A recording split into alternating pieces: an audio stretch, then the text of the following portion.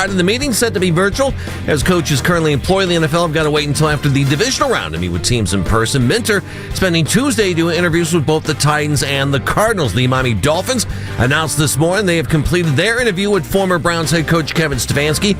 Coach already has interviewed for jobs with the Giants, Raiders, Titans, Ravens, and Falcons.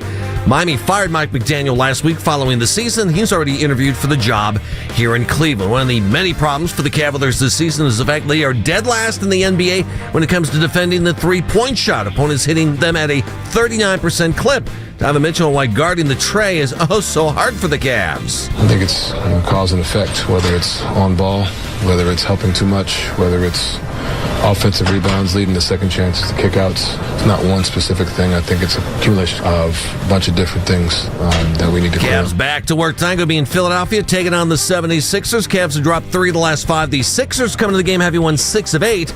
Tonight's game will be the first of a back-to-back in Philly. The teams will meet again on Friday night. Cavaliers again to be lacking Dean Wade as they take on the Sixers. Wade continues to be bothered by that bruised left knee. Wade has missed 5 of the last 6 games because of that injury. Can now find 92.3 The Fan on YouTube. Subscribe to our YouTube channel. Get the best content from our shows each and every weekday. That's 92.3 The Fan on YouTube. Headline sports news every 20 minutes right here on 92.3 The Fan. From the University Hospital Sports Desk, I'm Jeff Thomas. Up next, time for Baskin and Phelps here on 92.3 The Fan.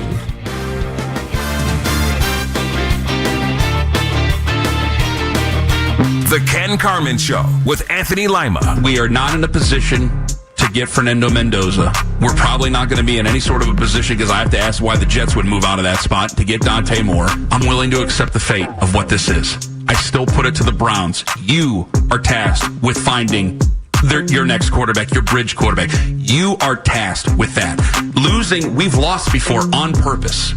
What did it get us? It only got us more losing. I'm never going to root for losing. It's not going to happen. The Ken Carman Show with Anthony Lima. Weekday mornings starting at 6 a.m. We are Sports Radio 92.3 The Fan. Talk sports with guys in the know. It's embarrassing. I mean, are they not embarrassed? It's time for Baskin and Phelps. Cleveland's Sports Radio 92.3 The Fan.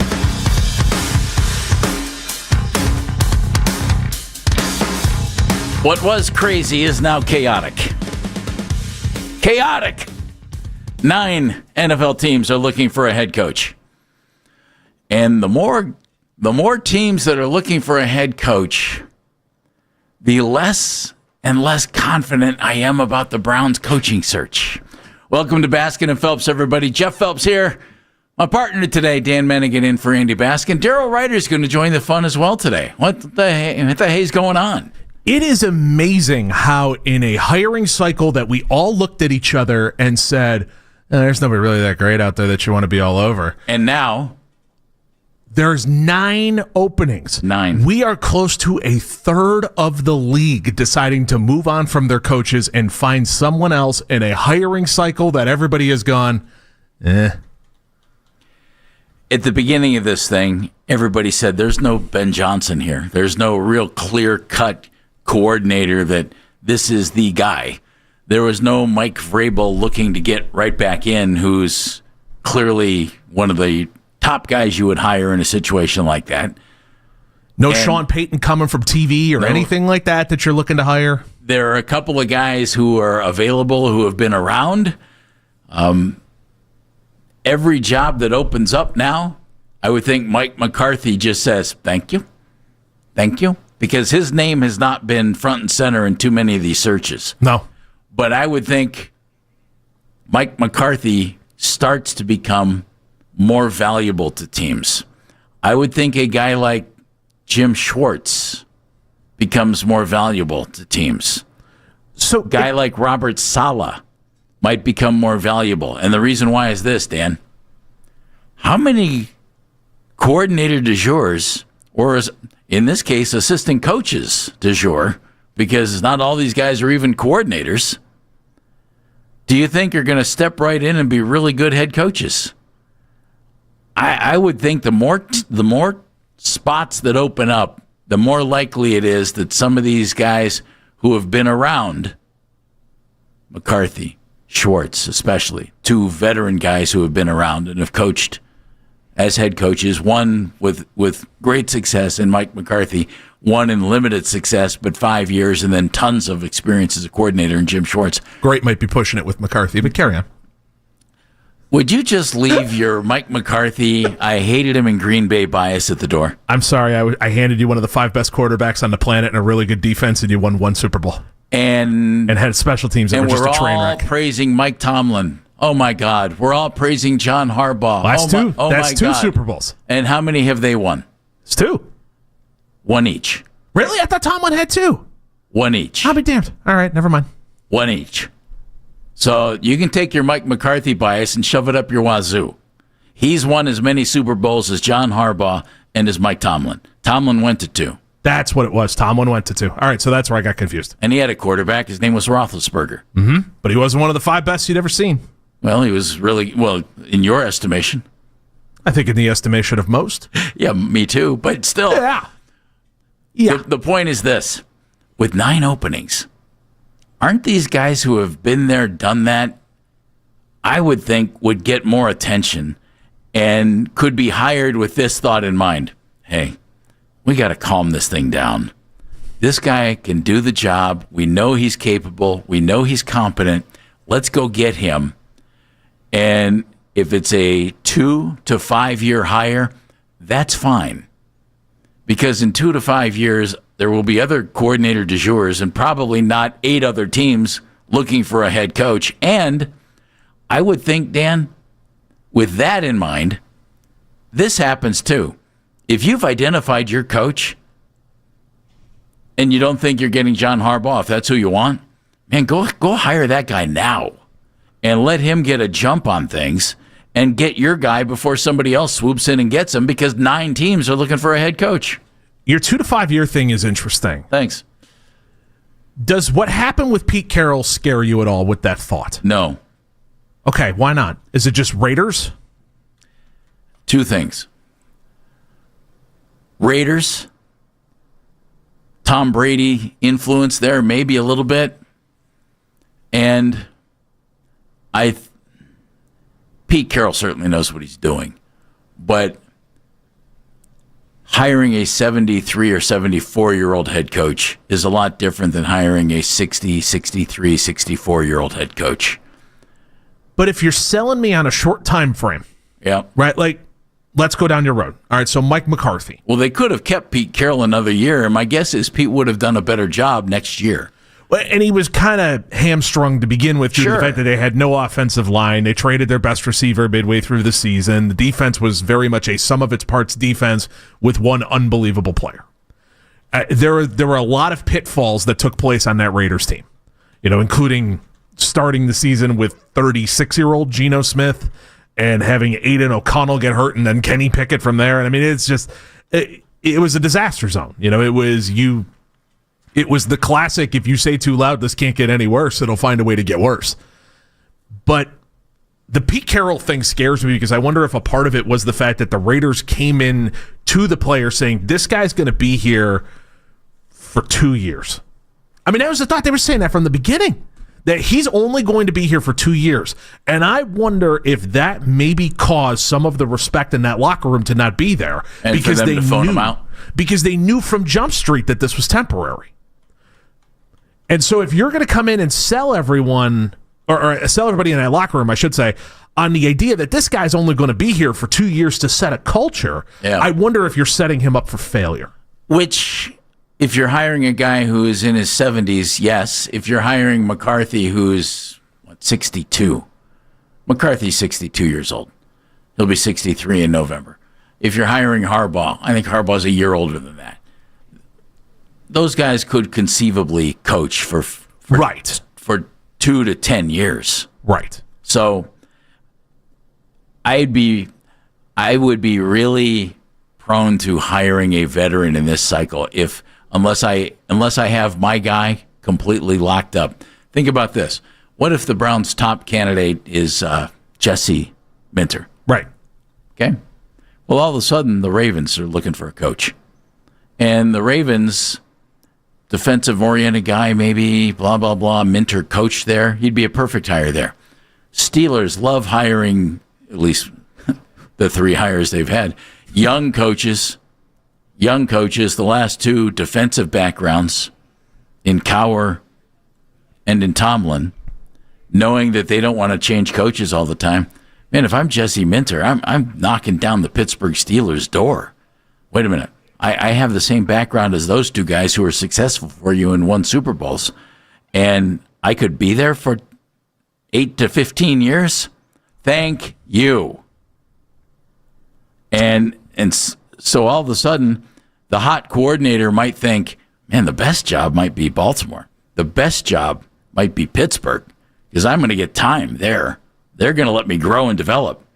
Best job might be Atlanta, where Matt Ryan is taking over, and Arthur Blank, other than with Raheem Morris, has shown patience and is willing to spend money, and by his own admission, doesn't know everything about football and is going to stay out of it. Best job might be the New York Giants, where the Mara family has a great history of owning teams. So if I'm the Browns, if I'm the Arizona Cardinals, all of a sudden I'm thinking, holy, you know what? I better jump on my guy now and get him. And I'm not waiting on John Harbaugh. You know, if he's dancing around and talking to me, maybe I'll hire you. You know, maybe I'll come to you guys. Maybe I won't. John, thank you. As much as we'd love you, we're not going to get caught with our pants down and end up having to hire a guy that is our 9th choice. We did that with Mike Pettin. How'd that work out? I thought Mike was okay, and there's no telling who ends up being a good coach. But if I have a guy in mind, I'm jumping on him, and I'm jumping on him now. I probably think similarly to how you do on that one, where it's if you get through one of these interviews and you go, that's the guy, I'm sitting down and moving as fast as possible, because not only is this going to be the head coaching chaos that's there. Sing it. Here you go. This is huge. But then the coordinator chaos that's about to follow it. Absolutely. You're talking 9 openings, not to mention add in Philly. 9 coaches will be trying to build a staff. Now add in Philly needing an OC. Add in the Chargers needing an OC. Probably a DC if Jesse Minter gets hired. Like, you're going to be in a situation where you might be going up against 11 to 12 different openings when it comes to certainly a third all of the those league gigs as well. A third of the league might be looking for new coordinators. Right. I'm with you on that. I would move relatively fast. If you know who you want. And if I'm doing this, I am going to get my guy. I would like him to be relatively young. I would like him to be currently employed on another team. I would prefer an offensive-minded guy. If it happens to be a defensive-minded guy who won the interview and set out a great plan that makes sense with the offense, fantastic.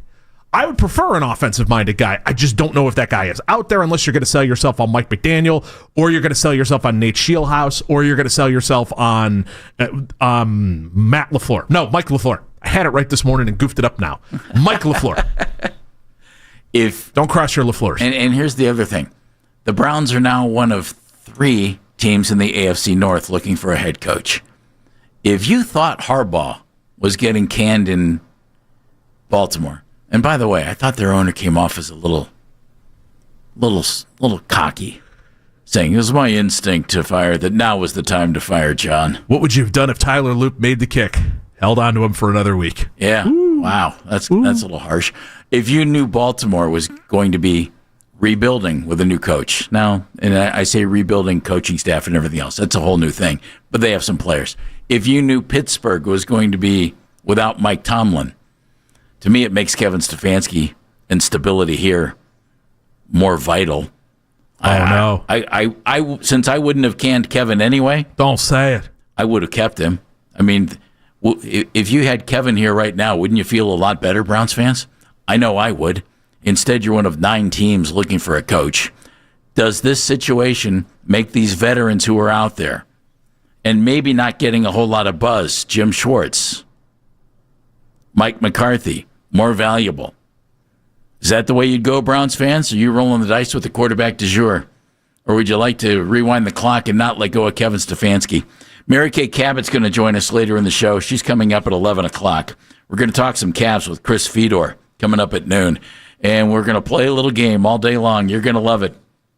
Know your Cleveland Browns coaching candidates. It's Baskin and Phelps. with Mennigan in for Baskin. And Daryl on the way in. Hey friends, Ken Carmen for Northeast Factory.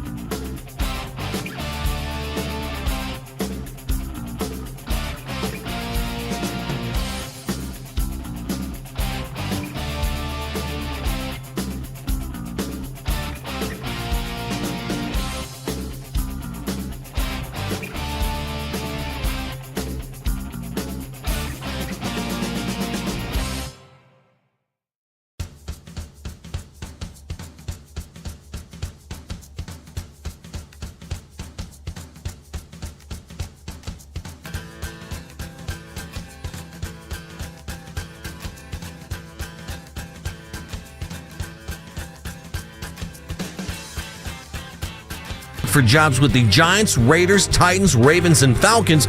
Miami fired Mike McDaniel following the season. He's already interviewed for the job here in Cleveland. Want to catch highlights from The Fan from earlier today? Head over to 923thefan.com or favorite 923 The Fan on the Odyssey app for all today's headline segments. Headline sports news every 20 minutes right here on 923 The Fan. From the University Hospital Sports Desk, I'm Jeff Thomas.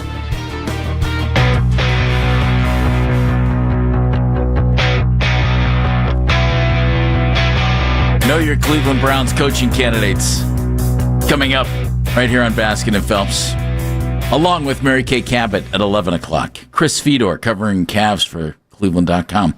Going to join us at noon. Cavs trying to figure some things out. Chris will join us as the Cavs getting ready to play Philadelphia. And then at 1 o'clock, Andrew Siciliano, play-by-play man for the Browns on the Browns Radio Network, will join us. 9 coaching openings. 9. I would think, unless you're one of the teams with a great roster or a great track record for coaches, you should be a little nervous right now, Dano. It definitely opens up a lot more of the pool than we all thought was going to be opened up, or at least maybe the pool's gotten deeper. I don't know how the metaphor should work. But yeah, it definitely makes it that if there's somebody you are dying to get, you may want to move quickly to get that guy before they have the opportunity to go talk to more people, or if anything, if someone becomes highly sought after, here comes the bidding war. And I don't know if you want to be a part of the bidding war either. Well, you might be in a bidding war for candidates who are not top-notch candidates. And not worth bidding over. Right. Yeah. You're just looking for guys to fill a spot. Mm-hmm. So if you have somebody, I would act, and I would act quickly. Jeff just said John Harbaugh meeting with the Giants today. Speculation has been that Harbaugh is bound for New York or Atlanta. Those have been the two that really seem to be getting the most traction for John Harbaugh. Mike Tomlin, not coaching this year. Yeah, that's what it sounds like so right now. So rule him out. So he's not there. I think Mike McCarthy now is going to end up with a job, and it might be one of these situations. The team that ends up not acting quickly to get their guy might be sitting there at the end and thinking, holy, you know what? We don't have a coach, and none of these guys are attractive to us. Mike, can you come in for, here's a 5-year contract, because owners don't mind paying them off if it doesn't work. You went 12-5 in 3 of your 5 years in Dallas. That's good enough for us right now. Come on in. Have fun. And well, I think some of these guys are going to be more valuable. And Jim Schwartz might be that guy. That could be. The way this is played out, Dan, reaffirms what I thought. I'd have kept Stefanski and Andrew Berry because might have been a little momentum at the end of the year. You liked a lot of what Kevin did in 6 years. You liked what Andrew Berry did lately with the draft. There might have been a little momentum there. And with the chaos in the league right now, I think I would have definitely, under these circumstances, no question, I would have given it another year. If the Browns were one of 2 or 3 teams looking for a head coach, I get it more so. But now there are 9 teams. And if Paul DePodesta was the driving force behind Kevin's hiring, do you trust Andrew Berry and the Haslams to find a great head coach? I don't think it's fair to say yes. It feels like we're doing this dance every year in the NFL, though. Yeah. Like, even if you decided to kick the can down the road for another year, you're just going to find yourself in another group of 10 teams that are looking for a new head coach. Like, it just feels like now it has become so much like you have 2 years, and if this thing isn't moving in the right direction in 2 years, you're out, and let's get the next guy in here. Raheem Morris went 8-9 in both years in Atlanta, and he's out. Yeah. Because a consulting firm said this isn't the way to do it. Right. 2 consulting And by the firms. way, I would talk to Raheem Morris if I'm the Browns. Well, Raheem Morris is a guy who might get a job. I like Raheem Morris. Again, Dan, these guys are going to be available now. Mackenzie's taking your phone calls, by the way. 216-474-0092. The Pittsburgh job is now open.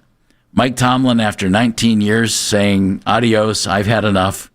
Terry Pluto, who has been with us over the years, of course, and is the columnist for the Plain Dealer Cleveland.com, wrote a really nice, really, really good, nice column about Harbaugh and Tomlin and asking this question that you hear about in sports all the time. They were caught up with the virus of pretty good, meaning, hey, you did a pretty good job. But two fan bases, I won't say they're spoiled, that we're used to winning and winning bigger. Baltimore, 2 Super Bowls since the Browns left. Mm-hmm. Pittsburgh, multiple Super Bowls, under Chuck Noll back in the day, one under Cowher, one under Tomlin. No losing seasons under Mike Tomlin, but no seasons where they, went 15-1 and were the team to beat too often and everything else. They were always pretty good. And right now, I think most teams who are looking for a coach would settle for pretty good. But it's the Steelers, it's the Ravens, and it's the Browns in our division looking for a head coach. And if I'm a candidate, Dan, and I'll explain why, the Browns are at the bottom of my list. Are they on the bottom of your list if you're looking for an AFC North job? No, I would Why? not have them at the bottom of my list. Reason that I would have it is at least you have some level of pillars on the defensive side between Myles Garrett, Denzel Ward. I know the ages, but nonetheless. Carson Schlesinger seems like he is a keeper. That seems like a blue chipper. Mason Graham, the arrow is pointing up. Alex Wright is a young pass rusher that the arrow is pointing up that you got control over. Same thing with Tyson Campbell. It seems like that defense is in really good shape. The offense, less so. You've got Harold Fannin, who's pretty damn good, and hopefully Quinshon Judkins comes back the way that he was playing at the end of the season before he got hurt. Hopefully you see that guy find their way back. The offense is a complete blank slate. You've got 2 first-round picks that you can place where you want to. Your quarterback position, you're kind of stuck for a year, and then after that, you can turn it into whatever you want to turn it into. I would take the Browns' job over the Steelers' job at any point. I would not, and I'll tell you why. And Okay. this is not about the Browns. And folks, if you're a coaching candidate, Steelers, Browns, Ravens, which one would you want? This is not about the Browns, so I'm not throwing shade at the Browns. What I am is, if I'm a young coach, let's say I'm Jesse Minter, okay? Defensive coordinator. The Steelers have hired 2 young defensive coordinators in each of their last coaching hires, and they lasted 15 and 19 years with the most stable ownership in the NFL, the most patient ownership in the NFL. That's the job I want. I can help them build a roster. We can get players in here. But these folks are patient. They know what they want in a coach. Usually it's young and it's defensive oriented. And that's me. And they're going to give me a long time to be the head coach in the National Football League. That's a great job. The Ravens' job, they have some talent. Might not have as much talent on the defensive side of the ball as the Browns. In fact, they don't. But boy, they have 2-time MVP at quarterback, who I can go in and win with right now. Who's younger than you think? They have a couple of running backs who can do the job, and one of them's a Hall of Famer, Derrick Henry, who isn't slowing down at the age of 32. You have one good wide receiver in Zay Flowers. You can go get another one. You have Mark Andrews at tight end. Offensive line's pretty decent. And Losing your center. And an owner who just kept a guy for 18 years. An organization that clearly produces pretty good talent. Ozzie Newsome and now Eric DeCosta. They've added talent to that roster. And so that's why I would think those 2 jobs are more coveted than the Browns job. Even though the Browns job, I think, is a good one. The Haslams will spend money. That's real clear. The defense is pretty good. You're right. You laid it out. And the offense is a blank slate. The problem the reason I don't want the Steelers job is because I don't want to be the person who has to walk into the room with their general manager, Omar Khan, and the ownership of the Rooneys and look them dead in the eye and say, you need to blow this thing up. This thing is old. This thing needs young talent. They might know that. You need a direction. They might know that. Well, I mean, they don't have a quarterback. Aaron's 42 years old and is a free agent. You don't have a quarterback. You don't have many pillars Will on Howard. Let me throw it in for Andy. You don't have many pillars on the defensive side either besides TJ Watt. I mean, Jalen Ramsey isn't what he used to be. Nope. Cam Hayward is defying Father Time every single year, and props to him for doing it. If the Rooneys know that, and they hire you as head coach, they know you have time. Do you from think a group that actually gives time anyway. Do you think the Rooneys would accept that, though? Absolutely. If you sat down and looked them they're smart football owners. dead in the face and said, you need to tear this thing down to the studs and be bad for that's your about 2 opinion. years. That's your opinion. A coach might not feel that way. Coach might not feel that way. That's true. They might not feel that way, but boy, I think for the health of that franchise and the sake of making the next great Pittsburgh Steelers run, you probably need to tear that thing down. I think you might be right about that. Charlie's in Medina. Charlie, welcome. All right, Charlie. Morning, guys. Hey, I could be mistaken, but I heard you guys yesterday saying you were happy with the way the Browns were going about their search by looking at a lot of different guys, leaving no stone unturned. And today we're saying I still am, by the way. we better act as quick as possible because we might be on the outside looking in. So which is it? Can it be both? Can I talk to a lot of people, find the one that I want, and then make the hire? I didn't say I was because happy that's with exactly the way, how I feel. I didn't say I was happy with the way they were doing it, Charlie. I am think happy Dan with did. what they are feeling. I want to talk to a lot of people. I want to get done, and I want to hire my guy. I want to sit in the room and go, here's my three, here's my three, here's my three. Boom, let's go. And I wouldn't have fired Kevin Stefanski unless I knew what I wanted. I agree with Jeff on that. I don't think they had a plan going in. I would say I don't have any confidence that they can execute what you described, Dan, based upon history. They may very well do it, but I'm not confident based upon what I've observed in the past. Charlie, does it make you think they should hire a veteran and just say, hey, let's just get this thing moving in the right direction? Or what do you think? I would pick a guy that has some experience, yes, because, Mike, I can look back at I was a supervisor when I was retired now, but now I was working. My first job as a supervisor, I was horrible. And I don't want to go through that learning process with the guy. Sorry, I'm in the gym right now. I'm with the guy. You're fine. And have him go through that learning curve and make lots of mistakes. I'd rather hire someone like Jim Schwartz. I know Mike McCarthy may not be optimal, but someone who's been around the block, at least know what they did wrong the first time. Charlie, thank you very much. Way to be self-aware, Charlie. Good luck at the gym, too. Good for him being there. That's awesome. No, it is. I appreciate him listening from the gym and getting an extra workout in. Yeah. Especially before the snow hits. Mike's in Stowe. We're talking about snow. He's in Stowe. Hello, Mike. Well, guys, if all I had to do is tell you I go to the gym, I go to the gym every day. Now, does that give me way to go, Mike. Friend of the show. Congratulations. If you buy the right scale, it'll tell you it's 5 pounds lighter, too, and you don't even have to show up. Oh, man. No, I'm self-aware. I'm an older guy, and if you don't, if you aren't self-aware, then you're not self-aware. That's all there is to it. There it is.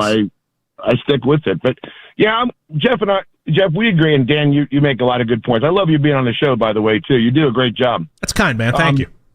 No worries. But Jeff is. I think Jeff and I are aligned a lot in our thoughts as what the Browns should have done and what now they have done. They've created a real mess for themselves. With the situation. And I was telling Mackenzie that, I think the biggest issues we have attracting even an older coach, it's going to have to be somebody like McCarthy now. I don't want McDaniel. We talked about this yesterday. I'd love as an offensive coordinator, but I just don't want him as a head coach.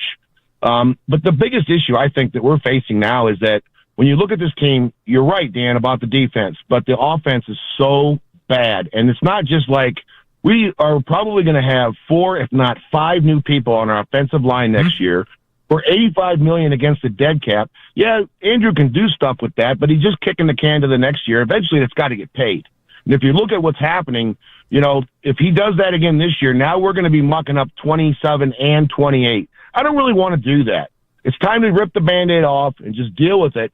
So dealing with that, getting a new offensive line when you're and 3 of those dead cap hits are on this offensive line, Batonio, Teller, and, Postage. So there's issues there. And look, now you're experienced coach, guys, and you're thinking about, okay, guys, and we talked about this yesterday a little bit, Jeff, why is Barry still there? This team needs what more than anything else? Offensive linemen and wide receivers, and maybe a quarterback. I won't get into that today. I'm glad that's quieted down a little bit. Yeah, you and me both, Mike. Right. But rebuilding an offensive line doesn't happen. It takes a couple of years. Unless you're Chicago and you draft a guy, you sign a guy, and you get it going. Well, we should have drafted last year. I think that's where Barry really made a big mistake. I love the draft in a lot of ways, but, man, he should have taken at least one lineman to start I think you should take an offensive lineman every year. I agree with you on that one, Mike. Hey, Mike, appreciate the phone call. Number to join us, 216-474-0092. Mike McDaniel. interviewed with the Browns on Monday. That's a guy who's been there, done that. Does he gain some traction here? If I'm the Browns, I'm going to act quickly. I'm going to try and find my guy because you have 9 teams. That would mean you would think that 4 or 5 of these teams are going to be hiring their 5th, 6th, or 7th choice to be their new head coach. And I don't know if I like that. Mary Kay Cabot, plaindealercleveland.com, joining us at 11 o'clock. Never have I ever called my sister from the finish line of my first marathon. Hello? You won't believe where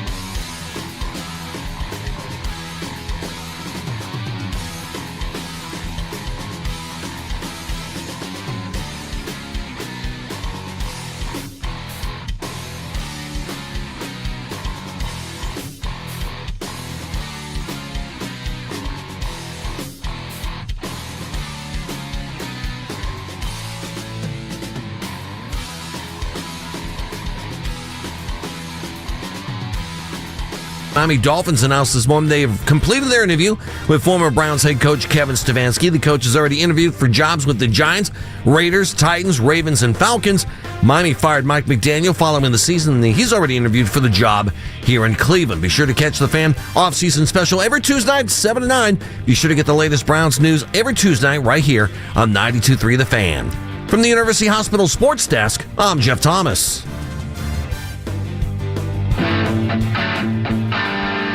Mary Kay Cabot, plain deal at Cleveland.com, coming up at 11 o'clock. She'll have her latest intel on the coaching search for the Browns and everything else. 9 teams looking for coaches right now.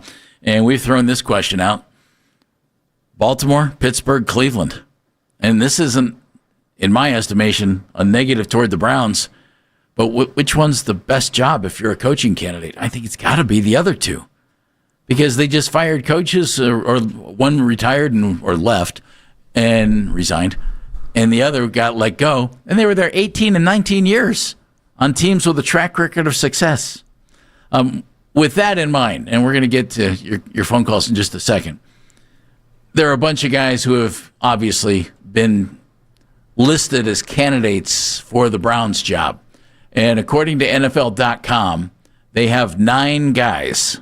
9 only that are on their head coach interview list. Yeah, and right now that's where it is. It feels like it's a bigger list than 9. It's Aiden Dirty, the Seahawks defensive coordinator, Mike McDaniel, Dolphins head coach, Jesse Minter, Chargers DC, Todd Monken, Ravens offensive coordinator, Dan Pitcher, Bengals offensive coordinator, Tommy Rees, Browns offensive coordinator, Nate Scheelhaas, the Rams passing game coordinator, Jim Schwartz, Browns defensive coordinator, and Grant Udinsky, the Jaguars coaching or offensive coordinator, but he doesn't call plays. So this is confusing. We need to put a little perspective on this. We need to help people understand who these guys are. So with that in mind, Baskin and Phelps present Know Your Browns Coaching Candidates. He's smart, he's innovative, he's demanding, he's tough. I think he will be a perfect fit for our team and our fans. Well, we sure hope so. That's what we're aiming for. That's the idea. Here's our first question. You ready? This Browns coaching candidate first had his NFL exposure as a teenager with the Browns as a ball boy, and then spent 2 summers on the equipment staff, where he folded towels, delivered laundry, and worked on footballs in Berea. Who is that Browns coaching candidate? Jim's driving around in a car. Jim, you want a shot at that question? Sure.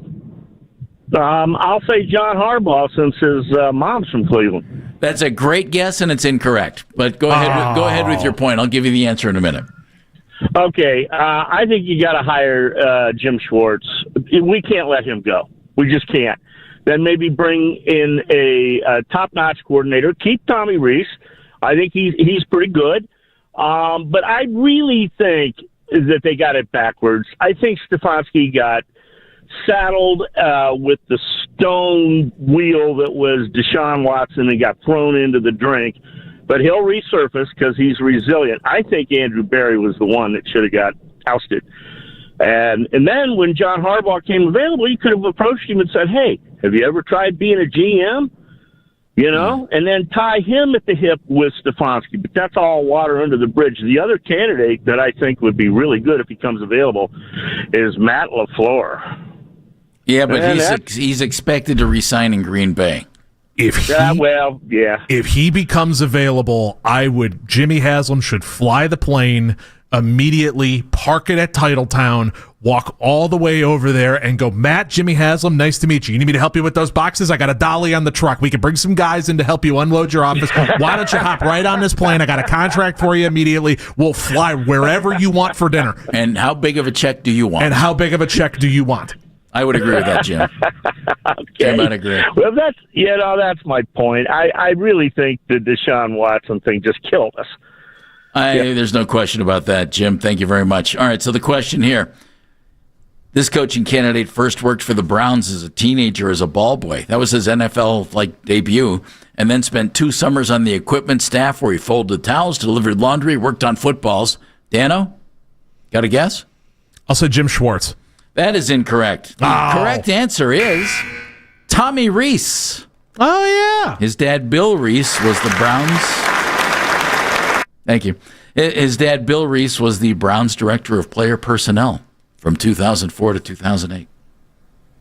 So see, Tommy's been in that building a very long time. Murphy's in a car. Murph. Hey, guys. Good morning. And to you. Good morning. Couple of quick points. It's all this is debatable, right? I mean, all you guys are making good points. There's no clear cut, in my mind, clear answer here. But I don't know. Any young coach walking into a situation like Pittsburgh, you're following up a Hall of Famer who in 19 years didn't have a single losing season. Mm-hmm. I mean, there's certainly not a track record there for them starting, from the studs. I also think, even though Barry is severely flawed, when you look at their GM, I mean, they drafted Kenny Pickett in the first round. You trade for a wide receiver who's getting into altercations with fans and wasn't available for the last couple of games. I mean, you could argue that Barry is maybe finally starting to get it. His last year's draft is trending in a better direction. And then I think the NFL, everything about the NFL is changing, and the one Rooney, of course, is getting really old. Is there any guarantee his son is going to give any new coach another 10 or 15 years? I just feel like, I don't know. I mean, every single place has its pros and cons, but yes, and that's really true, Murphy. And then one quick thing in McDaniels too. I actually like him a lot, and a lot of people compare him to Kevin, but I think with his use of motion and just how he's been able to evolve and stay with things, I don't know. I kind of think Kevin's offense got a little stale after a while. And then there was a whole discussion this morning about McDaniel's teams not being tough. I mean, you could argue the model in the entire league of toughness is a team like Pittsburgh or Baltimore. And then you got Pittsburgh losing their last 7 playoff games. They were good. They were good, but not great, Murphy. And that's, as Terry Pluto wrote, that's a tough place to be. The McDaniel thing, too, is so interesting because I wonder how much of what he built down in Miami and the personality of that team in Miami was him and how much of it was the talent that he had. And remember, their general manager got fired. Because Chris Greer. The best way to describe it, and if you know anybody in your life who has a sports car, you understand this well. When it runs well and everything is cranking, there is nothing better than being in a sports car. It is as cool as it comes. It's quiet. It hums. You go as fast as you possibly can.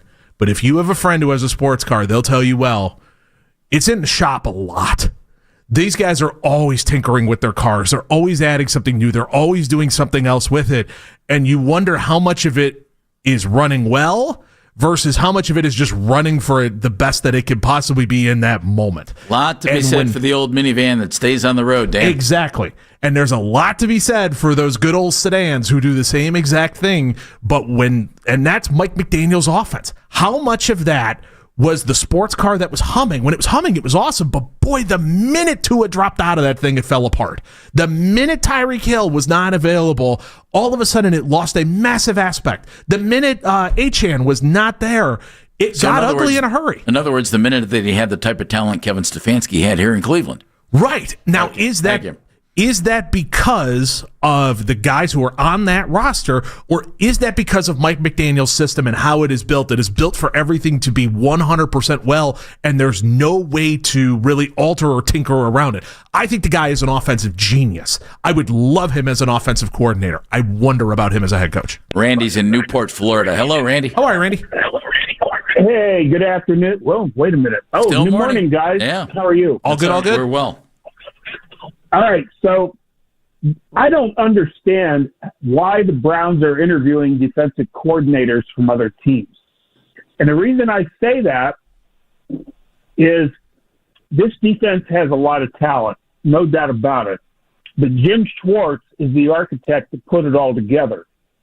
One way or another, he has to stay in Cleveland, either as a head coach or they have to hire a head coach that says, I don't really give a darn, but Jim is going to be your D coordinator. If you don't like it, too bad. Yeah, but that's a really tough way to find a head coach. There are 3 reasons. It's a really tough way to find a head coach. There are three reasons why you're talking to defensive coaches as well. One of them is the fact that the best innovation in the NFL right now is coming on the defensive side of the ball. If you talk to anybody who or read anything about where offenses are right now, the things that are going on defense are actually hitting the point where they might be exceeding what's happening on offense right now. So that's where the exciting innovation is coming. The second part is the actual pool itself. Randy, your radio's driving me nuts. Is the pool itself on the offensive side of the ball is pretty shallow. Put it this way, you don't even need to put water wings on to get onto that pool. I mean, it's ridiculous what little is out there right now. The Shanahan tree's been picked, the McVay tree's been picked, the LaFleur tree has been picked. No fruit? Very few. And so the innovation is not there. And the third reasoning behind it is that when you're finding these coaches, you're trying to find someone who could set the tone for your franchise as well. And that might be the defensive guy who could set the tone. And Mike Macdonald has changed a lot of that for people, the head coach of the Seattle Seahawks, who came in and set the tone for the Seattle Seahawks. So those are your three big reasons. The reality of this is this, in my estimation. I think Jim Schwartz would be a fine hire for the Browns as head coach. If you're not going to hire him as head coach, then you can't really worry about whether he's back as the defensive coordinator or not. You just can't. I mean, if you're Jim, would you want to stick around if they bring in a young hotshot offensive coordinator? Now, you make a lot of money, but might there be other opportunities? Maybe with Kevin Stefanski. If you're Jim, you're certainly not going to stick around if they bring in a defensive coordinator. So if you don't think he's the right candidate for the head coach, you can't let his presence on the coaching staff be the factor in who you hire. Because if it was that big of a deal, then you should just hire him as head coach. You got to really check your ego at the door. Yep, absolutely. The Heis is with us. Hello, Heis. What's up, Heis? How you been, dude? Hey, guys. A lot of Novocaine in the mouth right now. Oh, careful. Living the high life. Didn't Eric, you said Reese, started as the ball boy, worked his way. What about Eric Mangini? Cleveland, and he still lives here, actually. I think he is still in the area. He was here once. I know he is, because I see him at restaurants. Did it work? It's not that, but didn't he start as a ball boy with the Browns? He actually started handing out media releases as a member of the Browns communication staff. Really? Mm-hmm. Oh, that's cool. Yeah. I didn't know that. Eric, I remember receiving handouts from Eric. Hey, here you go. Thanks, Eric. Appreciate that. And he did it. Gosh, what a small world. Good That's job, fun. Cubby. I don't think he was on the payroll. I think he did it for free to start. I don't know if he was or if he wasn't, but I believe something like he was in the same fraternity as Belichick and made a connection that way. And he got hired and was working with the PR staff under Kevin Byrne at the time. Good for him. Get in any way you can. I also believe that we have to hire Jim Schwartz because even all these, your assistant coaches, look how many openings there are. Heis, it would calm everything down, wouldn't it? Would calm it down. But would it not also send a message that what has happened the last couple of years is acceptable? I would have kept Stefanski for one more year. Me too, Heis. Because we're a lame duck team. Me too, Heis. Hey, good to have you call. Thanks, buddy. Good luck on the Novocaine. Yeah, easy with the dumbness. Doesn't it bringing back Jim Schwartz send a message that what has been here is okay? Well, what's been here that he's had any control over has been pretty good. But if we're looking at these guys as a collective unit, well, we're not because we just split it up. We just fired the coach. It's not a collective unit anymore. It's now bits and pieces. If I'm looking around there, we like the GM who had the record of 8 wins in the last 2 years, but we don't like the head coach who had the record of 8 wins in the last 2 years. And we really want to keep the defensive coordinator who won 8 games in the last 2 years. They split it up, Dan. It's not a collective unit anymore. Kevin's the fall guy. Might send a message that at least something we were doing was okay, so maybe we should keep doing everything. Well, then you should have kept Kevin. Spitballing. I'm spitballing. I'm being a professor of chaos over here. Mary Kay Cabot, PlainDealerCleveland.com is coming up. If you're on hold, we'll get to your phone calls in just a little bit. 9 teams looking for a head coach in the National Football League. 3 of them in the AFC North. And 2 of them who had coaches combined for 37 years. Good luck here, everybody. It's Baskin and Phelps with Mennigan in for Andy. This is an Odyssey.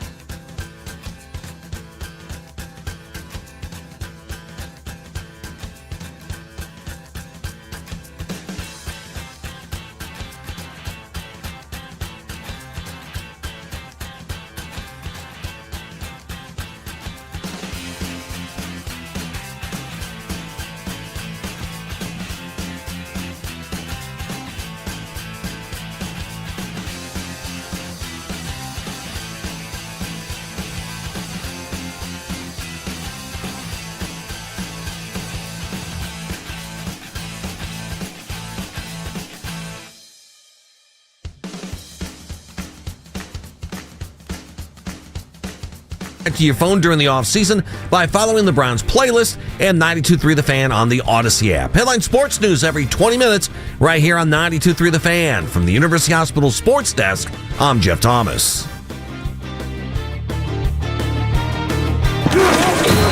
The only place for Browns news on your way into work. The Ken Carman Show with Anthony Lima. Weekday mornings starting at 6 a.m. 92.3 The Fan.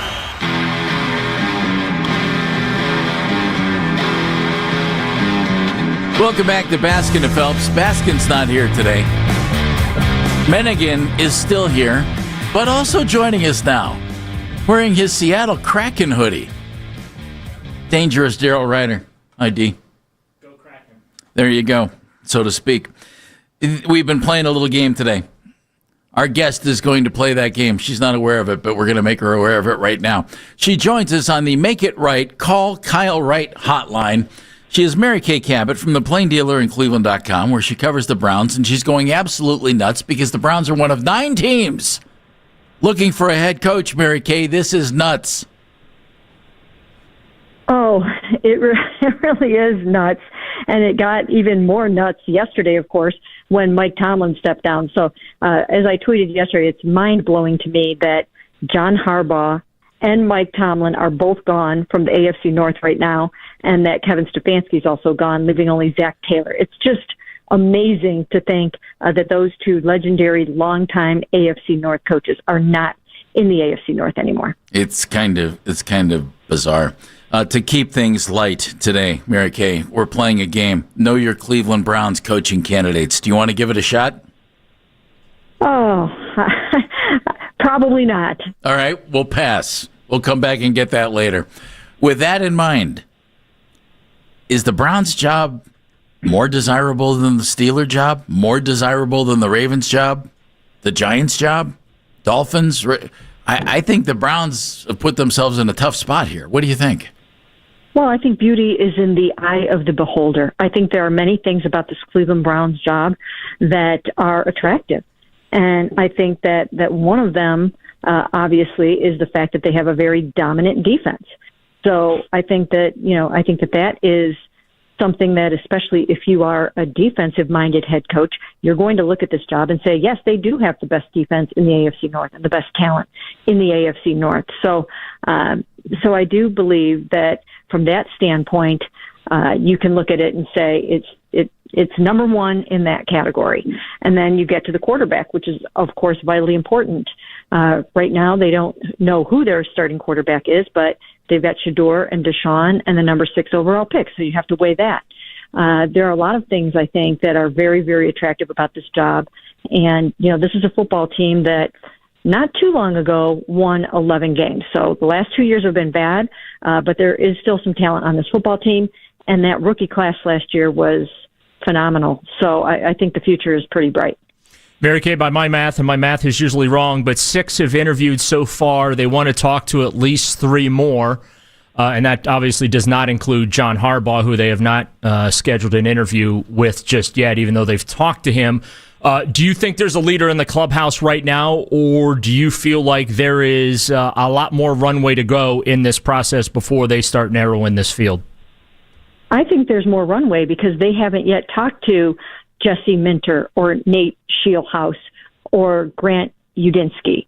So they haven't talked to those 3 yet. So until they do that, you really can't, I don't think, say there's a leader in the clubhouse. I think you need to get these guys either on the Zoom or in your building for the second interview or whatever, and really get a feel for who they are, what they do, and just see if it's a culture fit and all of those kinds of things. So I don't think that they necessarily have a leader yet. They may have had some preferences heading in, but you've got to go through the interview process.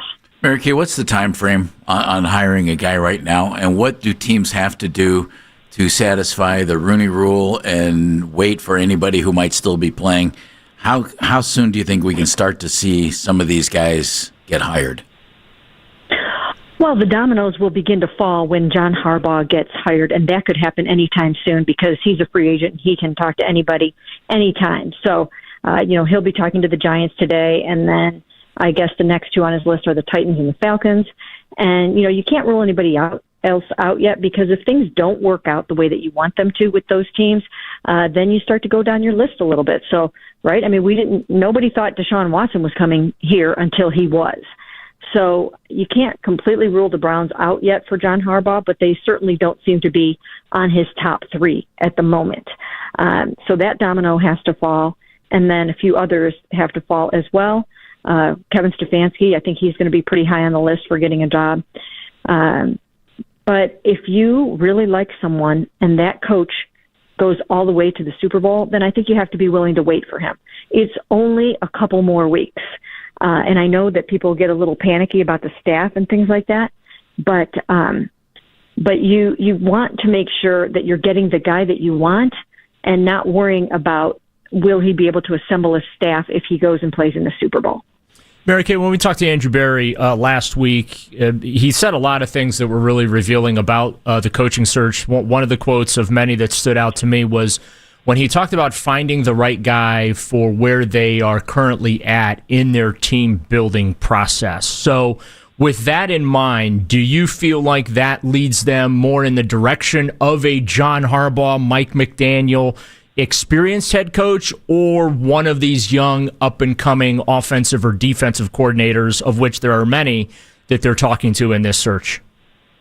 There's so many ways that you can go about that. I mean, if you feel that you've got a young team that needs a whole lot of guidance, you might think that you would want a very experienced veteran coach to bring them along, almost like you're coaching a college team. But I don't necessarily think that's the case. You can attack that from so many different angles. You might want a young, innovative, vibrant coach that can kind of hang with some of these young guys and really understand where they're coming from and what their thought process is.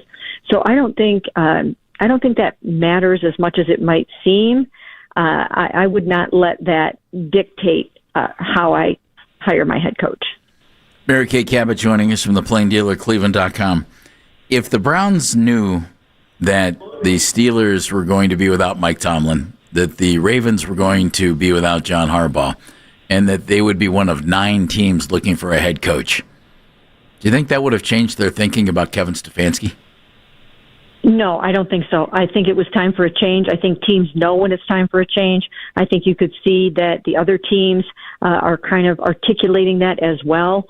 Sometimes both sides need a change of scenery, and I think that was the case here. Okay. Looking at some of these, more experienced guys. Obviously, Jim Schwartz interviewed. He's going to talk to the Ravens, which is interesting. Yeah, Mike McCarthy hasn't. Yeah. But how much do you think that is about putting a little heat on the Browns to maybe speed up their search? If because we were sitting here saying, well, the Browns are the only ones talking to Jim Schwartz, and then lo and behold, the Ravens come calling saying, yeah, we'd like to talk to you too. Where do you think Schwartz fits in this whole process? Well, I think he's a really excellent candidate in his own right. So I do think that the Ravens probably wanted to talk to him just based on seeing what his defense has been able to do. We know that other coaches in the AFC North have raved about this Cleveland Browns defense. Jim has coached for the Ravens before. He's from Baltimore. So I think more so than anything, it was just the Ravens recognizing that he's somebody that can come in there, be a leader of men, and run one of the best defenses in the division. So I don't know if that was as much trying to get the Browns to hurry up and make a decision as it was the Ravens just kind of being smart about their search. Mary Kay, in the press conference with Andrew Berry at the end of the season, he said 3 words about the quarterback stuff that I thought were telling when he said external veteran options. Did that strike you any which way? And if so, what do you think it means? No, I don't think it really didn't strike me, because you have to look at every single option. You have to look at what you have on your roster. You have to look at trade opportunities. You have to look in the free agent market, and you have to look in the draft. So that's exactly what you have to do. You can leave no stone unturned. And if you are giving your new head coach the option to have a say in the quarterback, then that's got to be on the table. He's got to be able to bring someone in that he feels comfortable with, or go with what you have here, but you cannot rule out any possibility at this point. Where does Shedeur fit in this search? Obviously, I don't think they can be in a spot where maybe Tennessee is or the Giants are with Jackson Dart and Cam Ward respectively. They say, hey, this is our young kid. We're going with him. We're going to build around him. But where do you think the Shedeur, Sanders, and to be fair, let's throw Dylan Gabriel in there because he did start this season as well. So these two young rookies, how do you think they factor in to this coaching search as far as their importance? Well, I think that the Browns are probably talking to these candidates a whole lot about what they see and think about Shedeur Sanders, because out of anybody on this roster, he would be someone who would be considered to be a possible quarterback of the future. So I'm sure they're picking the brains of these guys to say, hey, what do you think of what we've got right here, right now? And do you feel like you could work with him? And in the same way, they are encouraging candidates to possibly hang on to Jim Schwartz and Tommy Rees. I'm sure that in a perfect world, they would like some of these candidates to get excited about Shedeur and tell the Browns that, hey, we think you have something here. Because if they could do that, they would save themselves a whole lot of trouble, time, money, and everything else to know that they could build around him and see what they have with him for next year and move forward with that. So I think that's how it's all working out. Mary Kay, the Jim Schwartz situation feels clunky to me. If you're telling candidates that you'd really like to keep Jim Schwartz as defensive coordinator, why don't you just hire Jim Schwartz as your head coach?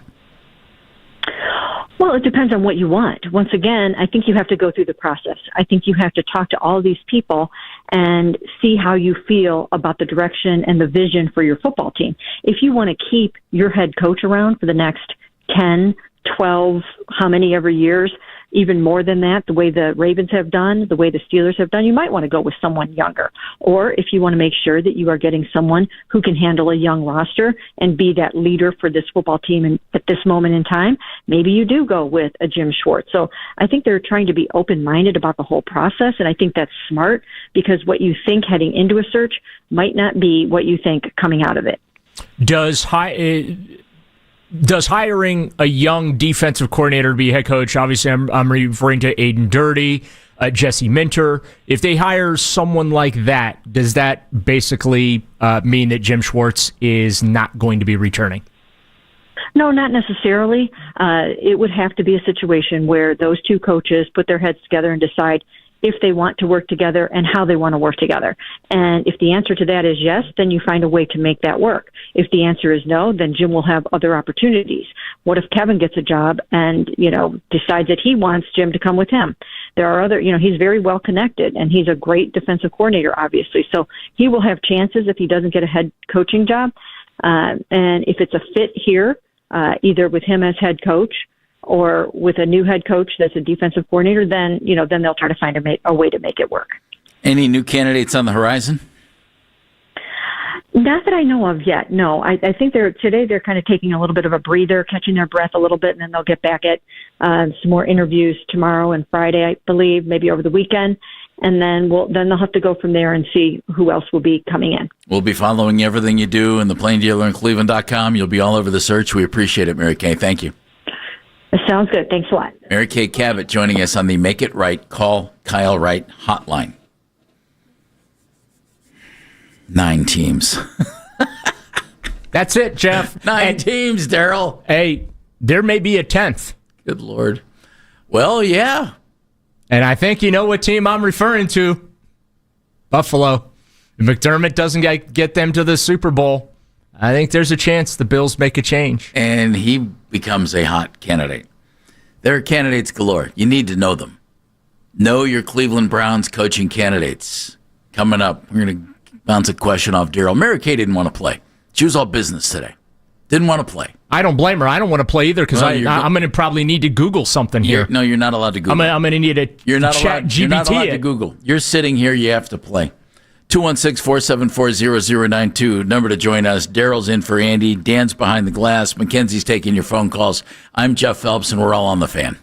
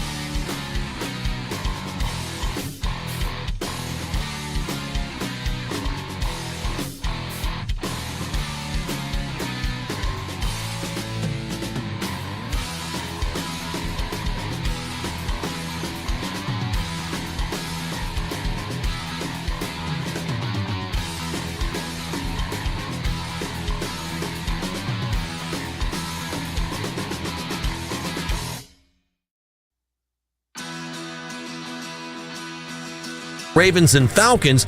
Miami fired Mike McDaniel following the season. He's already interviewed for the job here in Cleveland. And also, word is that McDaniel in Nashville today to interview for the Titans job. Can now find 92.3 The Fan on YouTube. Subscribe to our YouTube channel. Get the best content from our shows each and every weekday. That's 92.3 The Fan on YouTube. Headline sports news every 20 minutes right here on 92.3 The Fan. From the University Hospital Sports Desk, I'm Jeff Thomas.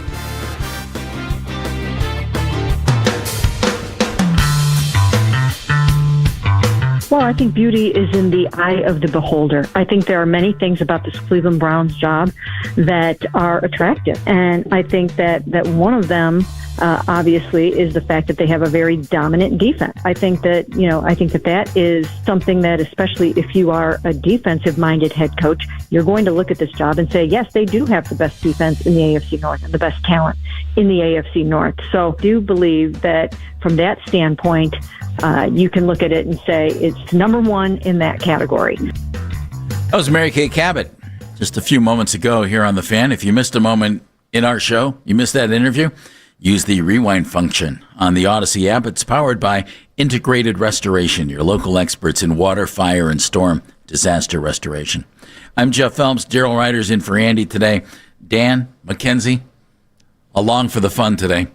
We're going to get to what Mary Kay said and the comment she had about Shedeur Sanders in a second. I'm a little disappointed she left the most important thing out when it comes to the attractiveness of this Browns job, Jeff. Good cafeteria? No, the severance package. Okay. It's the best in the National Football League. Dan, thank you. I was going to say that's rim shot worthy right there. The Browns have, according to NFL.com and most reports, there are 9 different guys who are known candidates. And John Harbaugh is not a known candidate because we don't know, though he's been making some phone calls and has apparently talked to a lot of teams, every team with an opening. He's not yet officially a candidate here. So we're playing this little game today because who the heck are all these guys? Baskin and Phelps present Know Your Browns coaching candidates. He's smart, he's innovative, he's demanding, he's tough. I think he will be a perfect fit for our team and our fans. Yep, that's what we're looking for. So here's this question. As a college quarterback, this candidate was a finalist for the Gagliardi Trophy, and that's the D3 equivalent of the Heisman Trophy. Can you pronounce that a second time? Gagliardi. Or origin of word. Italian? Gagliardi. I think I'm pronouncing it correctly. Can you please use it in a sentence? As a college quarterback, wise guy, shut up. This guy was a finalist for the Gagliardi Trophy, the D3 equivalent of the Heisman Trophy. Daryl, who was it? Sounds like a Grant Udinsky thing to me. Interesting. Dana, who was it? I'll say Schwartz. You're both incorrect. Daryl, it's your guy. It's Dan Pitcher. Wait a minute. First of all, Dan Pitcher's not my guy. He's your guy. He's not my guy. For the sake of this show, he's your guy. He's someone that I feel like is a front runner for the job because, of course, he has no head coaching experience. He doesn't call plays. Doesn't call plays. Is within the AFC North. Sounds like a Cleveland Browns coach already. But by God, he was a finalist for the Gagliardi Trophy. Good for him. Congratulations as a quarterback to him. at SUNY Cortland, State University of New York, Cortland, where he was quarterback of the Red Dragons. I mean, why wouldn't he be? I need a geography lesson. State University of New York. It's in New York. New York City, New York State. Cortland, New York. New York, New York. Portland, New York. Cortland, New York. Okay. Heard it's nice this time of year. Hey, that one was so much fun. Let's do another one right now. Baskin and Phelps present Know Your Browns coaching candidates. He's smart, he's innovative, he's demanding, he's tough. I think he will be a perfect fit for our team and our fans. That's our guy. This coaching candidate, Daryl, went to the same high school, Rockhurst High School in Kansas City, as Major League pitchers David Cohn and former Indian Steve Mangori, which I believe is the first Steve Mangori reference we've ever had here on 92.3 The Fan. I think that's something I have to go to the hospital to get removed. I was going to say, I feel like I need an antibiotic for that. Steve was a left-handed reliever. Same high school, Rockhurst High School in Kansas City. It's a Jesuit high school. Dan, just hit me with the X. Major League pitchers David Cohn and Steve Mangori. Fearless leader, I'm going to need the next 3 days off. I have to get my Mangori removed. Right. 8 and dirty. Dano? I have no idea. I'll say Shieldhouse. Oh, Bennigan gets it right. The Shieldhouse. There you. Did you Google that? No, I just remembered from doing extensive research that the guy was from the KC area. There it is. Nate Shieldhouse. Went to the same high school as David Cohn and Steve Mangori. You know what would have made that the greatest question ever if it ultimately was Dan Pitcher. That would have been hilarious. The answer to all of these are Dan Pitcher. That would have been really funny. We got questions. And I don't have answers. That's quite all right. We're all here to learn, Daryl. It's a learning experience today on Baskin and Phelps. Mary Kay said something about, you asked about Shedeur. Yeah. And she said Shedeur, and if a candidate says, maybe they're looking for somebody who thinks Shedeur is the guy. If they're looking for a candidate who's strictly going to say, yep, we think Shedeur Sanders is the quarterback. Okay, good, you got the job. That's a mistake. Yeah, you never want candidates that come in and tell you what you want to hear. Exactly right. Because good things never happen when that occurs. You need, and this is one of the main reasons why, worst case scenario when it comes to John Harbaugh, I just want the Browns to get an interview with him outside of a phone call, because I really want him to give them a full accounting of where he perceives the organization to be. He spent 18 years scouting against them. You want to pick that guy's brain. Slapping him around the football field, okay? And then I want to take everything he says, run it through some AI program, and then implement everything he suggests, because he would know. I mean, he's coached against everybody that's come through here. Yeah. He's played against at least 25 different starting quarterbacks that have come through here. Played against Shedeur Sanders for a half. Shedeur certainly made the Ravens sweat it out until the very end. If it wasn't for that pass breakup in the end zone, who knows how that game would have wound up, right? Browns might have won their 6th game of the season. Maybe Kevin Stefanski's still here with a 6th victory. But he has the knowledge of this, the external view and knowledge of this organization, that I desperately want his perspective so that it helps the Browns in their coaching surge, as well as in their team building processes, in their organizational building processes, to get them to the level that we saw both the Steelers and the Ravens compete at for the better part of 2 decades. Because the harsh reality is, and I know Browns fan doesn't want to hear it, but the Ravens and the Steelers are the standard. They're plain and simple. Really are. There's no question about that. You could say since the Patriots regime kind of went away and their run came to an end, they were clearly, I think, the top 2 teams, organizations in the AFC. Maybe the Patriots are on their way back, but I agree with you completely. The Steelers' job, the reason why it's still attractive, even though they are about to go through what the Browns have been experiencing for the better part of 27 years, is ownership, a front office that has a track record of drafting elite talent, and an organization that has a track record of developing said elite talent. They have a track record of bailing on aging and expensive players just in the nick of time. They very rarely make mistakes. I'm not saying that the Steelers are perfect, not by any stretch of the imagination. And their roster's a little shallow right now. It's very shallow right now, but my point is their resume, their track record is one of stability and competence. And if you're a head coach, Daryl, wouldn't that be exactly what you want? I think their pattern. I know that they've only, 3 since like the 1960s that they've hired? Noel, Cowher, and Tomlin since 1969. Right. So all three of those guys, young defensive coaches when they were hired. I think they're going to go with another young defensive coach like a Chris Shula, like maybe a Jesse Minter or a Aiden Dirty, one of these young Jeff Hafley. Although I don't know, I think Jeff Hafley got a little egg on the face after that playoff game against the Bears in which they blew an 18-point lead. And maybe been around a little too much for the Steelers. Right. So, I mean, that's their track record in the young to mid-30s, and yeah. A buddy of mine texted me and said, well, Mike McCarthy's from Pittsburgh. He loves the Steelers, blah, blah, blah. He'd be perfect. And he doesn't fit their mold. No. Not at all. No. Offensive coach and way too much of a veteran coach. Here's the thing for the Browns. We don't know what their mold is. That's exactly right. And that's why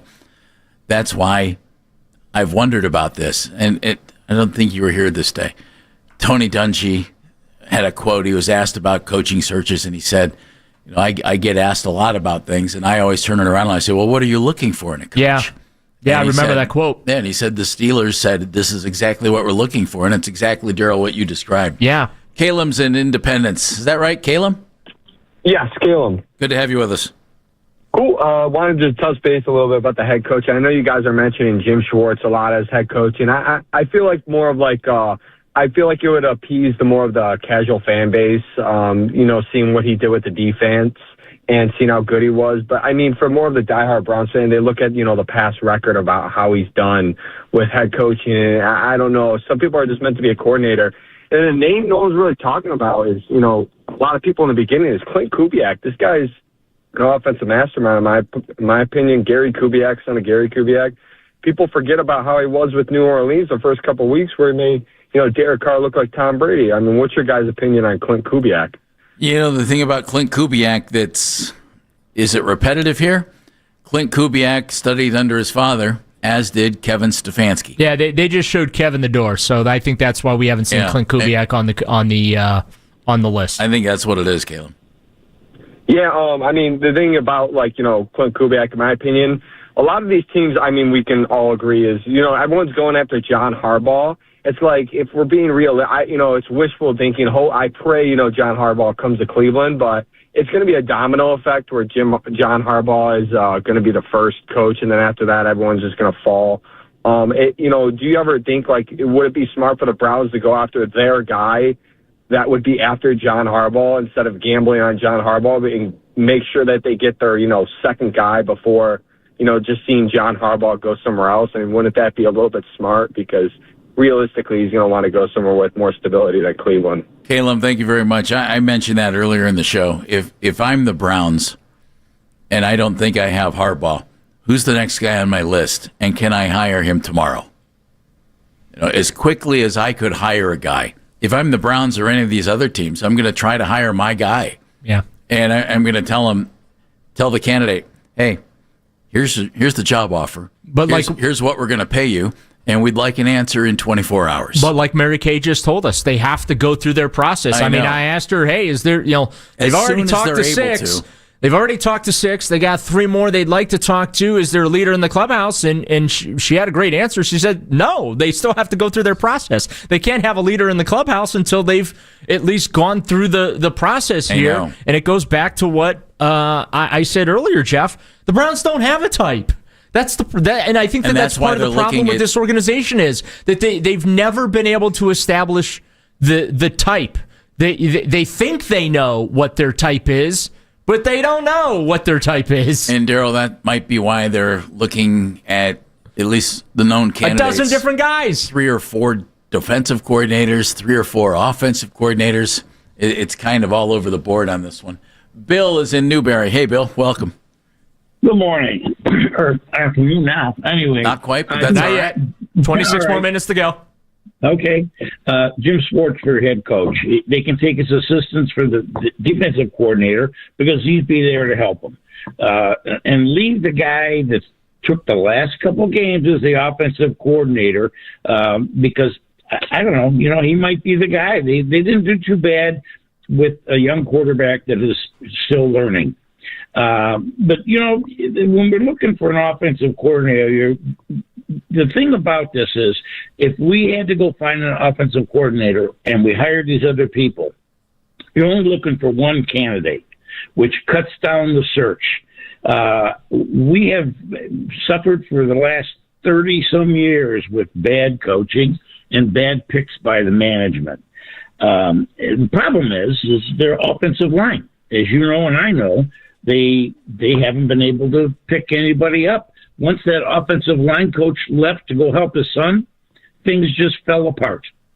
Your thoughts, please. Bill, thank you very much. There's no question Bill Callahan did a nice job here. I mean, Mike Vrabel ended up coaching the offensive line from October to the end of the 2024 season. I remember that. Yeah, which wasn't what you were looking for.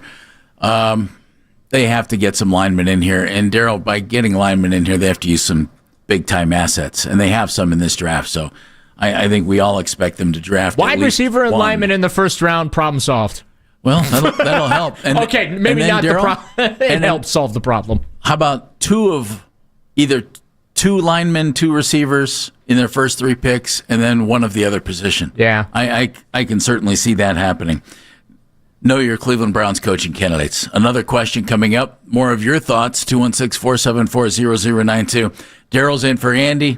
Dan's behind the glass. Mackenzie's taking your phone calls right here on The Fan. Mr. Heroes.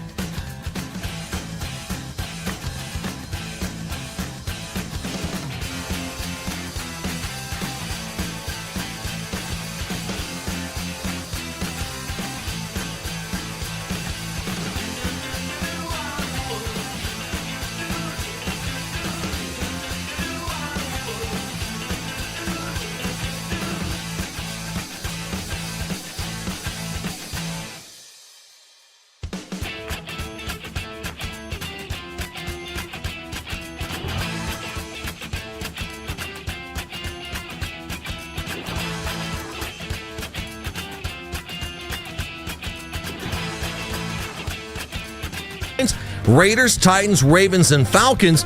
Miami fired Mike McDaniel following the season. He's already interviewed for the job here in Cleveland. Meanwhile, word is McDaniel in Nashville today, interview for the Titans job. Want to get highlights from The Fan from earlier today?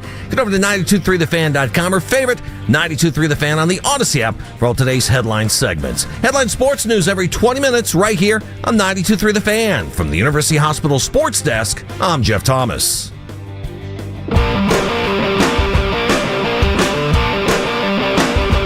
You know, this is a live radio show. We have moving parts. So with that in mind, since Cavs shoot-around went long in Philadelphia, Chris Fedor will now be joining us at 1:20. And moving up to high noon, Andrew Siciliano will join us at high noon. Play-by-play man for the Cleveland Browns. Can't have nice things. Yes, you can't. That's why you're one of 9 teams looking for a head coach right now. I'm Jeff Phelps. Daryl's in for Andy today. Is that it, just 9, Jeff? Just 9? Well, for now. Dan Mennigan's behind the glass. 216-474-0092 is the number to join us. 9 teams looking for coaching candidates. The known list of guys the Browns have contacted, trying to interview, requested, is 9 right now. With that in mind, folks, we're here to enlighten you. Here to inform. Entertain? Well, that's up to you. Baskin and Phelps present Know Your Browns Coaching Candidates. He's smart, he's innovative, he's demanding, he's tough. I think he will be a perfect fit for our team and our fans. Yep, now find that guy. This coaching candidate has a dad who is a former head coach of the University of Cincinnati Bearcats. Dan Mennigan, you're up first on this one. Tommy Rees. Mr. Ryder. I was kind of thinking Tommy Rees, too. Jesse Minter's dad, Rick, was head coach of the Bearcats from 1994 to 2003. And Rick Minter has been in coaching almost 50 years. College, pro, he is now the senior defensive analyst for the Los Angeles Chargers. So, if Jesse Minter gets hired somewhere, by golly, Rick Minter is going to be the senior defensive analyst of your team. Or maybe even more. Worked okay for the Callahans. Okay, maybe it didn't. Worked okay for the Browns while they had him. Pro Football Talk, headline, Chris Shula is the betting favorite to be the next head coach of the Pittsburgh Steelers. I do believe I may have mentioned that last segment that Chris Shula and the Steelers might fit well together. Young defensive coordinator. Are you taking a preliminary victory lap? No. I think he is. I don't take victory laps except for when I'm on the afternoon show. Are you at least lacing up a pair of shoes? No. Getting fitted for shoes? Nope. Nothing with shoes? No shoes. Good on you. Although I probably should look into getting some new shoes. It's nice to treat yourself. The other candidates on the favorite list, and these are just odds. But it's Chris Shula in Pittsburgh, followed by Brian Flores, who, of course, defensive coordinator, former head coach of the Dolphins. Robert Saleh, 49ers defensive coordinator, former head coach of the Jets. This one's interesting. Curt Cignetti.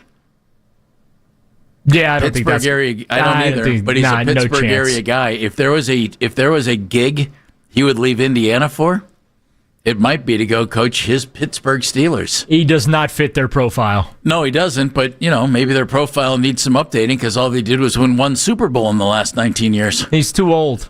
Jesse Minter is Jeff, next. you're ineligible to coach the Pittsburgh Steelers. So are you. Jesse Minter is next, and Vance Joseph.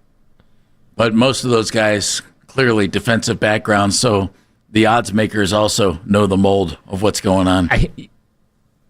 There's a lot of people that feel that Mike McDaniel fits the Browns perfectly. And I just have to say, yeah, if you want to continue the lack of accountability in the locker room, yeah, sure, go for that. That makes sense, right? Because what did we hear during locker cleanout? What they wanted? Someone accountable? What happened in Miami last season? The quarterback got in trouble because he called out teammates for not doing what they're supposed to do. He was holding people accountable, Darryl. Right. So, yes, naturally, let's bring that guy here to coach. Brilliant, I say. Brilliant is what you say? I'm being very sarcastic. Jay's in Cleveland. Hello, Jay. Oh, wow, man. I'm glad I'm on. Thank you for having me. We're glad you're on too, Jay. We're glad you're listening. All right. Guys, so here's my thing, okay? Go. When it comes down to coaching and John Harbaugh, I don't really see what the big deal is of having him. I don't see what he specializes in. He's a former special teams coordinator that became a head coach of a roster with a championship defense already, with a team that previously has won a Super Bowl already. And I don't know if we need somebody that can specialize in offense. If you can't specialize in offense, you at least have to be able to specialize in defense to keep our defense playing at a high level. I don't know what he brings. I don't know if he's just some expert CEO. I think it's a big deal. He's already I think he's overblown. He's already 64 years old. Jay, the one thing about John Harbaugh is John Harbaugh is what coaches used to be, which is a coach who ran a football team. And he has updated his coordinator positions. He's not afraid to make changes on his coaching staff. Mm-hmm. I wouldn't call him a CEO coach. I would call him a football coach. And he has a defensive background too, but special teams is where he kind of really earned his stripes with the Eagles and at the University of Cincinnati. Actually, listen, if he had 3 losing seasons in 18 years, won the division 6 times, got to the AFC Championship 4 times, and won a Super Bowl.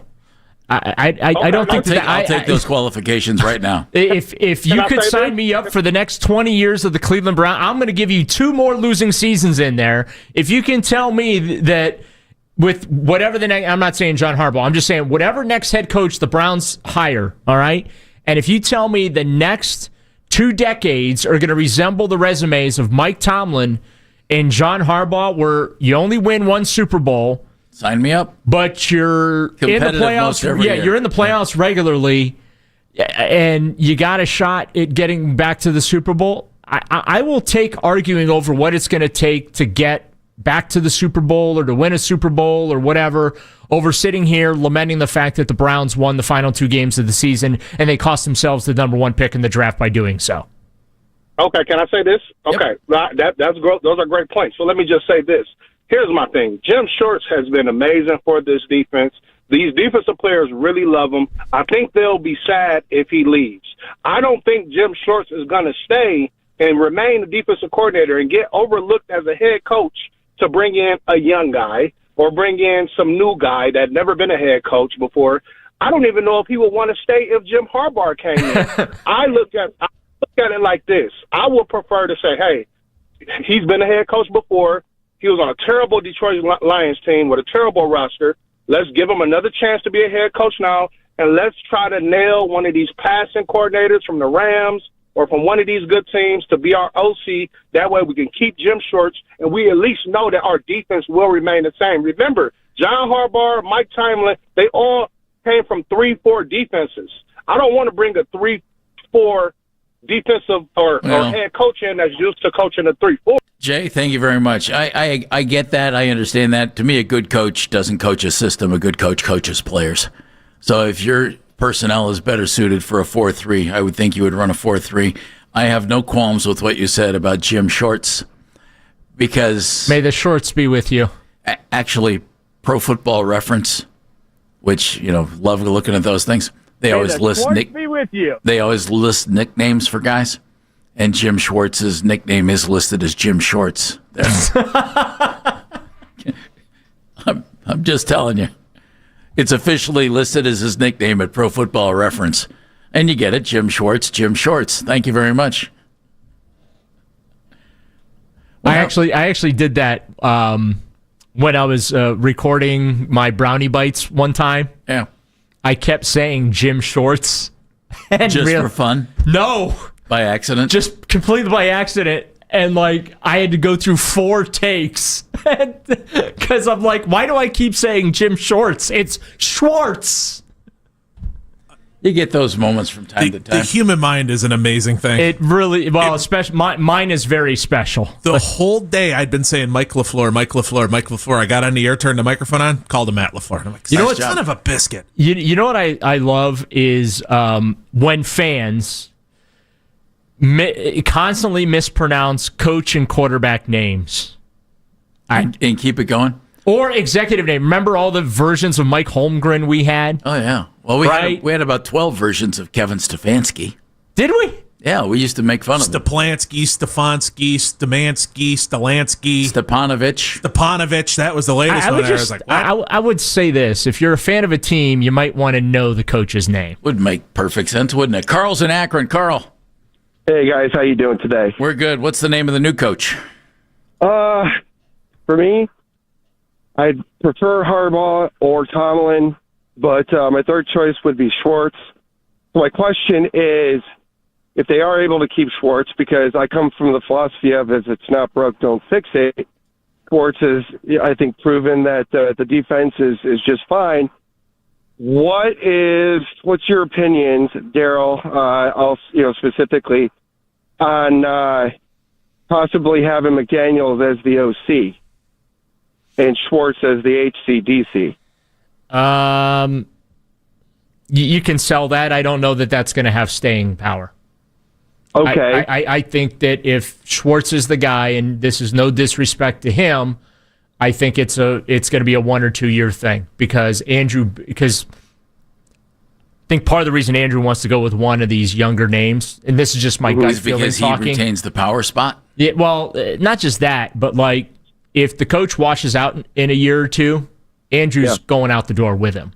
Okay, let me ask you one more scenario then. This is the first one I had until I heard your thoughts on McDaniels, but I'm going to throw it out there. McDaniels is the head coach. I know you're cringing, Gerald, but McDaniels is the head. But just hear me out. McDaniels is the head coach, right? But he is the head coach of the offense. And Schwartz, if he's retained, is the HCDC for the defense. In other words, you worry about your end, I'll worry about my end, put them together. That's not how this works. Yeah, didn't some team in like the UFL do that? Where they had 2 head coaches. And then I forget how they decided exactly. Yeah. Are we going Did they for it on Romeo 4th Cornell it down? and flip a coin? Sorry, that's a deep cut for some. It's nasty. Anthony's in Elyria, home of the Pioneers. Hello, Anthony. Hey, good morning, guys. How you doing there? We are well, thank you, bud. Good. I got a couple quick points to make, if you don't mind. I know we're talking about coaches right now, so now that Tomlin resigned or fired or whatever it is, that would be my number one choice. Now, he may want to take a year off, but we'll see what you think about that. My other question is this: when you were talking about, well, not a question, but other comments, you guys were talking about pronouncing people's name right. So that struck a chord with me. And speaking of pronouncing people's names correctly, I wish people would stop saying Njoku. His name is not Njoku, it's Njoku. That is correct. That's correct. I mean, I hear so many people saying Njoku, so we're going to do it. It starts with a consonant sound and not with a vowel sound, Anthony. You are correct. All right. And my last thing is this. I know we're talking about coaches today, but I want to ask you guys a quick question about the draft. We all know that we need an offensive lineman, and we all know that we need some receivers. And I don't know if anybody is worthy of those offensive linemen or receivers are worthy of going at our number one pick that high. But what if Caleb Downs is there at 6 or 7 or 8, wherever we draft? How can you pass on Caleb Downs? Your thoughts? Anthony, thank you very much. Last year, everybody thought the Browns needed offensive linemen and wide receivers. And what did Andrew Berry do in the first 2 rounds? Took a defensive tackle and took a linebacker. And everybody cringed. And those 2 guys have turned out to be pretty good. Worked out well. So, if you add another piece to a defense that I think is good, I think the word elite is thrown around too easily on the Browns defense. I think the Browns defense is good. If you add another piece to it, I get it, but then you better fill those spots on the offensive line and the wide receiver in free agency or in trades or with other draft picks, and you better hit on those picks. And that's not something that Andrew Berry has done a good job of since he's been here. He's not nailed offensive line picks, and he's not nailed wide receiver picks. Andrew Siciliano calls the play-by-play on the Browns Radio Network. Andrew going to join us next right here on Baskin and Phelps.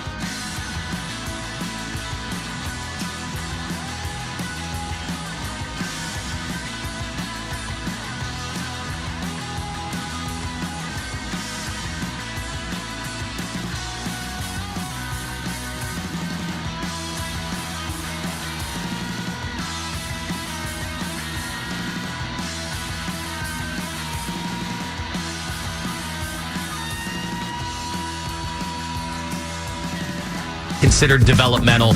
Why were some teams, like he's not even on our draft board, why did Kevin Stefanski had said that he needed a redshirt year? The Ken Carman Show with Anthony Lima. Weekday mornings starting at 6 a.m. We are Sports Radio 92.3 The Fan.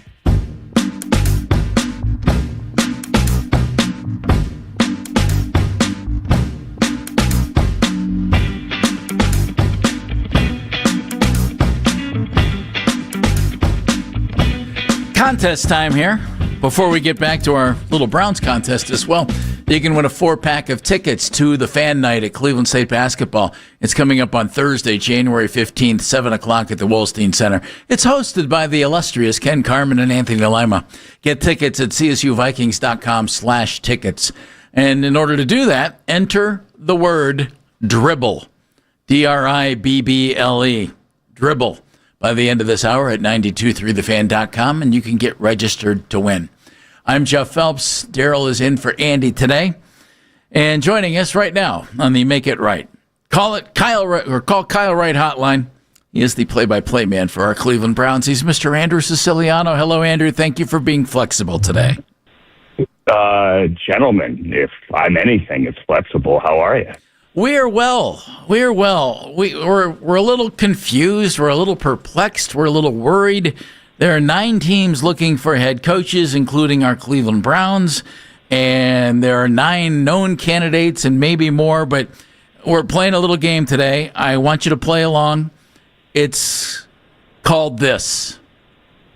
Baskin and Phelps present Know Your Browns Coaching Candidates. He's smart, he's innovative, he's demanding, he's tough. I think he will be a perfect fit for our team and our fans. So we're finding that guy. We're interviewing guys. We're going to figure out who it is. But we figure everybody needs to know these guys. So, Andrew, I'm going to ask a question. Ready? Is this a quiz? It is a quiz. There are no prizes. Okay, so in other words, it's like Baskin doing fact or fiction, where he just makes it up as he goes. This has an actual answer to it. Okay, good. Yeah, where something you could say yes or no, as opposed to the vagueness of fact or fiction. Which Browns coaching candidate graduated from the same high school as former Browns head coach Mike Pettin? Oh boy, good one, huh? Oh wow, hold on. I'm trying to remember where Pet's from. Put Google away. Pet's from. I'm outside. He's from Doylestown, Pennsylvania. Pennsylvania. Okay. I'm gonna say. I don't know. Daryl? Hit me. I'm Team Andrew on this one. Jeff, I told you I was going 0 for on this. I have no idea. Dano knows because we mentioned it the other day. Grant Udinski. Okay. Went there to you go. Central Bucks High School in Doylestown, Pennsylvania. Same as Mike Pettin. Let me tell you, I love me some Grant Udinski. I've been doing a lot of digging on Grant Udinski the last, week or two. He's going to be an NFL head coach. And I think if I could hijack this conversation here, not the Idris Elba season 2 of Hijack on Apple, which is oddly on a train, like the plane wasn't good enough. But so there are a couple of candidates in this cycle. He's one of them. Udinski's one of them.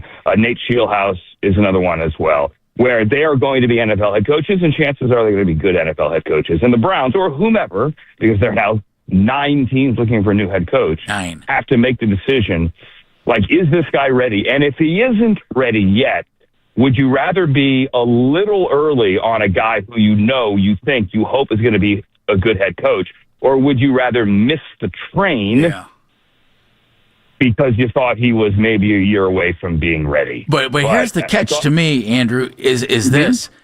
Do you think ownership would be patient enough with a guy that they think is going to be really good? I think they would be. I really do. However, history dictates. I was doing this research this morning. So everyone thinks 9 is ridiculous. 9 is ridiculous for the number of openings. In 2022, so not even 4 years ago, there were 10 openings. Wow. If you include Todd Bowles, after Bruce Arians quit, retired, whatever, left the bar in Palm Beach at the owners' meetings on a Monday and decided that on Tuesday he's back in Tampa. and he's no longer going to be head coach. So of those 10, how many? I'll ask you guys. I'll quiz you guys. Of those 10, how many are still head coaches in those same positions? I will go with 2. I was going to say 2 as well. So not to repeat you, I'll say 3. It might be 1. The answer is 2, and one of them is on thin ice. One of them is Todd Bowles. He's the one on thin ice. The other one is Kevin O'Connell. Yeah. Now, both of those coaches have taken their teams to the playoffs multiple times. Neither did this year. But 8 of those 10 hired in 2022 are gone. 2 of those 10 were basically one and done in Lovie Smith and Nathaniel Hackett. Hackett didn't even last the entire season, year number 1 in Denver. So history dictates that of the 9 hired here, 7 of them aren't going to be there in 4 years. I mean, if history repeats itself, it's not always going to be that dramatic. So I don't know, guys. Andrew, why do you think that is? Is it that owners don't give coaches enough time? Is it that coaches don't get the players? Because, you're not hiring incompetent buffoons to coach NFL teams. These guys all have credentials. They all have histories. They all have potential. I find it really odd and kind of strange how they just churn coaches in the NFL. Yeah, there's a lack of patience. Certainly that is part of it. I also think if you go back and look at that cycle, there were a couple of hires that were unique and didn't make sense for a lot of reasons. Like Lovie Smith had a great run with the Bears years ago. He got a second shot with the Bucks after that, and then he got a third shot with the Texans. A lot of people thought that was just a Band-Aid until they got the guy that they truly wanted, and that it was likely going to be one and done regardless. Nathaniel Hackett was brought in exclusively in Denver because they thought they were going to get Aaron Rodgers, and it didn't happen. I mean, some of these other coaches had decent success. Brian Daboll took the team to the playoffs. He and Daniel Jones won a road playoff game, for Pete's sake. So it's not like they were all total washouts, but owners, like any head of any business, only have so much patience. And yeah, I think it's great that, listen, we're not going to relitigate Kevin here, but Kevin got 6 years. His first 4 years were 37-30 and included 2 trips to the postseason. The last 2 years, obviously, only 8 wins. But, every building operates a little bit differently. As we talk right now, Art Rooney is on the podium in Pittsburgh. Who knows what they're going to do? There's this idea that, they're going to be amazingly patient because historically they've been amazingly patient. They've only had 3 coaches. Well, they had 3 winning coaches, right? Now, they may have started those tenures all pretty slowly, but yes, they were patient. This is the first head coach that Art Rooney, the second, has had to hire. How do we know that he is going to be as patient as his predecessors? I have no idea. Andrew, just in from Baltimore, the Ravens announcing that they have just completed an interview with Jim Schwartz to be their head coach. Of course, Schwartz interviewed for the promotion here last week. What handicap his odds of the Browns naming him Kevin Stefanski's successor? I wouldn't mind it happening at all. I don't know what the odds are, to be honest with you, but I know they want that defensive staff to stick together, and who wouldn't after the numbers they just put up? I would say of all the Jim Schwartz interest around the league, and there is certainly interest, the Baltimore one would be the one that gives me pause. He's from there. If memory serves, I think his son lives and works there. If not in Baltimore, then right down the street in Washington. So I would have to think, this is just me, that if there's a head coaching job out there that Jim Schwartz would be interested in, and I'm just speculating, the Ravens is certainly that job. Because it's home. Whether or not the Ravens want him. Andrew, phone issues, you okay? We'll try to reconnect. Bisciotti said. Oh, there you are. Go ahead. No, I'm still there. Yeah. They're casting a very wide net. Bisciotti said yesterday that he's not even sitting into the interviews until round 2. So this is preliminary, but it's one that would give me pause if I'm a Browns fan, certainly. And I would also think, I connected dots here that might not need to be connected or shouldn't be connected, but when they interviewed Kevin Stefanski and then later interviewed Jim Schwartz, I thought, wait a minute. If they're thinking about Kevin, and Kevin would like Schwartz, and Jim's already worked in Baltimore, and you just laid out the other connections, there's just so much going on right now. How quickly do you think a team should strike here? ASAP, or should they wait this thing out? My thought would be if you have a guy and you're able to hire him now, Andrew, I'd hire that guy ASAP and maybe get a jump on some other things. But you don't want to miss out on your guy because there are 9 teams looking. Right. So I think 2 things. Number one, you want to hire the right guy. It doesn't matter how long it takes. Period. Agreed. If it takes a month, then go a month. I remember standing at the Super Bowl in whatever town we were in, talking to Jed York and Kyle Shanahan when he wasn't officially the new head coach, right, in San Francisco, because they technically couldn't announce it. It was before 28-3, actually, now that I'm thinking about it, because Kyle was about to coach, obviously, there for the Vikings. I'm sorry, not for the Vikings, for the Falcons in the Super Bowl. And you're like, wink, wink, nudge, nudge. They had their guy, but they couldn't make it official. Just get the right guy. It doesn't matter how long it takes. But that said, 2 weeks from now, we're all going to be in Mobile at the Senior Bowl. So you have a GM in place. Andrew Berry and the scouting staff will be there. That's the most important thing. But it sure would be nice to have a head coach down there scouting with your GM, as college football's best seniors all are on one field, competition against competition. That's a good thing. What do you think the chances are they go defense, young defensive coordinator? They've already talked to Aiden Dirty of the Seahawks. They want to talk to Jesse Minter from the Chargers. Maybe they want to talk to Chris Shula before the Steelers get to him. I know Jeff Hafley's name has kind of been floated out there. What do you think about the Browns hiring a young defensive head coach? We've talked a lot about the young up-and-coming offensive gurus, but what about the defensive side of things and having one of these young guys get the job? Daryl, I'm all for that, but I only have one guy in mind if they're going to hire a defensive coach. I love Jesse Minter. It isn't Jesse Minter. He plays an entire system. I mean, Jesse Minter is all about is what Mike McDonald plays in Seattle. Very effective system, but they're not going to go single high and pin your earbacks with an attack front and just go after the quarterback. That's not what they do. Right. So I don't know that Jesse Minter and Jim Schwartz actually overlap well. If you want to hire a defensive coordinator and a young one, go get Matt Burke of the Houston Texans. They run the same system. Matt Burke actually was an assistant in Philadelphia under Jim Schwartz. He was his linebackers coach there. He's a bright guy, Dartmouth guy. You want to talk about Ivy League? Matt Burke checks every box, and everybody that's ever been with Matt Burke loves him. He's got the number 1 defense in football. People say, oh, Aaron Rodgers has never seen this defense before. Nonsense. He saw it a couple of weeks ago at Huntington Bank Field. It's the same defense. Yeah. And his 2 worst games of the year were against Jim Schwartz and the Browns and Matt Burke and the Texans. Now, I don't know their personal relationship, but if you want a fiery defensive head coach, or assistant rather, to be your head coach, it makes all the sense in the world to go get the guy that's worked with Jim Schwartz and that other teams want to talk to as well. Andrew Siciliano joining us, play-by-play man on the Cleveland Browns radio network. Before the move was made with Kevin, I had said I would keep Kevin and I would keep Andrew Berry. I would bring them back together. Or if you're going to make a move, I would make the move together and get rid of both guys. I kept them as a package deal, but that's not the way that went down. It's no surprise. I don't think, Andrew, that Kevin is receiving interest from every team that has an opening, and Kevin's taking interviews like crazy. I mean, he's racking up frequent flyer miles like nobody's business. Does it surprise you at all that he is at the top of the heap of the coaching candidates right now? And where do you think he might land?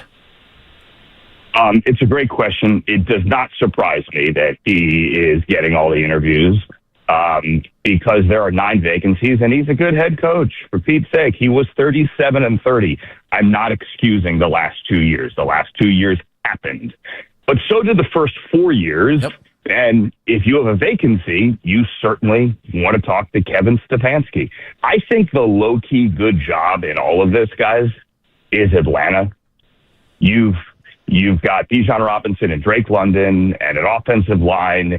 You have now young pieces on defense. For a decade, the Atlanta Falcons were absolutely unable to sack the quarterback. Now they can. They added Jalen Walker and James Pierce. That trade actually looks decent now, even though it's still a top 15 pick. They have pieces. You have a good building. You have, how do I describe this? An apathetic fan base. They care when they're told to care, but generally they just care about Georgia football, right? You have an owner willing to spend some money. Like, I think that's a low-key good job. So, I mean, that one makes all the sense in the world. For me, if I'm Kevin, but who knows what they're going to do. Kevin's going to get, I'd be very surprised if Kevin does not get a job in this cycle. There are 9 of them, for Pete's sake. and he's interviewing, I think, for all 9 at this rate. He's interviewed for every job except the Browns job in Arizona. And Pittsburgh. Why not? I don't know that I would go to Arizona. Like that one, I'll hit pause on. Yeah, he hasn't.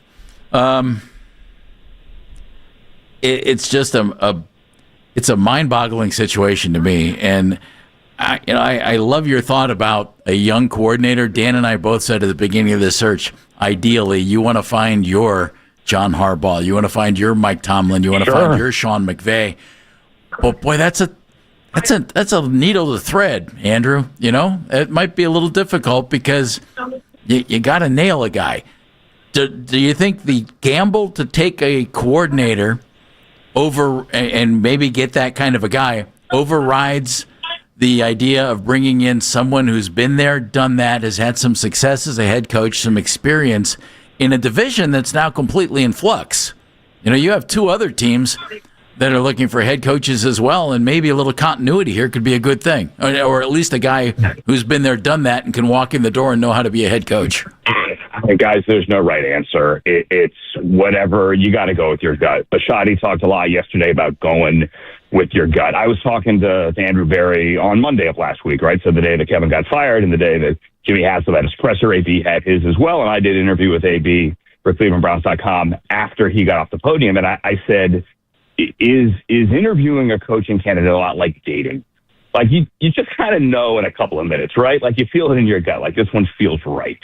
But no, it's actually not, because sometimes that first impression or that like 5-minute impression isn't always the right thing. Like you need more voices, you need more data, you need other people's opinions as well. And that I thought was an interesting answer. But when I stepped back and thought about it later, I think it's the right answer, because look, we've all met somebody and gone like, oh my God, like this is my everything. And then after you get to know them, you're like, yeah, I'm not so sure anymore. I don't know. All right. Yeah. I don't know. So it does help that you have a longer resume. It does help that you've seen that this guy can win somewhere else. At the same time, I thought Ryan Fitzpatrick made a great point about Brian Flores recently on his pod. And Ryan doesn't speak badly about anyone ever. He said, Flores is a great DC, but if you talk to the people in Miami the last year, you're not going to find anyone that says anything nice about him, because it went so badly at the end that everyone wanted him out of the building. It was awful. I'm paraphrasing. That's basically what he said. Yeah.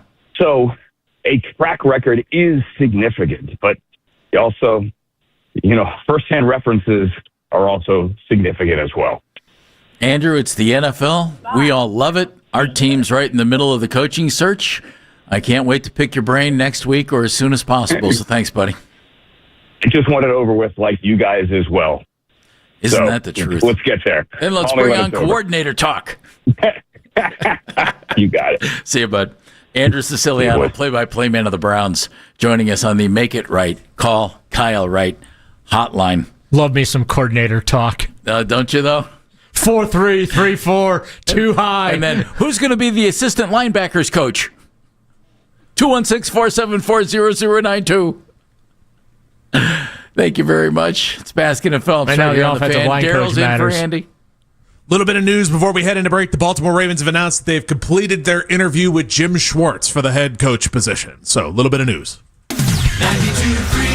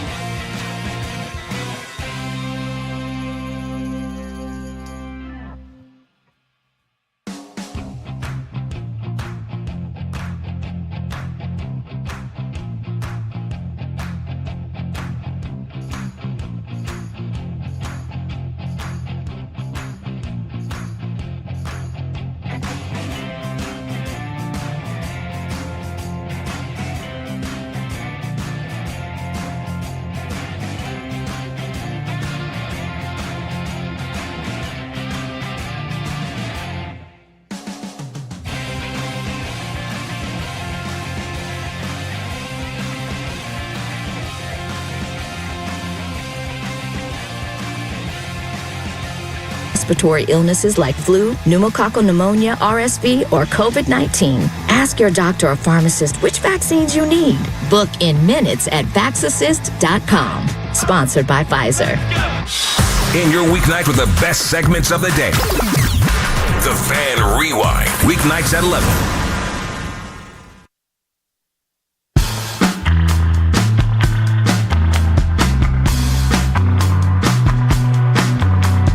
Nick Wilson already in studio, prepping for his show.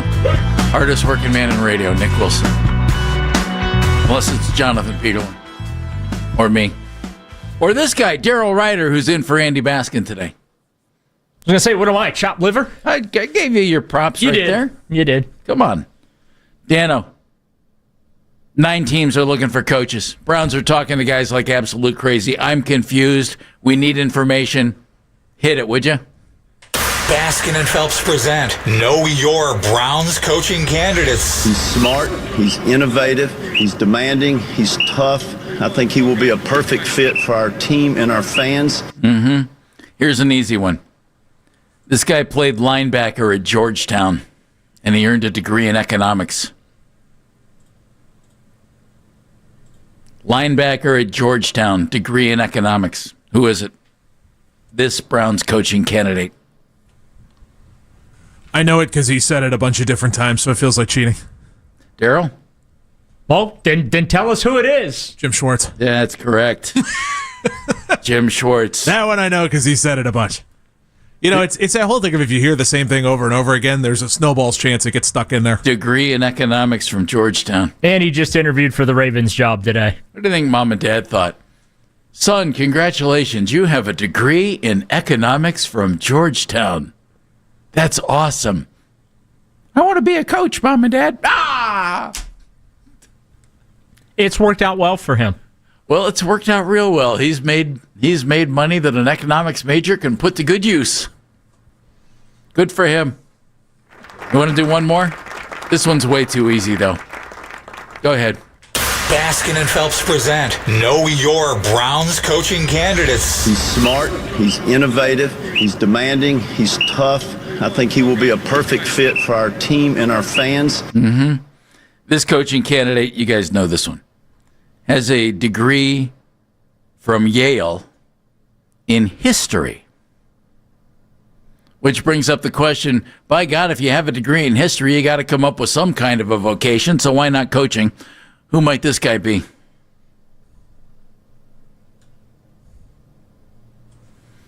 I have you stumped? Yes. I can go first. Go. Mike McDaniel. That's correct.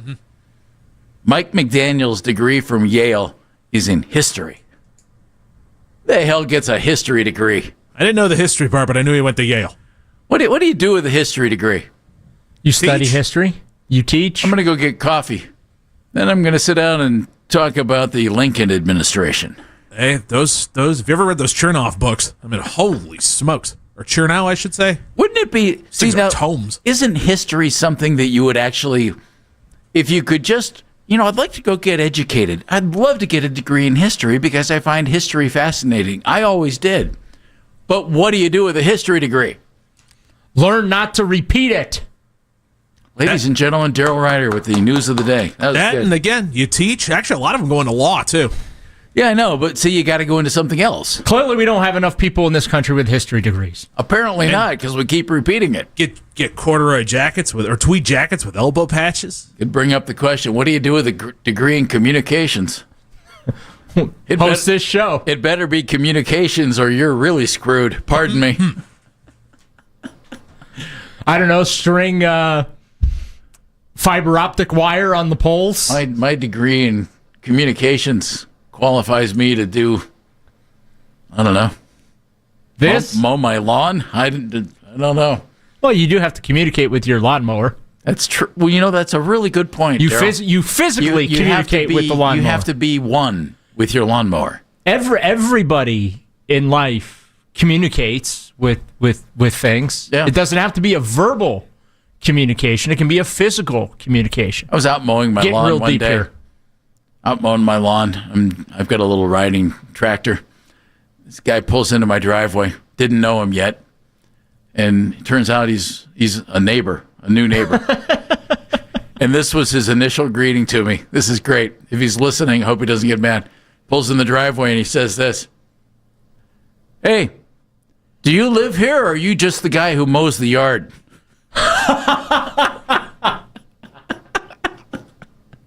I thought, yeah, must be looking pretty good today.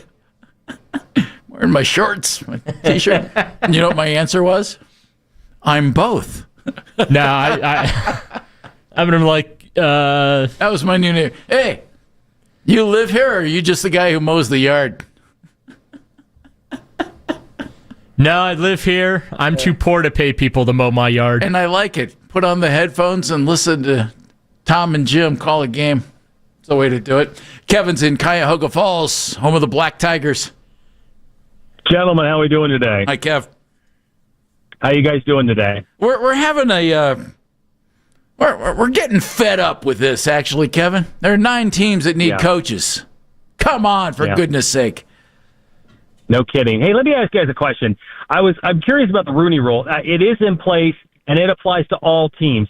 That's correct, right? I mean, they're all subject to it, right? That is correct. And my understanding of it is they have, for head coaching positions, every team is required to do an in-person interview identifying at least 2 quote-unquote minority candidates. And that is the rule, right? That is what I understand the rule to be. Okay, so let's say, for example, the Browns said, as of the beginning, like as soon as they had fired Stefanski, hey, Schwartz is our guy. They can't come out the next day and say, hey, he's our head coach, anoint him, and say, boom, we're done. That is correct. They still have to go through the entire process. They have to interview at least 2 minorities, and they have to go through in-person interviews with all of these folks at a minimum to meet the rule. That is correct. That is That's why John Harbaugh didn't have a job the day after he got fired. Because he would have. Yeah. Somebody would have just written a check. Now, the Giants have fulfilled the Rooney Rule so they could hire him today if they wanted to. Have they done that? They talked to Antonio Pierce, right? They fulfilled it, so if they wanted to hire John today, they can do that. And then... Assuming John wants them to do that, because I think John wants to talk to a few other teams. He's talked to Atlanta, and he's with the he had Giants a phone today. call with them. They kind of jumped the gun on that whole we interviewed John Harbaugh thing. Nah, you did what everyone else did. Now was have a phone conversation with him. Like what happened today with the Giants flying to Baltimore to talk to him. That's an interview. Now, help me out on this. I thought I heard a commentator say the interviews have to be in person, which means phone interviews and or Zooms don't count to meet the rule. Is that also correct? Supposedly, that's the way I understand the rule to be too, Kevin. Okay. So then all the teams have to meet this rule. All the teams have to go through the process. All the teams have to do these in-person interviews. So really, no one's going to announce a head coach position hiring quickly. I mean, all of these are going to take although, some as time. Daryl just said, the Giants have already fulfilled the Rooney Rule ramifications there. So maybe you could see an indicator if a team kind of knew who they wanted already. They would have already had 2 quote-unquote minority interviews lined up like immediately. Like, let's say the Giants. Maybe they knew who they really wanted, and they already had their 2 quote-unquote minority guys or gals, ladies count too, lined up for those interviews so they can pull the trigger as quickly as possible. Does that sound reasonable? Yes. Yeah. So it sounds to me, what I'm getting to is the Browns really didn't have a plan to hire Schwartz. Because if they would have had the plan to hire Schwartz, they would have already had those minority interviews lined up immediately, so they could announce Schwartz or when a surprise like Harbaugh comes out, they could have pulled the trigger on him like today. Well, But Schwartz they and Reese didn't were do the that. first 2 interviews the Browns conducted. Okay. You they were. So they you talk to your completed those? internal guys Yeah, first. they were You give them in-house. first crack at it. That's what they did. Okay. So it could be anybody, but it also could be Schwartz. We could see him named the head coach potentially. One of 12 guys. Sure. We got 12 guys on the list. It's going to be one of the 12. Maybe, I don't know, there'll be a few more added, but right now the candidate pool is 12. So we get to sit by, spin the wheel, see where the ball lands, and good luck for us, basically. That is correct. All right. Keep up the good work, fellas. You're doing a great job. Kevin, thank you very much. We appreciate that. See, I think that's what we should do tomorrow, Jeff, is put all 12 guys on the wheel, and we should just spin the wheel and see who it's going to be at that given point. I only know of 9 guys. I've got 13 listed on mine. All right, well, let's talk about the other 4 when we come back, because I'm not sure who they are. He's Daryl Ryder. I'm Jeff Phelps. We're on the Fan. Coming up at 1:20, Chris Fedor is going to join us. Talk Little Cavs. The weather outside.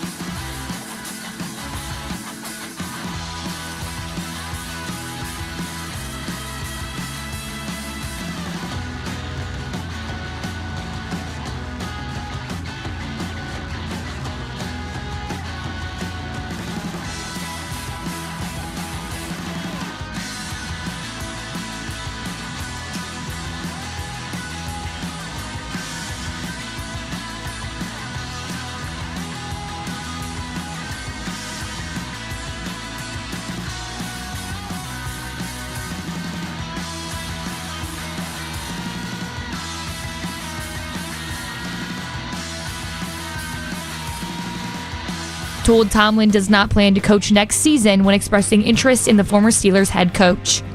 In make sure you get all the latest Browns content filtered right to your phone now that it's the offseason by following the Browns playlist and 92.3 The Fan on the Odyssey app. Headline Sports News continues every 20 minutes on 92.3 The Fan. From the University Hospital Sports Desk, I'm Mackenzie Floom.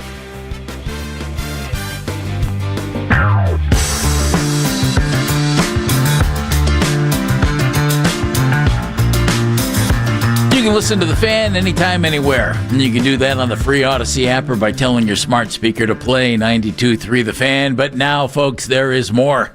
You can find 92.3 The Fan on YouTube. That includes all the shows. Carmen and Lima, Baskin and Phelps, Wilson and Peterlin, Afternoon Drive. All of it. All of it. Each and every weekday on 92.3 The Fan's YouTube channel. You can subscribe to that channel for free. And then you can watch all the best content from your favorite shows on The Fan, live and on demand. I'm Jeff Phelps. Daryl is in for Andy today. Dan Mennigan behind the glass. Mackenzie doing 2020s and taking your phone calls at 216-474-0092. I can't wait for the first domino to fall because I'm already tired of saying there are 9 teams in the NFL looking for a head coach. There are guys interviewing all over the place. Browns have, according to NFL.com, 9 candidates. Daryl has a few more. We're going to touch on those few more in just a second. But Dano, hit it. Baskin and Phelps present Know Your Browns Coaching Candidates. He's smart, he's innovative, he's demanding, he's tough. I think he will be a perfect fit for our team and our fans. And we've gone over the guys who are candidates for the Browns job, according to what everybody has said. There's Aden Dirty, there's Jim Schwartz, Tommy Rees, Nate Shieldhouse, Jesse Minter, Dan Pitcher, Todd Monken, Schwartz, Mike McDaniel, Grant Udinsky. This question, this candidate spent the first 15 years of his coaching in the college ranks before becoming the wide receiver coach of the Jacksonville Jaguars in 2007. Oh, I think that's Todd Monken. Dano? You got to be an older fella. Yeah, it's got to be an older guy. I'm trying to go down the list in my head of who would fall into that category. Is a little on the older side that they've talked to. I'll join Daryl with Monken, but I don't feel good. Well, you should, because you guys are correct. Good job, D. Way to go, guys. Yeah, Todd Monken. What do you think of Todd as a candidate? He was early, and his name popped right away, and we're not hearing much about him since. Yeah, I think he's a coordinator candidate more so than head coach candidate. Yeah. Okay. Here and elsewhere. I think you pair him. My theory is that it's going to be one of the following: Dan Pitcher, Grant Udinsky, or Nate Shieldhouse. I think it's going to be one of those 3 guys. Todd Monken will be asked to be the offensive coordinator. Jim Schwartz will be asked to stay on as defensive coordinator. Should Schwartz decide that, hey, thanks but no thanks, it's been real, I've interviewed twice for your head coaching job and you said no to me, so I'm going to move on, then I think that's where an Aden Dirty comes in. I think that's where potentially you probably aren't going to get Jesse Minter here or Chris Shula here. My guess is they both either stay where they are or end up as head coaches. But I think Aden Dirty, keep him in mind, because he's not calling plays in Seattle, doesn't have a lot of authority. He's the Alex Van Pelt of that. You could make him defensive coordinator and assistant head coach. So I think it's going to be one of those 3 young offensive guys paired with a Todd Monken type. I've been working off the NFL.com list of people the Browns have contacted, will have requested, have talked to already. You have a couple of other names. Now, John Harbaugh is not on the NFL.com list. Correct. But I'm including him because they've had phone conversations with him, and they're interested. Now, the question is, do they get an interview with John Harbaugh? Who is in New York today, apparently. Well, actually, he's in Baltimore. The Giant. He's having teams travel to him. The report I heard earlier was just the opposite, but either way, they're talking to him today. Yeah, I got Bills offensive coordinator Joe Brady is someone I think the Browns should talk to. Chris Shula, who the Steelers have been tied to. He's their odds-on favorite according to the odds makers. Yes. And Vegas usually knows. They have an idea. For some strange reason, they usually seem to have a good idea. They certainly do. And then I put, although I am taking him off my list now, but a name that I had on my list because he was a defensive assistant here in the past, Jeff Hafley, who's the Packers defensive coordinator. I had him on my initial list of folks that the Browns could have their eye on. How'd that go the other day? It went great if you're the Chicago Bears. Yeah, that didn't work out. But real well, did it? Again, we know they've talked to 6, and they want to talk to at least 3 more. Now, can I actually 4 more because they do want to talk to John Harbaugh? Can I give you my gut feeling to the 3 guys who you thought would be the guy? Yeah. My gut feeling is this: that would be great, as long as they're right. Well, yeah. They could pick any of these 12, 13 guys, and it'd be great as long as they're right. It's this reason. You described the guy that Dan and I wanted from the outset of this, which is the young up-and-coming coordinator, and you hire your own Sean McVay. You hire your own Kyle Shanahan. You hire your own Matt LaFleur. They had, by the way, Kyle Shanahan in the building. Just want to point that out. I heard that, yeah.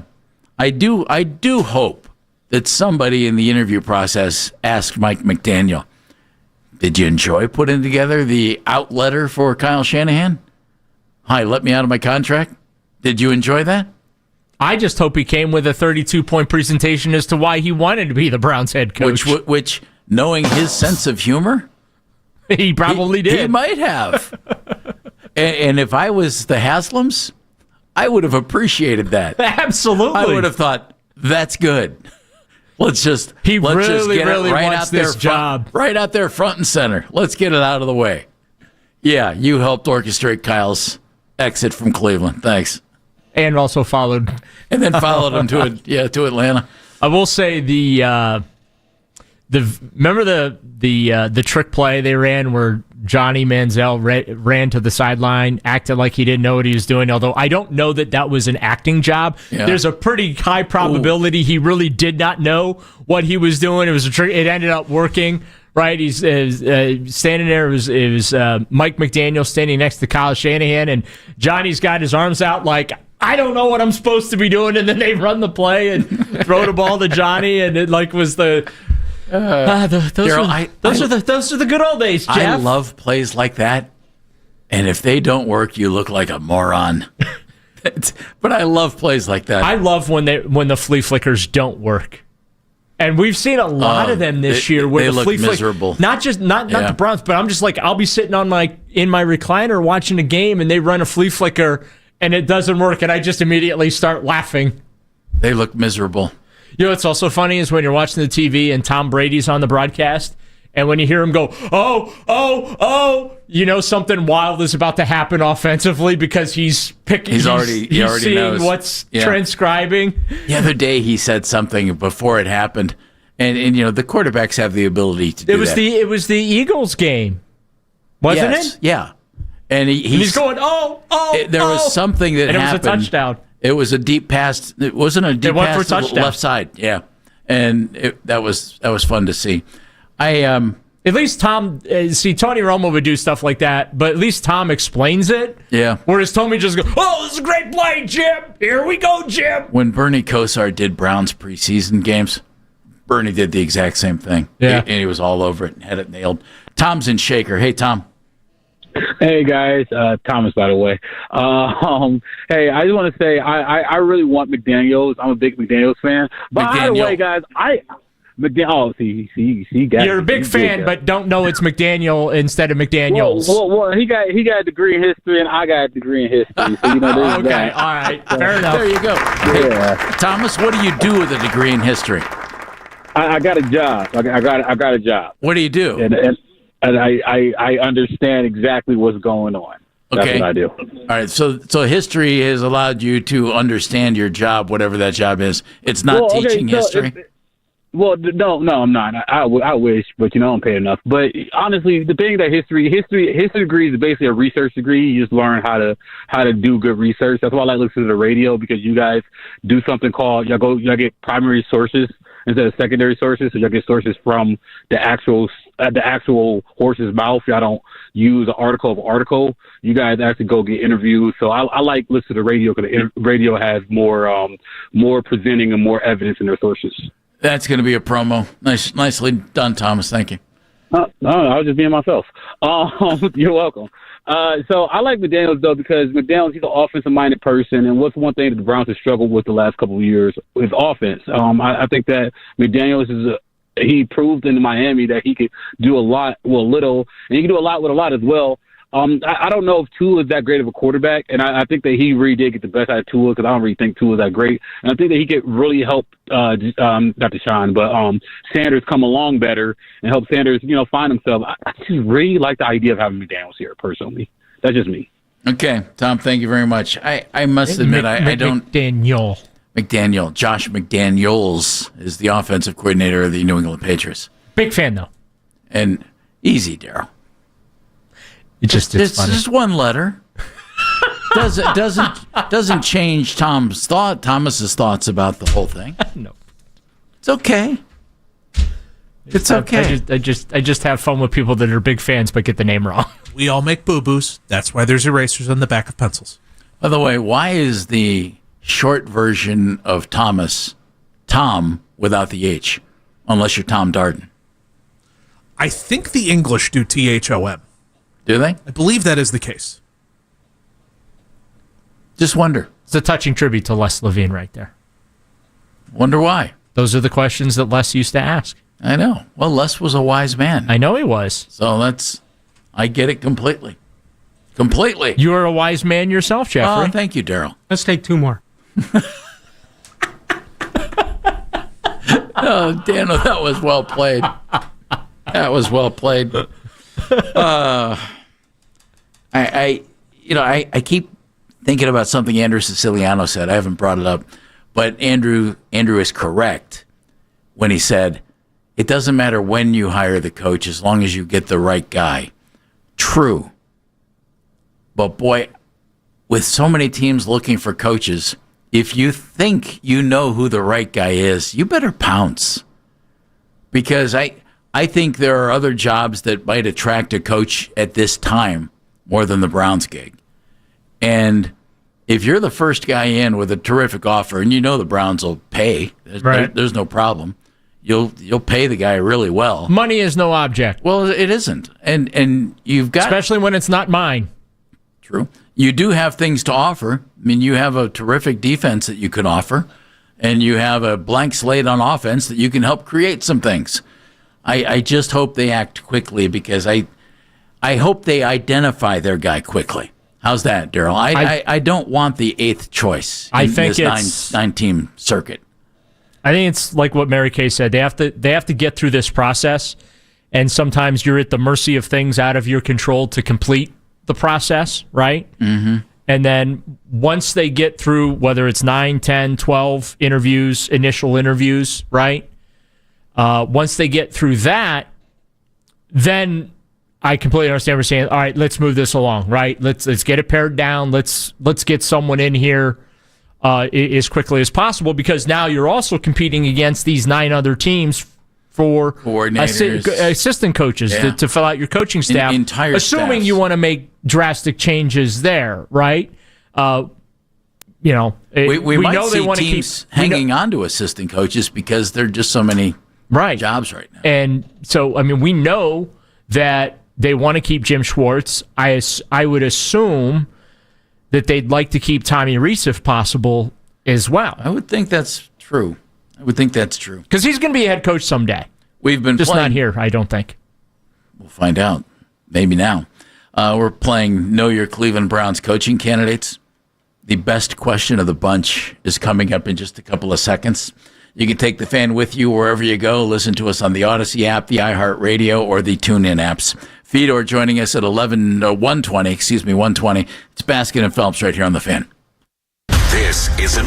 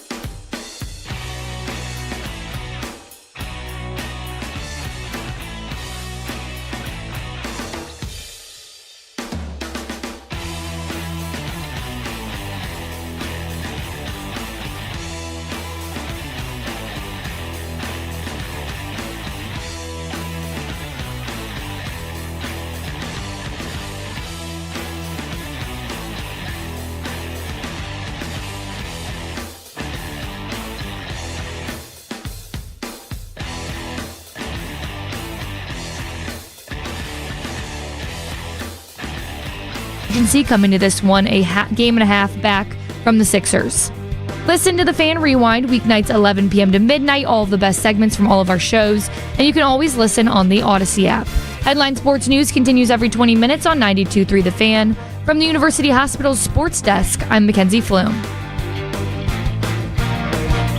All day long. All day. All the time. At work. 923thefan.com and the Odyssey app. Check it out. Ladies and gentlemen, 9 NFL teams looking for head coaches. Our Browns are one of them, and the search is underway, and we've been trying to enlighten today a little bit. We're going to talk about the quarterback situation in just a second. But we've been trying to inform folks about some of the quarterbacks, some of the coaching candidates for the Browns. So, Daniel, let's continue. I think this one's the best question of the bunch. Baskin and Phelps present Know Your Browns Coaching Candidates. He's smart, he's innovative, he's demanding, he's tough. I think he will be a perfect fit for our team and our fans. Okay, that's what we're shooting for anyway. Here's the question. Fellas, which candidate for the Browns head coaching job in his first year in coaching as a graduate assistant at Baylor initially lived in his car in a Walmart parking lot? Oh, I know the answer to this, and I'm having a brain cramp right now because I have the picture. Graduate assistant at Baylor, initially lived in his car in a Walmart parking lot. He eventually was taken in by his coordinator. Daryl? I am having the worst brain cramp right now because I know the answer to this.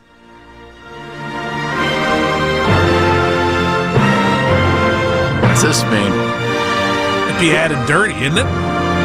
Why, no, it is not. What? It is not. This was add dirty. It is not adding dirty. The Seahawks defensive coordinator who doesn't call the defense. Son of a biscuit. Who is it, D? I thought I read that for adding dirty. I'm so mad at myself right now. It's the same guy who went to the same high school as Mike Patton. Grant Udinsky. Lived in his car in a Walmart parking lot. Paying well down there at Baylor. And then his coordinator found out what you're doing. What you're moving in with me. Telling you. And that guy's now coaching in Chicago on Ben Johnson's staff. Well. How about that? People think that coaching thing's all glamorous. It might be at some point. Not when you're living in your car in a Walmart parking lot. Okay. Mary Kay talked about when she was with us earlier, and again, if you missed a moment of our show, use the rewind function on the Odyssey app, powered by Integrated Restoration, your local experts in water, fire, and storm disaster restoration. If you missed Mary Kay's comments, what she said was, maybe they talked to a coaching candidate, and I'm paraphrasing, and, he really likes Shedeur and has a plan for Shedeur. And to me, and Mary Kay wasn't advocating that. She was just saying maybe that's the case. To me, that's scary as you know what, because, Daryl, I don't think you saw enough. I don't think I saw enough. I don't think anybody saw enough of Shedeur or Dylan Gabriel. And you don't know what Deshaun Watson's situation is. To think that the quarterback for next year is on this team, and Andrew Berry even said, I can't tell you if the quarterback's on this team or not right now. But I think it's a little dangerous. Our buddy Nick Shook from NFL.com, and Nick has done some great stuff here since the season ended. He always does good stuff, but since the season ended, he's thrown out some really interesting things. He ranked each NFL team's primary starting quarterback from this regular season. And as you could guess, because the Browns had 3 different guys start at quarterback, it didn't work out too well for our guy. Number 1 was Drake May, followed by Matthew Stafford, Justin Herbert, and Josh Allen. And then you have to keep scrolling and scrolling and scrolling. I think I know where you're going with this. Scrolling. I'm past tier 4 now. Are you getting carpal tunnel from the scrolling that you're doing right now? It's hurting my fingers. Tier 5, there's Jacoby Brissett at number 24 and Cam Ward at 25. I'm still scrolling. Jaden Daniels had a rough year, so he's all the way down at 28. Keep getting it. Get into the 30s there, Jeffrey, and it might J.J. get warmer. McCarthy is at 30. Not dead last is Shedeur Sanders of the Browns at 31. Not dead last. Trending appropriately. Not really. Dead last is Justin Fields. Of the New York Jets. Wow. But that guy's just failed miserably, unfortunately. And Shooky says he's come to a conclusion on Shedeur. And he said he improved. There were some ugly interceptions, but he disappeared, and he wasn't put in the best overall situation. We know all that stuff. And he thinks Shedeur is a talented guy with the, and I'm quoting here, Shedeur is a talented guy with the potential to become a plus version of Jacoby Brissett. Now, Jacoby can play quarterback, but nobody is going to say, we have our quarterback, our starting quarterback, and he's going to start this year and hopefully many years from now, and then follow that up with the name Jacoby Brissett. Yeah, I was going to say, I don't know that that's a compliment. I didn't think it was either. But Jacoby's made a lot of money. And he's played in the league a long time, and he can certainly play the position. He did a nice job for Arizona this year. But yeah, helped get their coach fired. Shooky thinks that's his ceiling. Well, Shedeur helped get our coach fired. Right? I mean, this is true. Andrew Berry praised some of the development of Shedeur and said the coaches had a lot to do with that, and they just fired the coach. We're always going to have 4-7 Jacoby Brissett in 2022. Everyone's helping everyone get fired. I know, Dan, you've been doing your part for me, so I appreciate that. Lord knows we're triers. Lord knows we're triers. What do we have in the show? Nothing, Jeff. Make it up. Oh, thanks, Dan.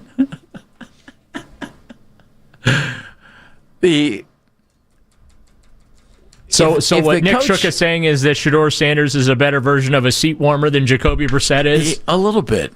Okay. I wonder how the Browns handle this in the coaching search, though. What Andrew Berry said in his press conference after the season and after Kevin's firing. Does Shedeur Sanders' film crew have to be in on the coaching interviews right now? At least Shedeur hasn't said, I want to be a part of that. Can they start the interviews if Shedeur's film crew is not in the room on time? I took some solace in the fact that Andrew Berry said that I can't tell you if our 2026 starting quarterback is here, if it's internal, if it's external, and we're going to be looking at external veteran options. It's an honest answer. Well, and I found that a good thing to say. Yeah. I think he would have been making a huge mistake had he said any one of the three guys on this roster right now are the starting quarterback for 2026. Number one, it's probably his place to say as the general manager since he brought these guys in, but he does have a coach coming in. And the minute that he would say, fill in the blank is our starting quarterback, if I'm a head coaching candidate and I don't like that guy, I'm not even going to think about it. And I wonder how the Browns approach it. Are they going to say, do you like any of these guys? We have Deshaun for one more year, and we can't really afford, not money-wise, but just penalty-wise, to cut this guy. So He is going to be here.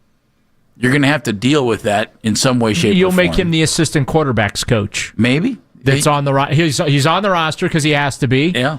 But he's going to be the assistant quarterbacks coach. What if a head coach comes in and actually said, I see your quarterback room. I would like to see if Deshaun Watson could be my starting quarterback this year. Then that's the coach's prerogative. In the coaching search, would that make Andrew Berry or the Haslams say, no? Or would they say, hey, thank you. We'd like to find that out too. And if you don't mind going through quarterbacks for a year, even if it's one guy for the whole year, we're fine with that. Because we think it's a better draft class in 2027, and we think we can get our guy, unless it's Drew Aller here, who we drafted in the third round. I would say this about the current quarterback situation. I feel like 2026 is already treading water just to get to 2027.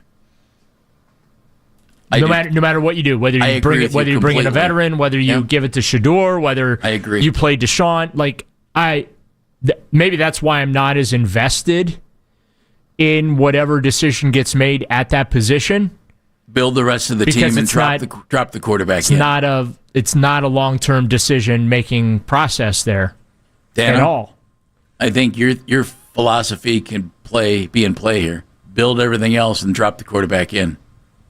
I think that's where you're heading. The only problem is we can't really live in a world anymore either of thinking that next year's quarterback draft is going to be the better quarterback draft, because now with name, image, and likeness in these schools and the collectives, I mean, goodness, you want to keep somebody, you'll turn around and hand them a boatload of cash. Like, you really have to leave now and want to leave and be out of eligibility.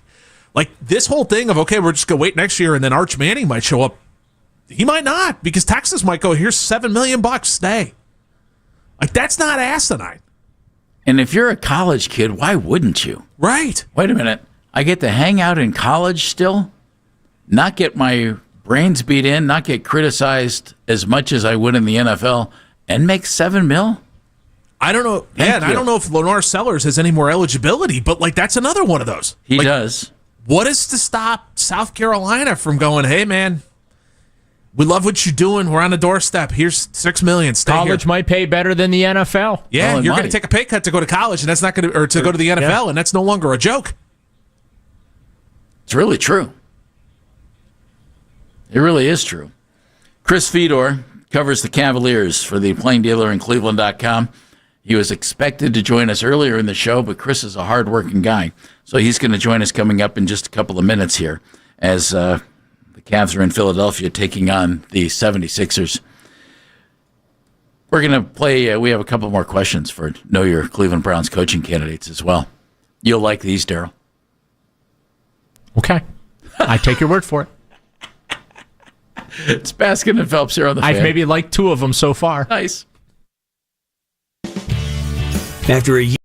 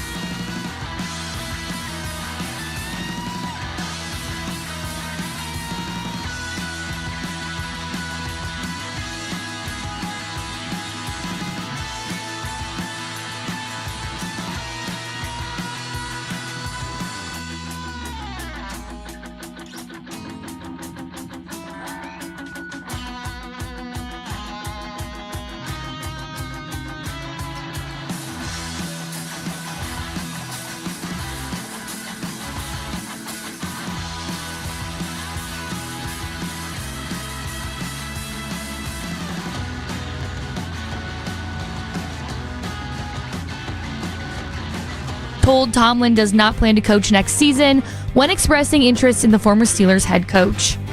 Get all the latest Browns content filtered right to your phone this offseason by following the Browns playlist and 92.3 The Fan on the Odyssey app. Headline Sports News continues every 20 minutes on 92.3 The Fan. From the University Hospital Sports Desk, I'm Mackenzie Flume.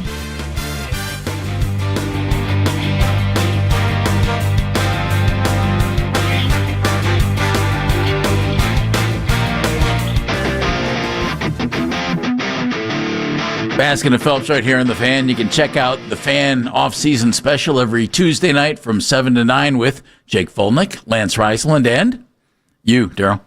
Yes. Yeah. We had the inaugural one last night. It was a lot of fun. Recapping all the Browns' latest news, all the moves ahead of the off-season free agency, the draft, and right now the coaching search. You can listen right here on 92.3 The Fan. You can stream us on the Odyssey app and watch every episode live on YouTube. That's The Fan off-season special each and every Tuesday night from 7 to 9 right here on 92.3 The Fan. Cavaliers in Philadelphia tonight. Cavaliers having some things right now. Man who covers the team for the Plain Dealer, Cleveland.com, does a phenomenal job of it. Joins us right now on the Make It Right, Call Kyle Wright hotline. He is Mr. Chris Fedor. Hello, Chris. Hey, what's up, guys? How are you? We are doing well. We're doing better than the Cavs right now. They have some things going on. There's just some, I don't think it's anything to freak out about. Maybe you do, but might there be some changes on the horizon? I mean, I think there's a difference between like criticizing what you see and being unhappy about what you're seeing, and then making these definitive declarations about what this team can ultimately be. Right. And I just don't think I'm still at the point yet where I'm ready to say, yes, they can win the Eastern Conference, or no, they can't win the Eastern Conference. At this point, they're not playing like a team that can win the Eastern Conference. At this point, they're playing like a team that would struggle to get out of the first round, and nobody expected that. It's the highest payroll in the NBA. It's the only team in the second apron. There are so many restrictions and limitations on what they can do to enhance this roster around the time of the trade deadline. So they need to play better. And there are alarming signs, especially on the defensive end of the floor. And we're no longer at a point, guys, where we can sit here and say it's about what's missing from the roster and who's not healthy. It's about they have some bad habits that have been built over the first half of the season, and they better break those if they ultimately want to become the team that they believe that they can become. Chris, you just said it right there about the roster. My question to you is, as someone who's around this team on a daily basis, this is a group that's been together for the most part, and I know injuries and who's available in the lineup is a factor. But why do you think these habits have creeped up? We've heard so much about being motivated by what has happened to them in the postseason and the narrative of that they're not tough enough. Like, what do you think has happened to this group where it just feels, this is me saying this, from the outside looking in, the motivation to be the best and show everybody that the narratives about them are completely unfounded and wrong, it just doesn't feel like that's there right now. And again, I'm saying that outside looking in, not being around them, that's just my perception. Yeah, I think it's just there are legitimate questions about whether they were ready for this and whether they have a level of mentality, a level of mental toughness that is required to be the team that they say they can be. And what I mean by that is, look, for the most part, this group went through a very, very difficult rebuild where success was defined a different kind of way. I mean, and now all of a sudden they're entering this season, coming off the loss that they had against Indiana. I also think there is part of Indiana sort of broke them. Mm-hmm. And I think they're still recovering from that mentally. Because they believed that they were the better team going in that series against Indiana. They believed that they should have won that series against Indiana. And I think that was eye-opening for a lot of people, like, oh, wow, we weren't ready yet. We weren't good enough yet. And I don't think that they have fully recovered from that. But when you're coming off that kind of disappointing playoff exit, And then you come into this season and you've got the highest payroll in the NBA, and you won 64 games the year before. And there are all these expectations and so much pressure. Who has been in that situation? Kenny Atkinson hasn't been in that situation, not as a head coach. He's been there as an assistant, but he's never been there as a head coach.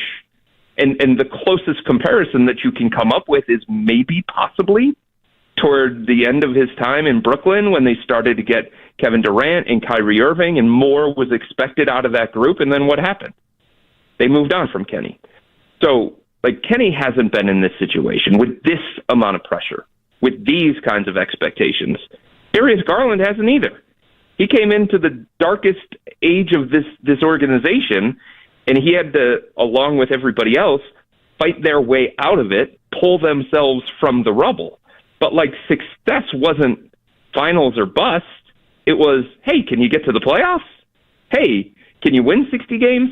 So this organization, to me, over the last half decade, has gone through these different phases of what success actually is, but now it's to a completely different level. And I just don't think they were mentally ready for that. And I wonder if they're good enough for that. And I wonder if they can handle that. From what I've seen in the first 41 games, they haven't been ready for that. They aren't capable of handling that. They can prove me wrong. They can go on a run in the second half of the season. They can show a level of basketball maturity. They can show a level of mental toughness as this season progresses. But to this point, that was the test for them coming into this season. And to this point, they have failed that particular test. Chris Fedor joining us, covers the Cavs for the Plain Dealer, Cleveland.com. Last year at the trade deadline, Cavs made a move that I think everybody liked, and that was picking up DeAndre Hunter, who had been terrific coming off the bench in Atlanta and came off the bench mostly for the Cavs last year. Started earlier this year, coming off the bench again. Doesn't seem right. You're hearing his name in some rumors, Chris. What's up with DeAndre? What's up with the Cavs' use of DeAndre Hunter? I think it's kind of the soundtrack to this season, guys. This is just an underachieving roster, almost top to bottom. Look, there are bright spots to this team, no doubt about it. There are guys that have overperformed based on the contract that they have. Donovan Mitchell is going to be in the MVP conversation. He is in the MVP conversation. Jalen Tyson has been a find as a first-round pick. Naquan Tomlin on a two-way contract has become a rotational player. And Sam Merrill is having the best year of his career, but for the most part, so many of the guys that the Cavs were relying on to play to a certain standard, certainly to play to their contract, it just hasn't happened. And DeAndre's at the center of that. This was a guy that they traded for. They gave up a lot. And I know fans didn't want to hear it because of all the on-court flaws of George Niang and the frustrations with Karis LeVert. But from somebody that was around this team on a daily basis last year, you could feel the loss of George Niang and Karis LeVert in that locker room. You could. And the initial reaction was, it was that. It wasn't about what the Cavs were gaining. It was about what they were losing. The leadership, the voice, the toughness that they brought to the table, the willingness to hold guys accountable, the willingness to speak up when things weren't going as well as maybe they wanted them to. And you do feel that loss still to this day with the Cavs, but it was always supposed to eventually be masked by, well, DeAndre is this 6'8" versatile wing that can start or come off the bench, that can stabilize the second unit, give some consistent production, shoot from the outside, defend some of the best wings that the Cavs are going to run into in the Eastern Conference. And it just hasn't been that. And this was a team that was willing to make the risk at the deadline last year and go into the second apron and basically solidify themselves and tie themselves to this particular roster because of the lack of flexibility that they would have moving forward because of adding DeAndre's contract. And he just hasn't been good enough. There's no way around it. Offensively, he has not been good enough. And defensively, he has been one of the worst players in the entire NBA. His numbers defensively, and that was supposed to be a thing for him. That was something that the Cavs pointed to. That's something that Kenny Atkinson said that he liked about DeAndre. But statistically, he is in the range of Trae Young and Darius Garland and LaMelo Ball and some of these other guys that you look at as defensive liabilities, and that was not supposed to be the case. It was not, but it has been. He gets lost off the ball. He doesn't communicate properly. Closeouts are sloppy, and I think this is the thing with DeAndre. Like, when you've taken such a step back offensively, the way that he has, his numbers are down across the board. The way that he's shooting it is just not what the Cavs were expecting. But, like, that becomes more glaring because you can't make up for those struggles in other ways. Like, it's not like he's going to go out there and rebound. It's not like he's going to go out there and be an elite defender because he hasn't been. You know what I mean? So, like, he can't afford the way that he has played defensively and the way that he gets lost off the ball and the way that he doesn't rebound to the level that you would expect of a 6'8" guy. Like, he can't afford to take a step back offensively the way that he has, because then it just becomes more glaring, and then you start to ask your questions about, hey, like, can we afford to put him in the starting lineup? Can we afford to give him 28 minutes a night? Can we afford to have him out there in crunch time situations? Are we better with Dean Wade in that position? Are we better with Jalen Tyson? And I think those are all the things that Kenny is kind of wrestling with because DeAndre just has not been good enough. Chris, saw your article you just posted before joining us here this afternoon. You did speak with DeAndre Hunter. There were some rumors out there that he wanted out of Cleveland. And if folks have not seen it, I encourage you to find it. Chris has got a story there where he basically puts that to bed, right, Chris? Yeah, he did. The way that he could, the best way that he could. He told me, why would I want to be traded? I'm happy here for real. My time here has been great. I asked him specifically, do you want to be traded? He said no. He doesn't know where this is coming from. He hasn't expressed unhappiness to anybody in his inner circle. He hasn't said anything, according to him, he hasn't said anything to anybody about wanting to be traded. I think what he's focused on right now is just trying to find himself again, trying to find his happiness on the court again. Like, when you're struggling the way that he has at the beginning of the season, when you're not playing to your own standard that you have set, it's hard. You're not going to be there like every single night smiling and jovial and doing these 3-point celebrations like he was doing last year in half of the season. So I do think that he is struggling with a lot of stuff right now. But he did tell me point blank that he did not want to be traded. Chris Fedor joining us, plaindealercleveland.com. Chris, I liked the moves in the offseason of trading for Lonzo Ball and bringing in Larry Nance. But I remember at the time I said it, we talked about it when you were with us, that those are great moves if those guys can be healthy and out there on the floor. Cavs have played 41 games. Larry has played in 16 games. Lonzo in 27. They've really watched what he's done. Have those moves worked? And if the answer to that is no, do you think they will work before the season's over? The answer to this point is no. There isn't a single move that the Cavs made this offseason, with the exception of re-signing Sam Merrill, that has worked. And I do think they deserve criticism for that, because here's the thing, like, when you get yourself into the second apron and you have all these high-priced contracts, you can't whiff on some of these ancillary moves because there's nothing that you can do to make up for them. You know what I mean? Or at least it's really, really difficult to make other moves to make up for them. And it's hard because Lonzo Ball is unplayable. He's unplayable. He's not shooting the ball well. Can't create separation. He has clearly lost a step. He won't even drive to the basket. When he has driven to the basket, he has flipped the ball behind his head because it looks like he has the yips going up for a layup. It's baffling. This was a guy who was impactful for the Chicago Bulls last year. This is a guy who was shooting better for the Bulls last year. Every shot he takes, it seems like it's flat and it's hitting the front of the rim.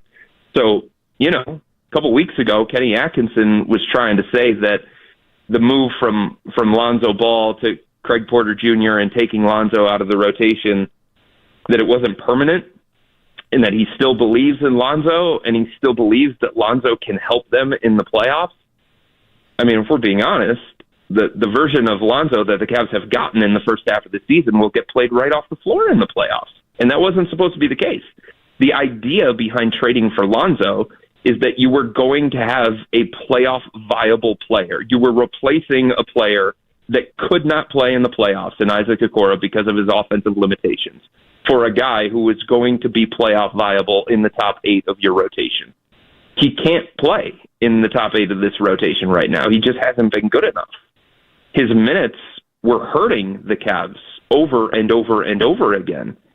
And then Nance, it becomes a little bit difficult because you just don't know how much of his struggles at the beginning of the year were new situation, new system, how healthy was he, how ready was he coming to training camp off of the injury that he had at the end of the season with Atlanta, and then he had this calf injury, and then you start to see some of these other guys like Jalen Tyson stepping up and Dean Wade stepping up, and even Thomas Bryant giving them respectable minutes, and then Naquan Tomlin kind of coming out of nowhere.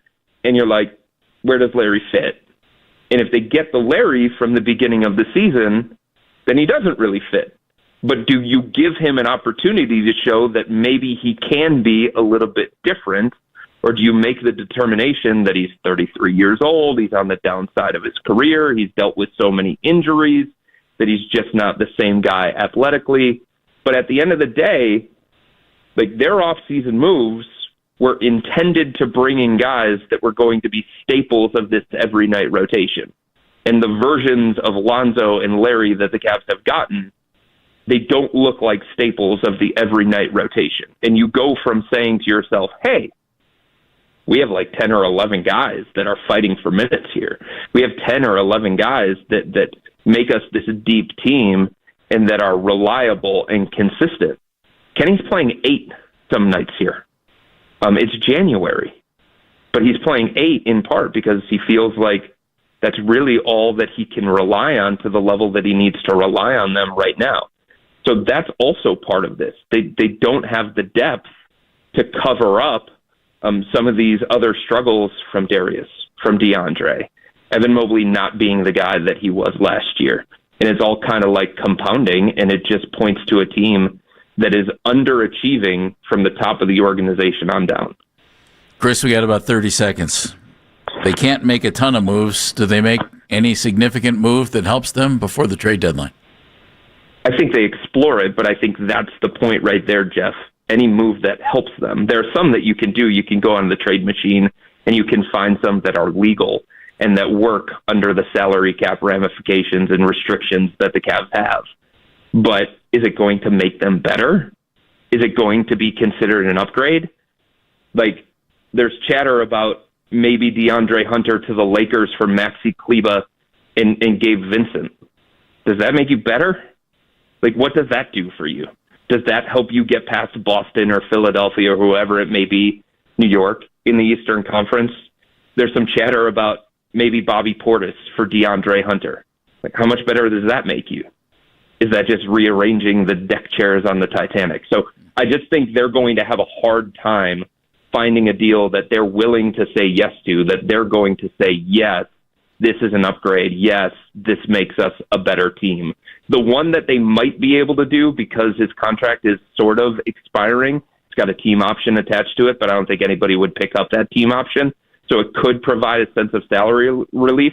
Like, they might be able to get something for Lonzo, for a team that is looking to just create some salary cap space, and they have like a contract that they want to offload. But the Cavs would have to be really, really judicious with that because of their own salary cap situation. Great information. Thank you, buddy. Read him in the Plain Dealer, Cleveland.com. Chris Fedor covering the Cavaliers. Thank you, sir. You got it, guys. Anytime. Chris joining us on the Make It Right, Call Kyle Wright hotline. There's a lot there.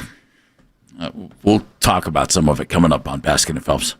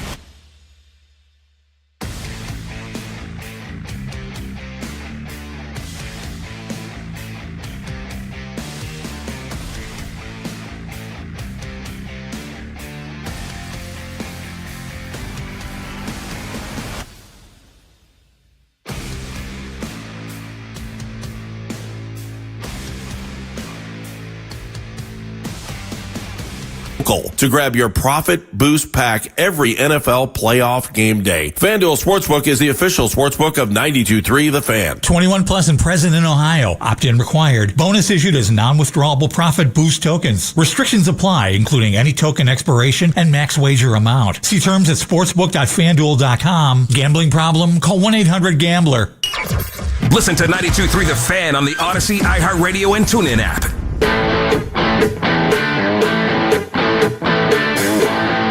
Cavs in Philadelphia. And we just talked to Chris Fedor, who is in Philly covering the Cavs for the Plain Dealer and Cleveland.com. And if you missed that interview, I highly recommend going back on the Odyssey app there, the rewind function, and taking a listen to it, because a lot of great information from Chris and insight as to what's going on with that basketball team right now. The DeAndre Hunter situation is strange. I like DeAndre. I don't think he's a premier NBA player. But most guys in the NBA are not premier NBA players, and this team doesn't necessarily need that. They need a guy who can come in and, defend on the wing, can knock down some shots, and can score a little bit. And he did that last year, and he's not doing it as well this year. And I wonder if his usage has something to do with that. And, yeah.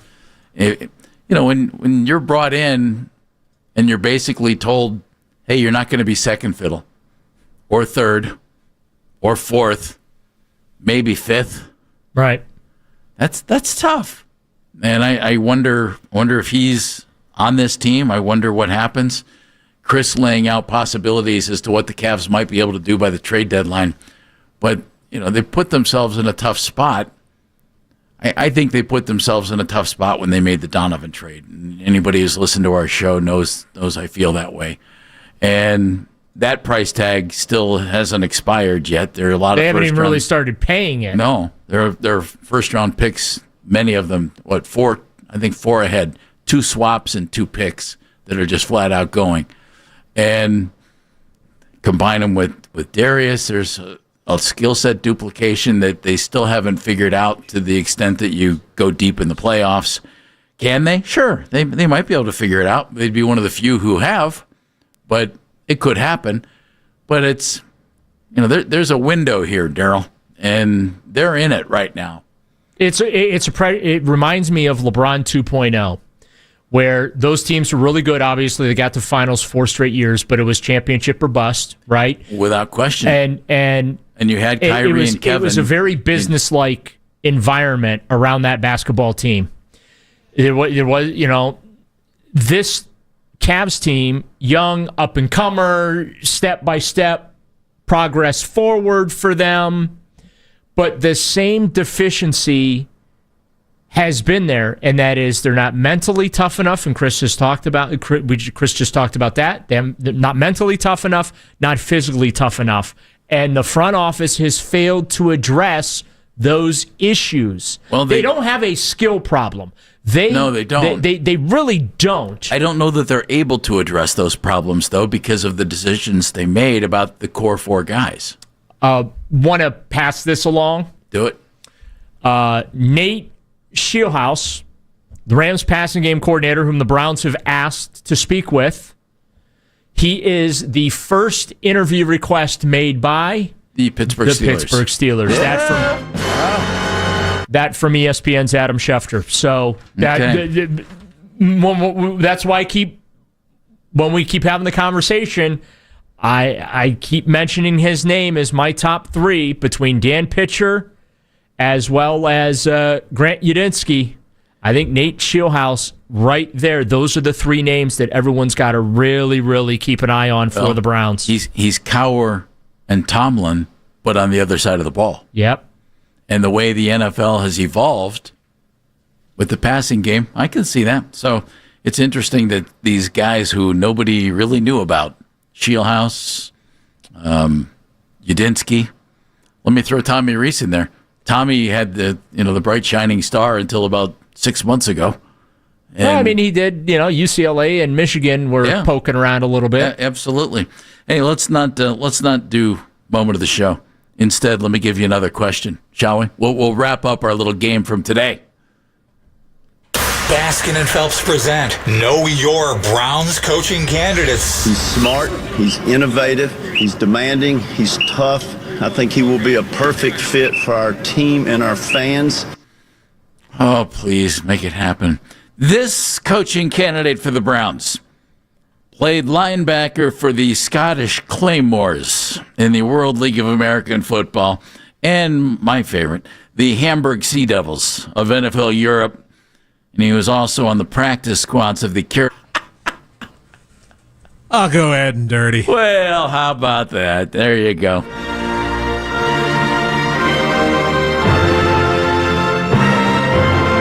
I'll come to Cleveland and call someplace. Wait a minute. I thought you were going to play God Save the Queen for a second. King. Or King. Oh, that's right. They have a king now. King. Queen died. I forgot. Yeah. Yeah, that's why we have Charlie now. Aden Dirty. I looked it up, by the way. It's spelled, you would think, Aden, A-D-E-N, but according to what I found, it's pronounced Aden. You know it's a comprehensive coaching search when we have to get pronunciation guides. Do we want to hire a guy to coach the American game who grew up in Europe? I don't care as long as they can coach. Valid point. It shall, I agree. Decisions. Many of them to be made. Why Am I Smarter? Brought to us by QC Kinetics, the leader in regenerative medicine. If you're in pain, give QC Kinetics a call. 216-770-5488. Dan Mennigan. Social media mentions are powered by Shaiba Jewelers, Cleveland's premier jewelry store. Fedor was outstanding. Give it a listen, 923thefan.com, wherever you get your pods. Mackenzie. I'm going to piggyback off of that. I feel like I could listen to Chris talk for hours, just him kind of going over the Cavs loss to the pace and how they've not mentally recovered from that. Daryl Ryder. Jeff Phelps, Browns head coaching candidate quiz. I learned a lot today. Well, you know what? I did too. Remembered none of it, but learned a lot. I did too because I did the research. But my favorite question of all, which candidate in his first year of coaching as a graduate assistant at Baylor initially lived in his car in a Walmart parking lot? Makes me want to give Grant Udinsky a hug. It's okay. Might get a job out of it now. Grant. You're going from your car in a Walmart parking lot to millions of dollars to be an NFL head coach. Congratulations to you. It worked. Nick Wilson, Jonathan Peterlin, hanging out in the hallway with Fearless Leader. Heath will have to quit talking to him so they can come in and do their show. They're next right here on The Fan. Daryl, thank you for stepping in today. You betcha. Daniel, thank you for stepping in today. I'm Jeff Phelps, Afternoon Drive, next.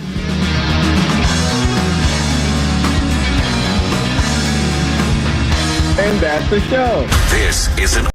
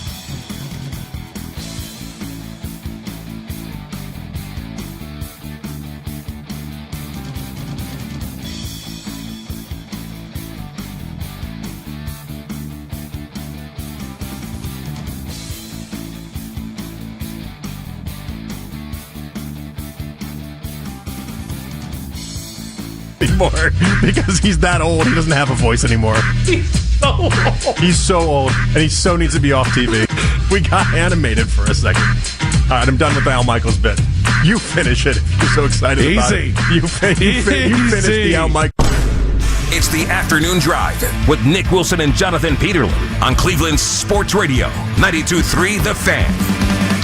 The show is back. Nick Wilson, Jonathan Peterlin. We are Afternoon Drive, and it is a hump day in the beautiful region of Northeast Ohio. Hello, everybody.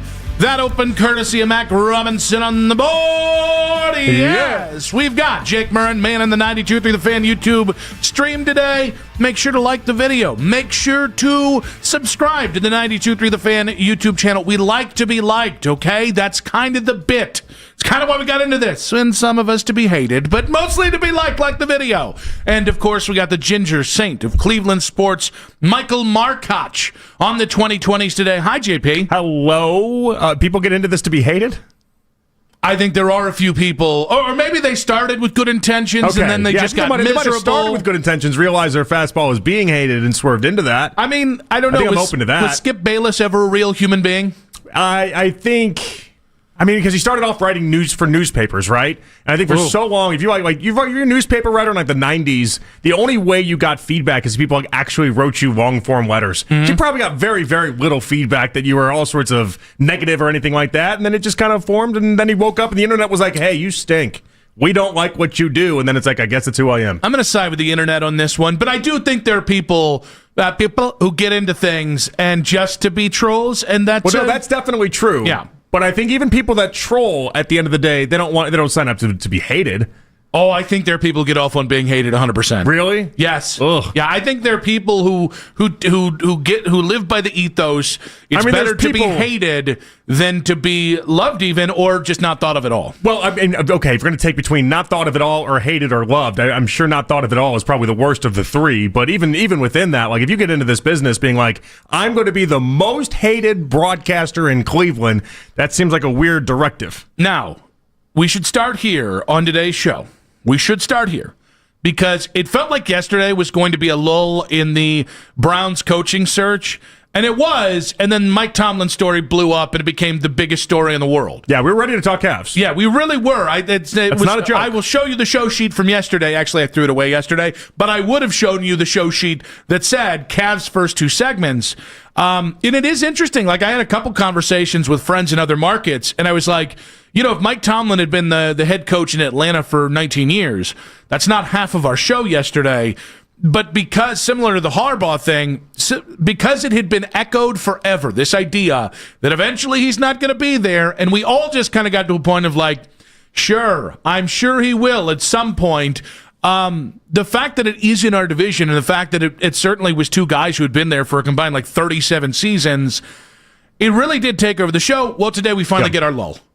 The Browns, as of right now, they've not been reported to be interviewing anyone today. Jesse Minter's coming up on Friday. Yeah. I think we're in the soft reset of this coaching search where you've had a few introductory things, you've done a fair amount of the due diligence, and now it's, all right, let's see how the rest of the interviews play out before we move on to round two. I mean, it really feels like everyone's waiting on Harbaugh, and he interviews with the Giants today, and if the Giants are, if they're anything like what the Chiefs were with Andy Reid so many years ago, they just don't let him out of the building.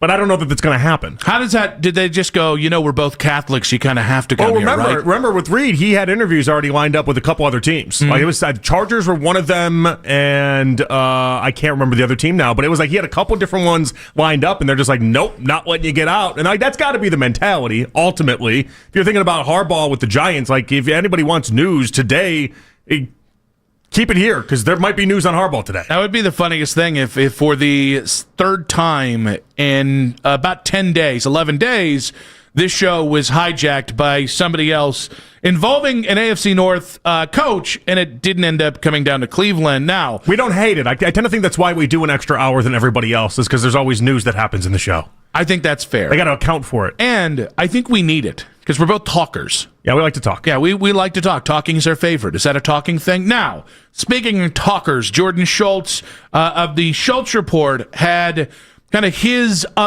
side and his view, rather, of the Browns head coaching job and where the Browns might be going. The Browns would love to keep DC Jim Schwartz with their new head coach, given all the defensive success they've had, which is why most expect them to hire an offensive-minded head coach. Many around the league have viewed the Browns as a team that could hire a head coach who might be a year away from being a legitimate candidate, but in their eyes, if he's going to be a head coach in the future, why wait? That's why you're seeing Cleveland interview requests for Bengals OC Dan Pitcher, Jags OC Grant Udinski, and Rams pass game coordinator Nate Scheelhaus. Pairing a young offensive mind with Schwartz is seen as very intriguing to Cleveland. All right, I just have to say this.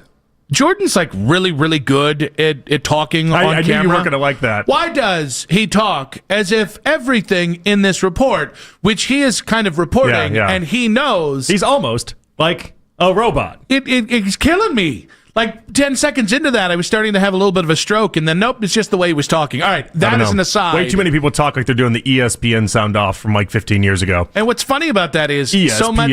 What makes those the SportsCenter anchors so great is they're totally reading, and you can't tell.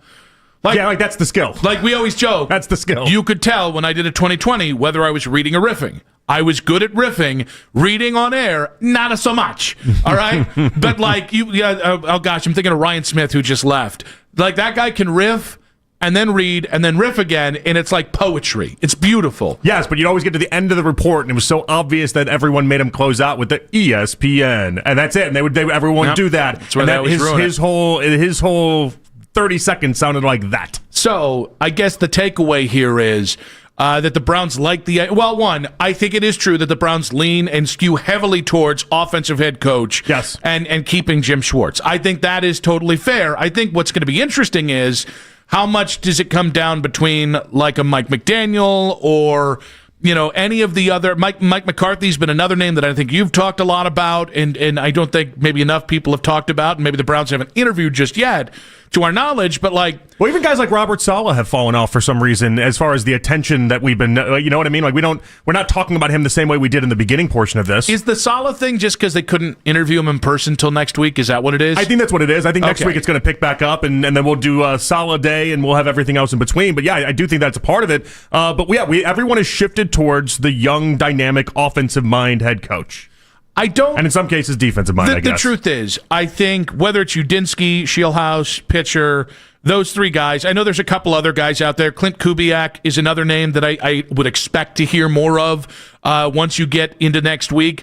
I do think that those are guys that are going to feature prominently in this search.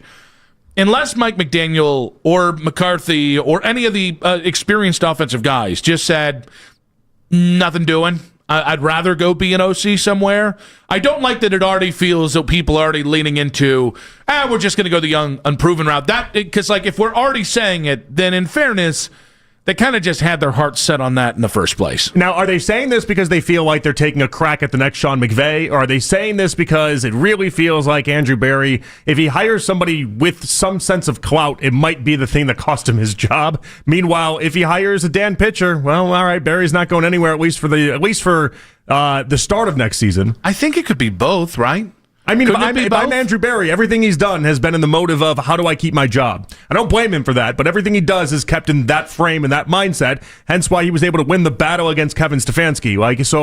If that's still how he thinks, which I don't know why he'd deviate off that. Well, yeah, you think about who you hire as far as what that means for your employment. In defense of Andrew, can I just say this is how the entirety of the NFL does work? Yeah, I mean, it's a rat for race. The fans out there that don't like how this reflects upon Andrew, I'm here to tell you, this is the NFL. There's only 32 jobs and 32 GMs, and there's a lot of pressure in there. There's a lot of dynamics that go into that. It's a dog-eat-dog world. I mean, these are the type of people that would, they'll push your mother down a flight of stairs if it thinks it's going to give them a leg up. They are from the Ivy League. I've seen many movies about it. All right? There's Wall Street. Another thing about Matt Burke, by the way, another Ivy guy. I was thinking he's Dartmouth, though. It's a little bit different. You don't see many people with they the just Dartmouth look down upon him. You don't see many with the Dartmouth tag. Even Schwartz is like, you're an Ivy Leaguer, but you're not one of those Ivy Leaguers. There is that hierarchy. It's a weird thing in the Ivy world. We should talk to Ross Tucker, Ivy Leaguer, about that coming up at 4:00 today. Listen, I'm okay skewing offensive side of the ball. Is it a little frustrating that you would eliminate half the ball, or half the side of the field in coaching searches when you just need to land the next head coach? Yes, but the Browns won't be the first team guilty of this, and they won't be the last team. And I do think, like, alignment is such an important word. I've kind of given up on getting a leader of men because I don't think that's what Jimmy wants, and I don't think that's what Andrew wants. I think they want a guy that's a head coach. I really do think, like, so much of their structure is kind of informed by the Ivy Leagues, Ivy League corporations, where there's an org chart, and as a head coach, you're one guy. You've got your job as head coach. Here's your responsibilities. Do that and nothing else. Whereas a lot of football is a guy like Vrabel. Vrabel is not just a head coach. He's involved in everything. Yeah. Right? Yeah. And so I think guys who are leader of men tend to look at this and go, this isn't getting done. I'm going to take this on because it needs to be done. That's a threat in the corporate structure that I think they like. Here's how I read it. I read it like what we know about Andrew Berry at this point is that we always talk about Bruce Arians being the definition of no risky, no bisky. Mm-hmm. That's how these guys operate. And I feel like this coaching search can be described the same way we had the quarterback conversation with Baker Mayfield and Deshaun Watson. Baker Mayfield could have been a safe choice for them. You could have had a decent amount of success. They went for broke. They tried to get a top 3 quarterback at the position. They did everything they could in order to do that. They went for broke. They really put all the chips in the middle of the table. It worked out. It didn't work out. They busted at the table, and they're trying to regroup here. Same thing with these offensive coaches that we're talking about and some of the people that we're talking about. McDaniel is the Baker Mayfield of head coaches. This can be very simple. You can do this. You can be respectable. You can get yourself to a good spot. They go for broke. Dan Pitcher has a chance to be Sean McVay. They can't escape that. In their mind, they won't be able to erase that. Shieldhouse, all these guys, Udinsky, all these guys, they have such high upside, and these guys have been playing for the extremely high upside the entire time. Yeah, but I do think he also has a chance to be Adam Gase. Well, and again, it's got a chance to work out the way it did with Deshaun Watson as well. Like that's where the risk is. That's why these guys, they continue to take extreme risks that not everybody in the NFL would. That's their DNA, in my opinion, though. 216-474-0092. At Nick Wilson says, at Jay Peterlin on social media. Social media reactions on X, powered by Scheibin Jewelers, Cleveland's premier jewelry store. Does it feel like the Browns will hire an unknown as their next head coach? Or do you still think that guys like McDaniel or Saleh or any of the proven guys, even Harbaugh, are still in play? We got quick hits coming up at 2:40 today. We got Ashley Bastock at 3:20, Cleveland.com. We got Ross Tucker, Odyssey NFL Insider at 4. And then Daryl Ryder coming up at 6 o'clock as well. A lot on the coaching search today. We'll get back to the Cavaliers, including an erroneous report on the Cavaliers that we have to strike down. So many things to get into, but 216-474-0092. Does it feel like the Browns will hire an unknown as their next head coach? In another report on the Browns, maybe one you're not going to care for. That's in 5 minutes on 92.3 The Fan.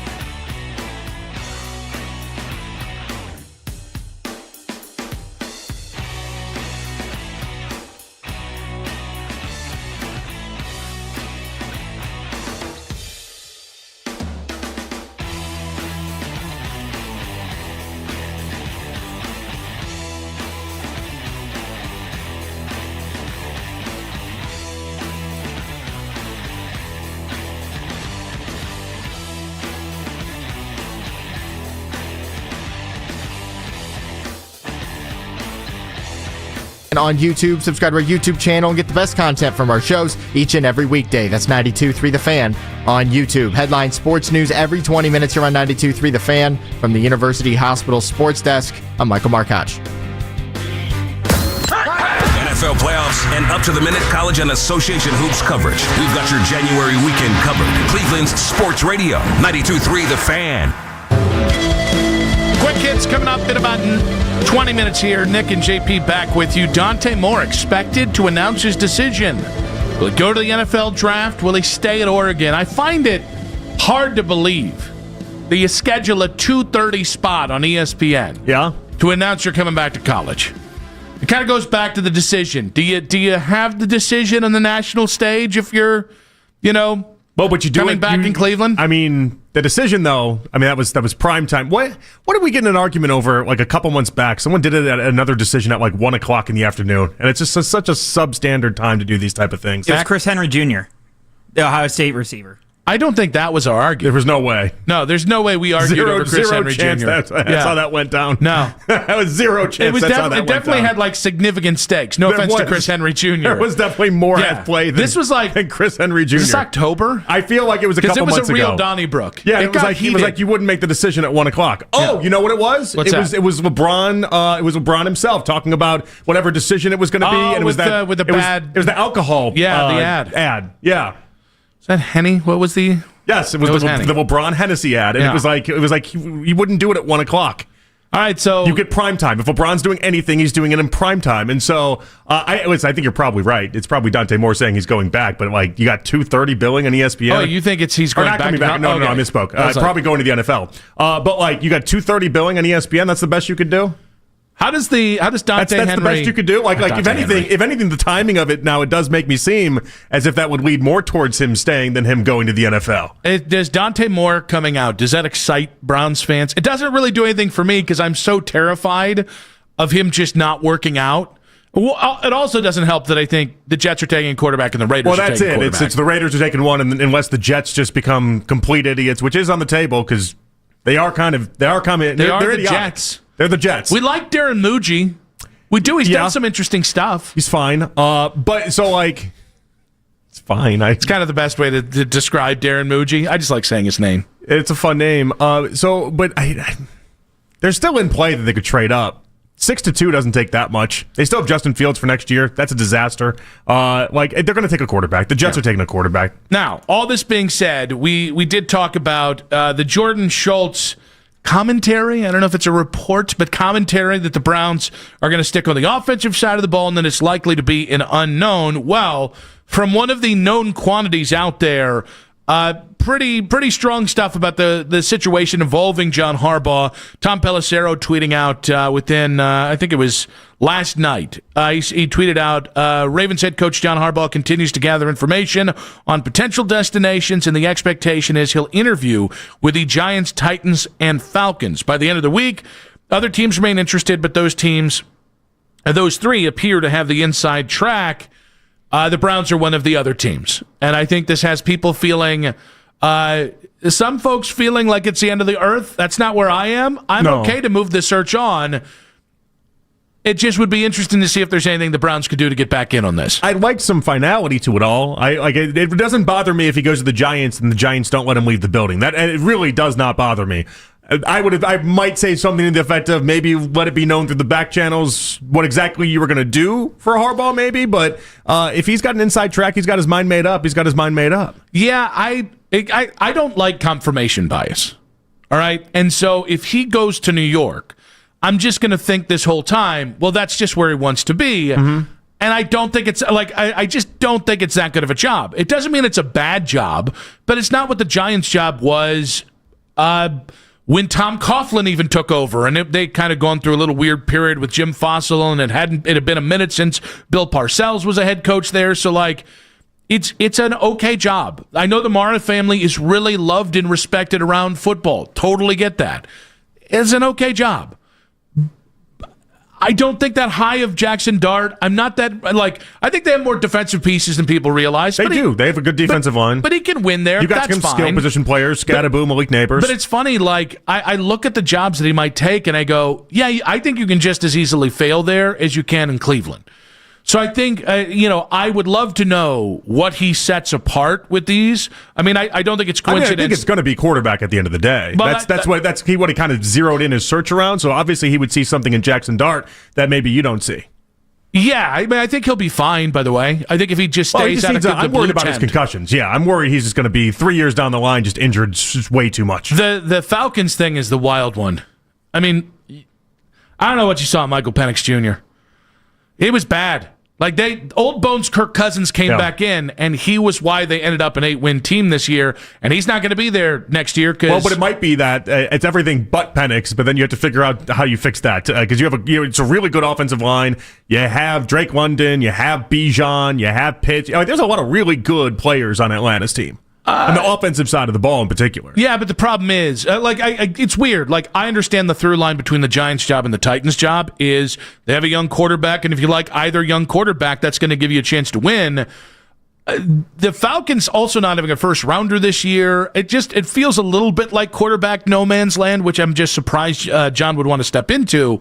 But it's funny, when we talked 9 days ago, when John Harbaugh got fired, well, I guess technically it was 8 days ago because it was a Tuesday. I probably was in throw everything in the kitchen sink, get him no matter what. And I understand that that's probably what's required from here to get John Harbaugh. Yeah. I don't know that I'm there. I don't know. I don't want the Browns acting in desperation. And I don't want another... I'm okay if you get a little desperate if what that means is you're throwing it at John Harbaugh. No. What is getting desperate in this scenario? Telling him you'd pay him $30 million a year? I'm fine with that. It's the NFL. You don't need to be desperate. There are going to be good coaches hired in this cycle. You can find a good listen, do you get instant credibility with John Harbaugh? Of course you do. Is he a good hire? I don't know that I trust Haslam to be able to find that. And so, one of the things that makes Harbaugh... He found Kevin Stefanski. I don't think Kevin Stefanski's a good coach. That's been well established for myself. Well, okay. So, I don't think he's a bad coach. I just don't think he's a great coach. I think he's an average NFL coach. It's really hard for me... Because if you have somebody that can do the job and has 18 years of experience of doing the job, I'll let you get a little desperate with Harbaugh. I'll let you grovel a little bit for Harbaugh. In fact, again, I said it wouldn't kill me if the Giants didn't let him out of the building. It wouldn't, but I would like to hear at some point that the Browns at least expressed an extreme desire. I just don't. Everything we're seeing, everything we're reading, everything we're taking in, and it might just all be fugazi, Nick. None of it might be any sort of reality at all. I just get the impression from Andrew Berry that they're going to go with a young offensive mind, and it's going to be somebody we'd never seen coach before, and we're just going to have to deal with it. I hate to be this guy. I want volunteers, not hostages. And I do think, I'm willing to appease John Harbaugh in so many different ways, including with Andrew Berry. But I'm not listen, if $25 million or whatever they might offer him and his own GM, if that's not enough, okay, that's fine. But we're in report season right now, too, and I don't think this is likely, but I do have to throw it out there. At this point, he might be playing hardball with some teams as well, including the Browns. You might be throwing everyone off the scent. All right, if your initial ask is $25 million, I want to get it to 30. What do? I tell everyone I'm interested in 3 other teams that seems realistic. Then just say it's 30. I don't know. One thing I'll say about That's Jimmy a cat Haslam. and mouse game, but yeah. I don't think you need to play cat and mouse with Jimmy. I think you just need to be honest. I think if John said, I'm very interested, but only at $30 million, I think he'd do it. But even then, I just don't know that he's defined. I don't know that he's as interested in money being the end all be all within this factor. I think that's where I think we lose out in that convo. I think John is a really, yes, great head coach. Absolutely. He's also 63. I really think, I tend to believe that everybody who has said this team is multiple years away, I think that's an exaggeration because they just won 5 games. I think and this is a big if, I'm willing to concede that this is a big if the quarterback position gets stabilized and you figure out your offensive line, I think you're going to win a lot more games than people realize next year in year 1 of a head coach. I don't think you're that far from being competitive. I think all this doom and gloom crap that I've heard around this town, and it's not even really on this station. It's been a lot from every. No. I think all those. I understand why it is, and I understand that there have been parts over the last 2 years that it has felt like same old Browns, and there have been some Machiavellian things that have happened the last 2 years that didn't happen the previous 4 years, and so points deducted. I get that. It's not doom and gloom. Whoever's the next head coach is not walking into this with a absolute bare cupboard. And so if John Harbaugh can't see that, whether it's a quarterback or whether it's Andrew Berry or whether, quite frankly, it is Jimmy Haslam, okay, that's fine. It's really we've gotten to a point where I'm at peace with whatever John Harbaugh wants, and I'll go to a certain level to get him here. But I am not. I can't, because I don't ever want to see this organization operate in the likes and to the lengths that they went with Deshaun Watson ever again. They made themselves desperate. They caught themselves. They tricked themselves. They didn't. They might have tricked themselves, sure, but they did everything they thought. It's tough. The Deshaun Watson thing, they overcame a lot of obstacles and hurdles to be able to get themselves in the prime spot to land what they thought at the time was a top 5 quarterback. They were wrong. Their assessment was wrong, but their ability to pull it off, I've never questioned and been like they did that the wrong way. Well, no, but they did it out of desperation. They talked themselves into being desperate when they didn't need to be. They had an established quarterback. And yes, at some point they had to pay that quarterback. That's fine. But the point is, when you chase the wrong quarterback, when you chase the guy who's been accused of the wrong things, a guy who patently said, I don't want to play in the cold. Guys, that's take no. Hear no. And say, you know what? Well, they went for an upgrade is what they went for, and obviously it didn't work out. But absolutely, but you didn't need to. They at some point they butchered the relationship with Baker so much that they decided they needed to. Well, so wait, are you saying you want Stefanski back? Is that what you're saying? If Stefanski's Baker in this scenario, do you want Stefanski back? Is that what you're saying? No, I don't want them to chase somebody so desperbly they lose sight of the objective, which is to be as good as quickly again as possible. I don't understand the chasing so desperately thing. You're trying to Harbaugh's auditioning these teams. You're trying to convince him that he should be the coach here. That's not. The whole game is to chase a head coach if you want them to have the job. Yeah, but I don't think you. No, I think there's a difference between you're selling seeing yourself. If a guy's a fit and chasing somebody. I don't think you need to chase. This isn't 6 years ago. This is a better job than people want to give it credit for. If John Harbaugh sees that value, then you do as much as you can to try and make it happen. But you don't do whatever this equivalent would be of a $230 million guaranteed contract. I don't think there's any NFL head coach worth that. And that includes McVay and LaFleur, who might be available according to some reports, might not be. Shanahan would love any of those coaches. There's always a next Kyle Shanahan. There's always a next Sean McVay. Like Kevin O'Connell, nobody saw that one coming to the degree that it happened. You can find a good coach. You don't need to be so singular in your focus for one coach, no matter who that coach is. Well, I don't think they're so singular. They're interviewing people all week long. They've been interviewing people now. We got as many as 10-plus different people that they've talked to, that they've done interviews with. We're probably going to get closer to 15 when this whole thing is said and done. I don't think it's a bad thing to be like, hey, I want this guy as a head coach. Let's figure out what I have to do to get there. It just isn't bad to me. See, again, I don't think we're that far. I think it is. There has to be limits to it, though. I don't think it's whatever. I do think this is a change in philosophy from where we are. I talked myself into being desperate for a really good head coach 8 days ago. You don't need to be. As of right now, Harbaugh is the only guy that I'm willing to say, hey, I'll alter this structure that we've been working on. Jim Schwartz is now negotiable. Andrew Berry's now negotiable. Yeah. Name the price. I'm not doing that for any other head coach in this cycle, right? For me. Okay, so that sounds like we're not too far off here. But there is a limit to that, right? You don't just get everything you want just for the sake of, well, that's the only way I'm coming there. You have to prove you want this job. I know he's interviewing us, and that's fair. At some point, all right, you want to go coach the Giants? Go coach the Giants. I'm not so hung up on him that I need him at all costs. Well, I don't know. If he decides he wants the Giants or the Falcons, you just have to live with that. That's the reality. I think you put your best foot forward. I think you try as hard as you possibly can, because Harbaugh instantly changes what this franchise is. And if he says no, he says no. But you do have to sleep at night knowing you at least took a chance. All right, so it's from Ari Myrov, and I don't know if that's legitimate enough. Oh, how about this? All right. I think this goes back to your 2:30 press conference. You didn't tell me bleep. What do you mean? I just told you 7 minutes ago. 8 minutes ago. That is not how I took it. I think you told me 3 months ago with the LeBron thing. I think with this one, I didn't hear you say it's a 2:30 press conference. I didn't see you double down on this.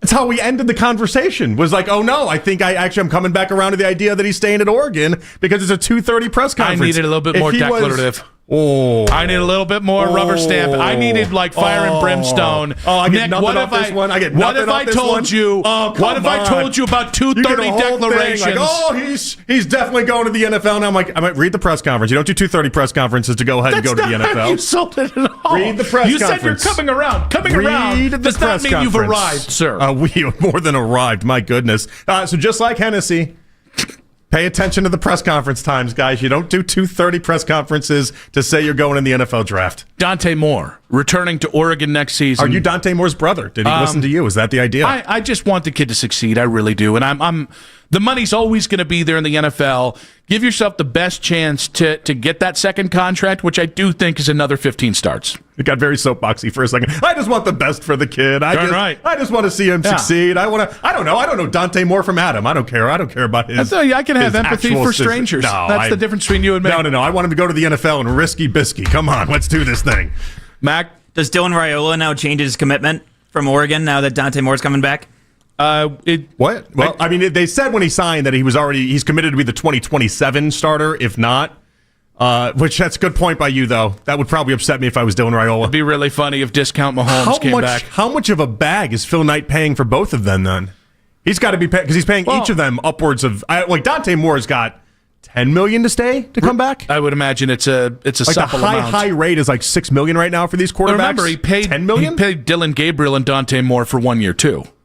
Yeah, no, I mean he's got a lot of money. Yeah, he's very committed to the program. Okay, wait. Color me shocked. Are you saying? Color me shocked. The guy that owns Nike has a lot of money and is willing to spend in very, very obvious ways. That's a guy that really wants a title before he dies. I don't think he's going to get it. I don't blame him. You know, I think about this like every other day, how much money T. Boone Pickens would have spent if they would have just let him live in this era. Man, Mike there are Gundy. certain people that were just waiting for this era to be unleashed, and they would have. He was donating $300 million to like the math department. Like he was just trying to make everything awesome, and he just wanted to make the football team win. I do. Once I reach the other side, I want to sit on the other side of the pearly gates. If Lord willing, I'm allowed in, and I just want to sit in. I want a classless heaven, by the way. What do you mean? Money's not a thing in heaven. Yeah, no. That's where I'm Phil going. Knight, you come down to my territory. Oh no, see, you but get down to my level. Okay. I just want to watch as like Phil Knight comes up to the pearly gates. It's like, Phil, you did a lot of stuff, but I see here you spent about $6 billion on Oregon football. Couldn't have gone to kids who need food. No. Helping the poor. I think no. I think I think Nike in general, God's probably got a lot of problems with. You know. Oh, he's going to get to the child labor pretty quickly. A lot of sweatshops. He's going to have some questions about China pretty quickly. A lot of things that happened on Nike and Phil. But I want to see St. Peter. I want to see all the archangels and whatnot interview. But I did hear T-Bone Pickens and just like I don't know. I've heard God is an MJ guy though, so it's going to be real tough. Father Time disagrees. Father Time disagrees. I think MJ 100% agrees. Well, no, MJ thinks he's God. Dante Moore is going back to Oregon for another year. That's where the confusion came in. That's where it is. That's my bad. Yeah. That's my bad. The right fit for the Browns head coach job in 5 minutes and quick hits on 92.3 The Fan.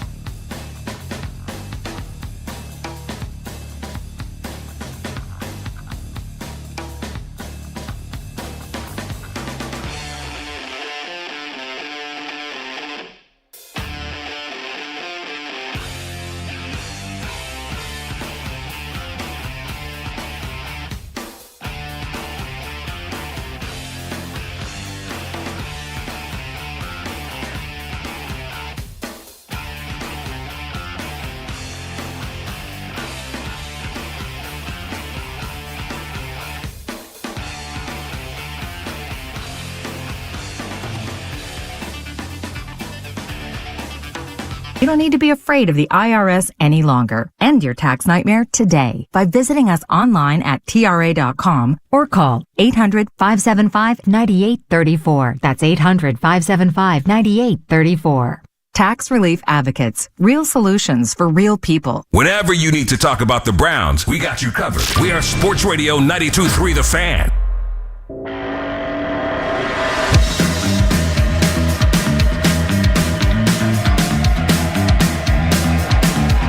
Ashley Bastock coming up in about 40 minutes. Nick and JP back with you on Afternoon Drive. Missed a moment in our show? Use the rewind feature on the free Odyssey app, powered by Integrated Restoration, your local experts in water, fire, and storm disaster restoration. We've got plenty to react to. Dante Moore going back to Oregon. The Steelers have their first two head coach candidates. At least one of them is also a candidate for the Browns job. But plenty to get to. Let's get to quick hits. From the latest news and rumors around the sports world Go Angels! Angels! to the sound bites you need to hear. Hurry! It's Quick Hits. All right, the voice of the Cleveland Browns, Andrew Siciliano, has a coaching name that he feels fits the Browns. At least this is what he said when he joined the midday show earlier today. Mm-hmm. I only have one guy in mind if they're going to hire a defensive coach. I love Jesse Minter. It isn't Jesse Minter. He plays an entire system. I think Jesse Minter is all about is what Mike McDonald plays in Seattle. Very effective system, but they're not going to go single high and pin your earbacks with an attack front and just go after the quarterback. That's not what they do. You want to hire a defensive coordinator and a young one, go get Matt Burke of the Houston Texans. They run the same system. All right, in fairness, he's 49, so he's not incredibly young, but he is, I guess he's younger. No, he's actually older than Stefanski. How much should the defensive scheme matter in hiring a defensive coach? So I think more importantly than the scheme on this, it was the idea that he had coached under Jim Schwartz before. Mm-hmm. And so, like, Schwartz would still be the DC, and then it would be this, we know that they would be simpatico the moment that it starts. I'm not fairly interested in him in general, but it's worth noting. I think I want to keep Jim Schwartz as the defensive coordinator. I don't know that I'm willing to hire Matt Burke as a head coach to do it. But I understand. Like, it's just so funny to me that we have these conversations with the Browns that just don't exist. Like, in Pittsburgh and Baltimore, you know that there's going to be a certain amount of things dictated to you. I understand the Browns aren't Pittsburgh or Baltimore, but when the Browns suggest, it really makes a lot of sense to keep Jim Schwartz, half the reporters are being like, they're forcing him on head coaches. It's like, no, they just really like their defensive coordinator, their top 5 defense. It also shouldn't be such a forced thing. It's one of the best defenses in the NFL. Should be a little common sense, right? You should take the job and be like, I'll only take the job if Jim Schwartz is able to stay. Not this other way that it's being phrased for some weird reason. Wait, you mean I'm going to have a defensive coordinator with a defense with chock full of players that specifically fit his scheme, and last year they were a top 5 defense? No, it's deal breaker. It's like, count me out. Like, what are we doing? It's like they're forcing Joe Shane on somebody. That's why I go back to like these Dan Pitcher type guys. They're like, of course we'll take Jim Schwartz. What are you talking about? We don't have to worry about anything on the defense. I focus on offense. Like, that's life on easy street. I still think Mike McDaniel would probably welcome Jim Schwartz after the struggles they had defensively. I know they weren't consistently putrid, but if you had put that the second year off, whatever the first year offense actually it was with Tua,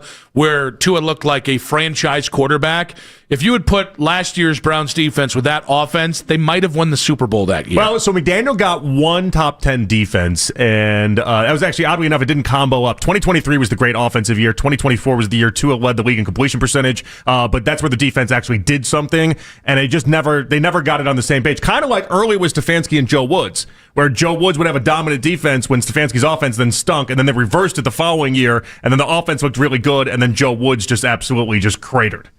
Omaha! All right, in an interview this morning with SiriusXM's Adam Shine, Tony Romo responds to the negative response to his call of the Bills-Jaguars game where he made Sergio Dip sound like Aristotle. It was unreal. Here we go. We had a bunch of guys sick, but yeah, we were just grinding through it. But you're not going to miss a playoff game. It's too much fun. I think anytime you're in a position like we are, we're on the air for 3.5 hours. There's always, you're always trying to do the best you can and everything. And then there's always going to be moments where there's always great stuff and then other stuff. It's just part of being in your position. You just go back to work and you do a great job. I mean, that's the fun part about this is it's sports and makes it fun. We're just trying to make everyone enjoy the show and learn a little bit and have a great time. So to me, it's what makes sports amazing. It's fun. I mean, an objectively awful broadcast. There's no other real way to look at it. Do you, in fairness, a pretty objectively awful answer. I was going to say, do you cop to him being sick? Because even in that, he didn't sound like he necessarily cared, but he did use the I was sick card. Yeah, was that the problem the 3 previous months of crappy calls? You can only go to the I was sick card so often. Maybe he's got long COVID and we just don't know. He saw a lot of hate. That's funny. He saw a lot of hate. He saw a lot of people getting after him. This was the week. He's like, I gotta get an Adam Shine show. I gotta tell people I was sick. They're all gonna believe me. This is gonna go. It's gonna be fine. It's gonna be fine. Like, I'm torn because anybody who's ever been in the limelight with a bunch of people screaming at you and being mad at you for a modicum of time knows how unbearable it is. In fairness, most of the people that do that aren't getting paid like $20 million a year to do that. So I think Tony has amongst the easiest jobs you could possibly have. With love and respect to our friends in color analysis, while the minute to minute can be tricky because you're trying to truncate everything down into these simplistic thoughts, you get paid a lot to do a very little comparatively to a lot of other jobs, like a beat reporter, right? You can at least be good at it. He hasn't been good for a couple years. I guess he's just had maybe the measles. There's a lot of breakouts of that recently. Maybe he's got the measles, long COVID, just something. Kevin Stefanski is interviewed with the Dolphins yesterday. He's already interviewed with the Dolphins, Giants, Titans, Falcons, Raiders, and Ravens.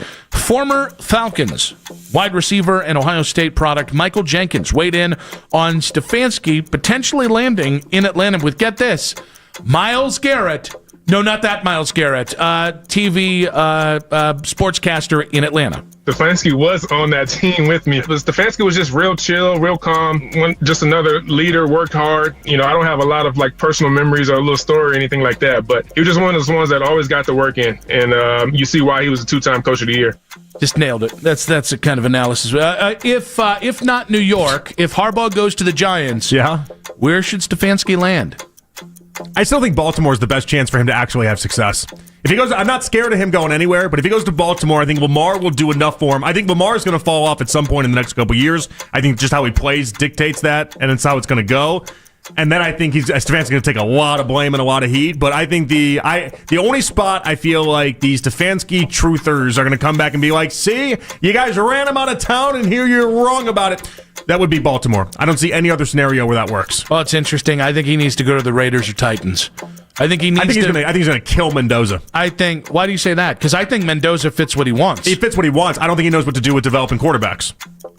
I got 13 quarterbacks that can tell me that's proof positive. Yeah, but how many of them did he get as a first pick overall the year that they came out? I don't think he knows how to actually coach quarterbacks. I don't think he knows how to coach many people in general when it comes to actually elevating their play. I think Mendoza will go as far as Mendoza goes right now. Like the Mendoza you see in Indiana will be the same Mendoza he gets in the NFL year one, and I just think it's going to be okay. A lot of short passes, a lot of basically just truncating everything he does. And then Mendoza 2 years later is going to wake up and be like, what happened? I think Kevin needs to evaluate the best quarterback landings. I don't think the Ravens are.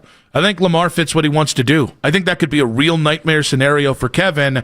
Obviously, the Falcons have Michael Penix Jr. Stay away. Danger, Will Robinson.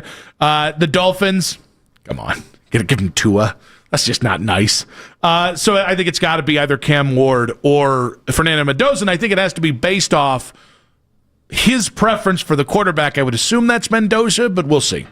I'm just thinking now, do I want Mendoza or Cam Ward? And Mendoza's the obvious answer there, but I'm not scared of either one. All right, Shohei Ohtani's ex-translator, Mizuhara, they're doing it. He had the big gambling scandal. Obviously, it took over everything that we talked about for an extended period of time. He's having his story be developed for a TV drama. Starz is going to put out a whole TV drama starring this story with Ippei Mizuhara, and I don't know how they're going to make it interesting.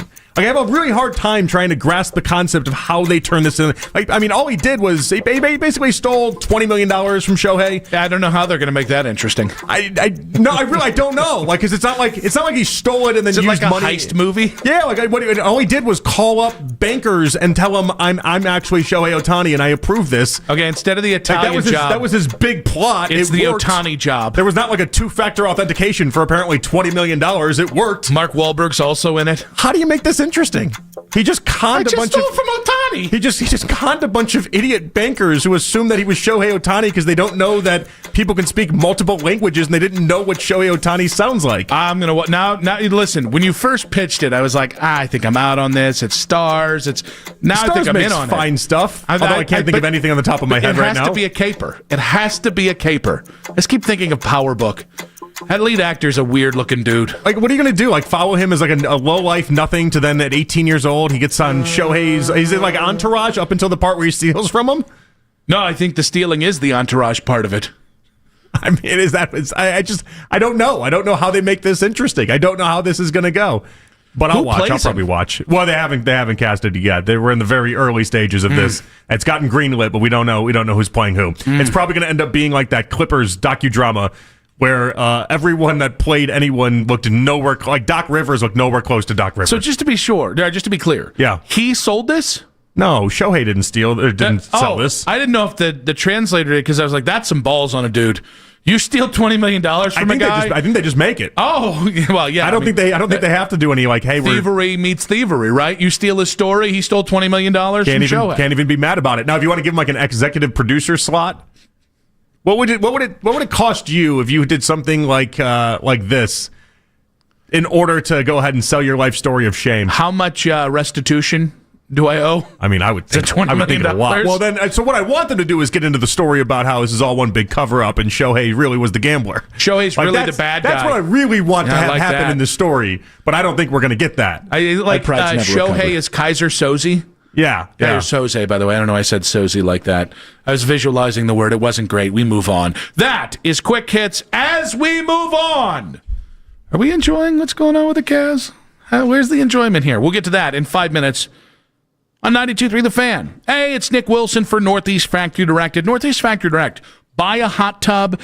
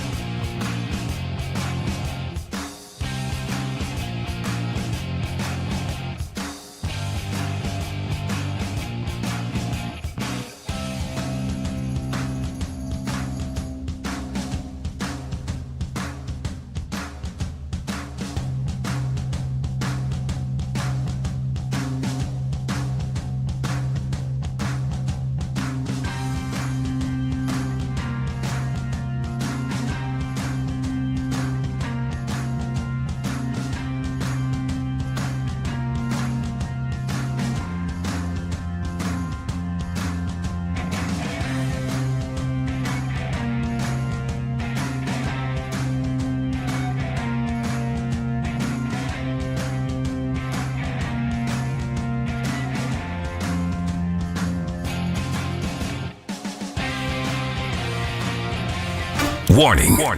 You're running out of football. But don't panic. This radio station will remain open and full of supplies to keep your pigskin pantry stocked. It's that playoff atmosphere right here, boy. Hear the games this weekend. Touchdown! And get the latest news all week. It's playoff football. We'll take it one at a time from here. It's just football. Rely on the home of the NFL in Cleveland. We are Sports Radio 92.3 The Fan. It's a 3 o'clock hour. I'm not wavering. I might be wavering. On Afternoon Drive. You can listen to The Fan anytime, anywhere on the free Odyssey app or by telling your smart speaker to play 92.3 The Fan. And now you can find The Fan on YouTube, including The Ken Carman Show with Anthony Lima, 6 to 10 a.m., Baskin and Phelps, 10 a.m. to 2 p.m., Afternoon Drive with Nick Wilson, Jonathan Peterwin, 2 to 7 live each and every weekday on The Fan's YouTube channel. Subscribe to our channel for free to watch all the best content from your favorite shows in The Fan live and on demand now. Ashley Bastock coming up in about 20 minutes. Cleveland.com. We'll talk to her about the Browns head coaching situation. We'll also ask her about whether she thinks the ship has passed. The moment has sailed, one of those two, on John Harbaugh. And we do have a report from Connor Hughes of SNY TV. He covers the Jets and Giants. He says, sources, the Giants are making a massive push to get a deal with John Harbaugh done today. They're willing to not only pay him, but also whatever his staff wants. There are factors outside of New York's control. There's a mutual respect between Matt Ryan and Harbaugh. He might want to give him his chance to speak, but New York is doing what they can to prevent that from happening. I don't know. Again, John Harbaugh's a great head coach. Do I know definitively that wherever he goes, he's going to win and win for long term?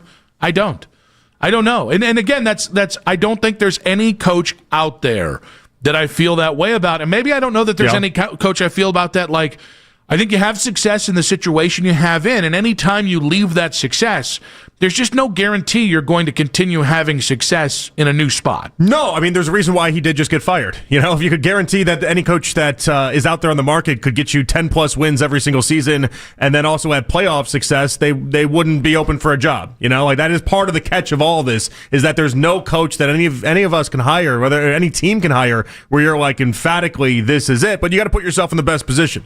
And it seems like the Giants are at least putting themselves in the best position. Like, good hire. You're not going to get me an argument. Now, I will think it's funny if Harbaugh ends up not going there and then Stefanski's the guy. Oh no, it'll be second fiddle. You got to hate that if you're Stefanski. So that's hard because you're thinking to yourself, like, all right, so they didn't really want me that bad. Clearly, they wanted Harbaugh. But also, like, if you love Jackson Dart, I don't know that he loved Jackson Dart as much as everyone tries to tell me that he does. But if you love Jackson Dart, then you get over it pretty quick. Like 9 days ago, if they had just, the moment Stefanski was fired here, if they had just announced Stefanski's the new head coach, the New York Savior, we finally got a real head coach, right? Yeah, but you know how bad that would be? The second John Harbaugh got cut loose to turn Giants fans would want to fire Stefanski after 2 days. They'd be like, what happened? This is why you don't hire these guys right away. Contract's not signed. Yeah, they'd be like, can we get out of this? How do we get out of this? I just, again, you got to get the right head coach. You really do. I think we're just going a little overboard with John and just any of these head coaches. Like, hire the right guy. I actually think that Browns are, and again, they're approaching it this way because Harbaugh isn't coming to them and saying, what's your offer? At least as of right now, As of right now, it seems like they kind of just read the room about it all. I would rather do this kind of search where you go, all right, we're going to interview as many people as we can, and we're all going to have our biases, but at the end of this, we're going to try and hire the guy that fits within what we want.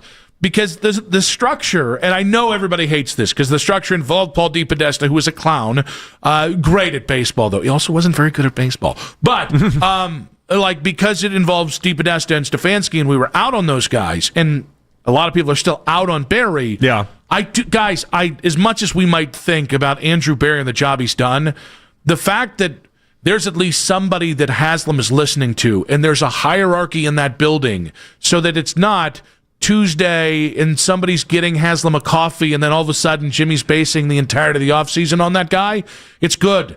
That is stability. Well, and I don't think Jimmy's almost Jimmy-proofed the Browns to some degree. I don't think it's bad that we have a guy in Andrew Berry who is thinking to himself, I just got to find the next McVay. I got to get the young offensive coordinator, and I got to make this guy then be awesome. And if it means I'm a year or two early to hiring this guy, then great. What I'm impressed with so far through all of this, though, is that all anybody had told us was that basically that tree wasn't really giving off new branches. You know what I mean? Like basically all the coaching, the new hotshot coaches, that all kind of dried up. And within this little cycle here, whether it's Udinsky, whether it's Pitcher, whether it's Shieldhouse, like we got names that people are at least saying will be head coaches one day. We might just be a year or two early on it. That's not bad. In fairness, there's always going to be names.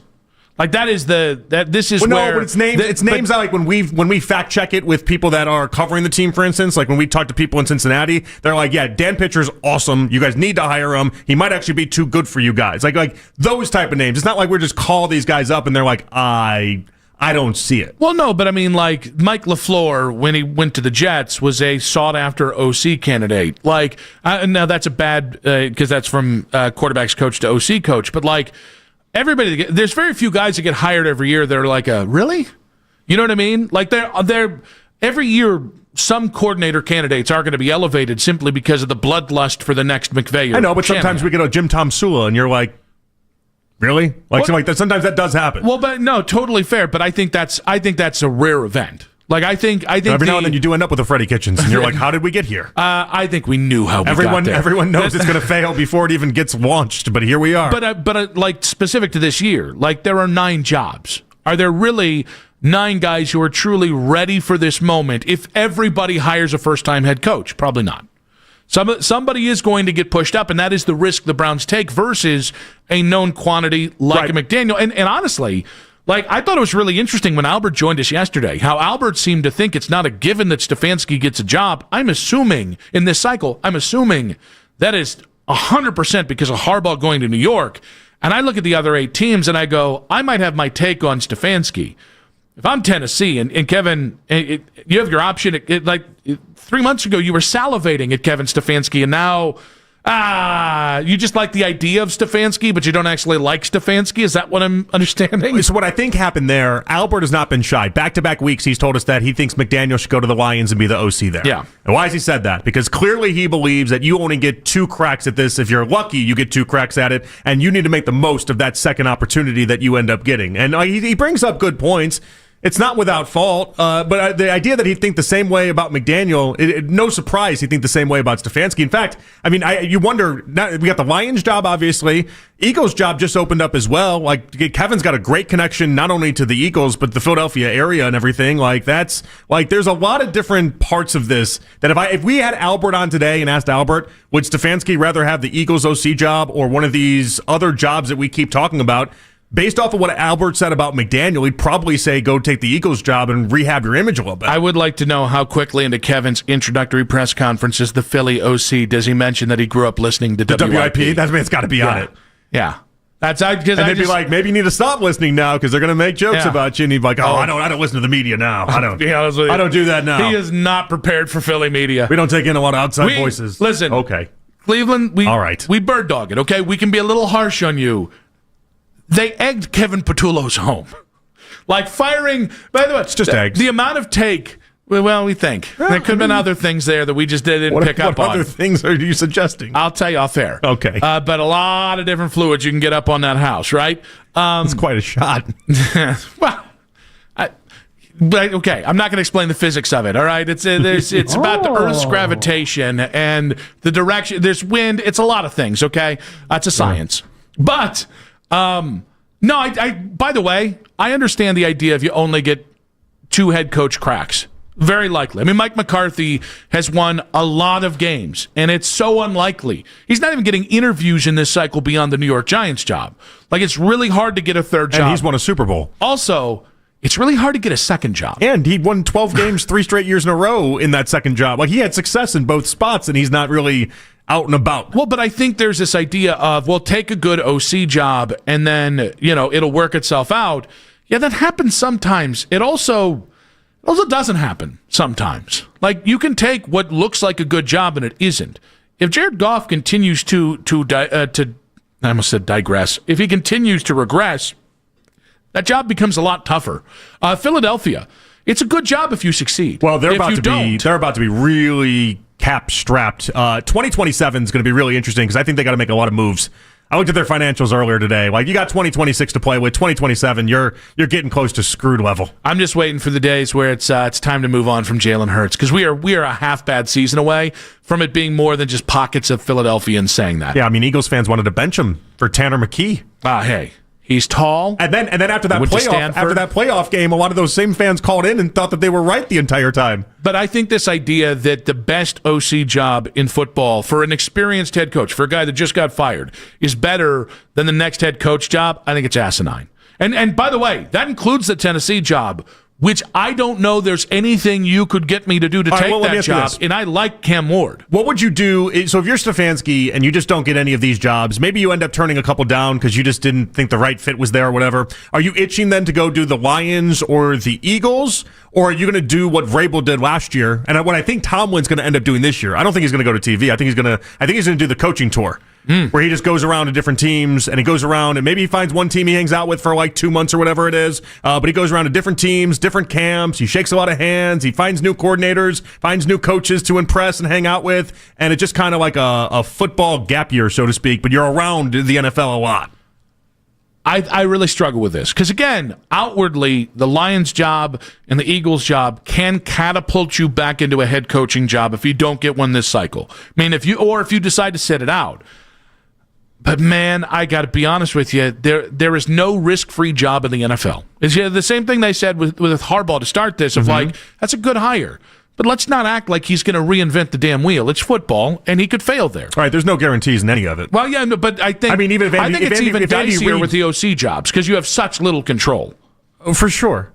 Yeah, and so you have a lot more control in Philadelphia. I guess if you go to Sirianni's not calling plays. If you go to Philadelphia, I guess the thing is, well, okay, it's a bounce back spot, meaning just don't be the worst offense that Nick Sirianni's ever had as a head coach in the NFL, and you'll be fine. And they do seem to do the every other year thing. Every other coordinator thing. So Steichen was great. Who followed him up? Not great. Then came Kellen Moore. He goes down to New Orleans. Then Patullo, not great. I understand the math involved.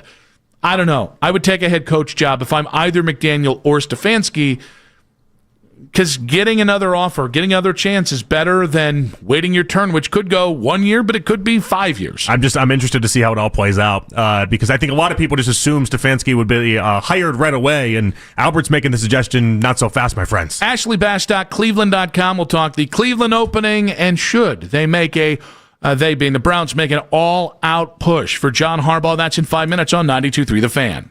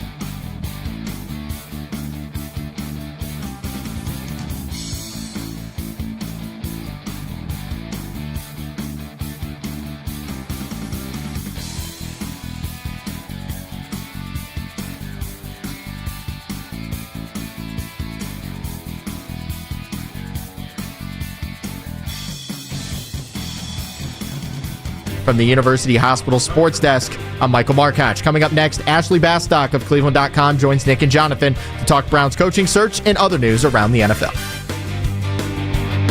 When you want the latest on the Cavs, we're the station you turn to first. 92.3 The Fan is Cleveland's home for breaking sports news. Your teams, your station.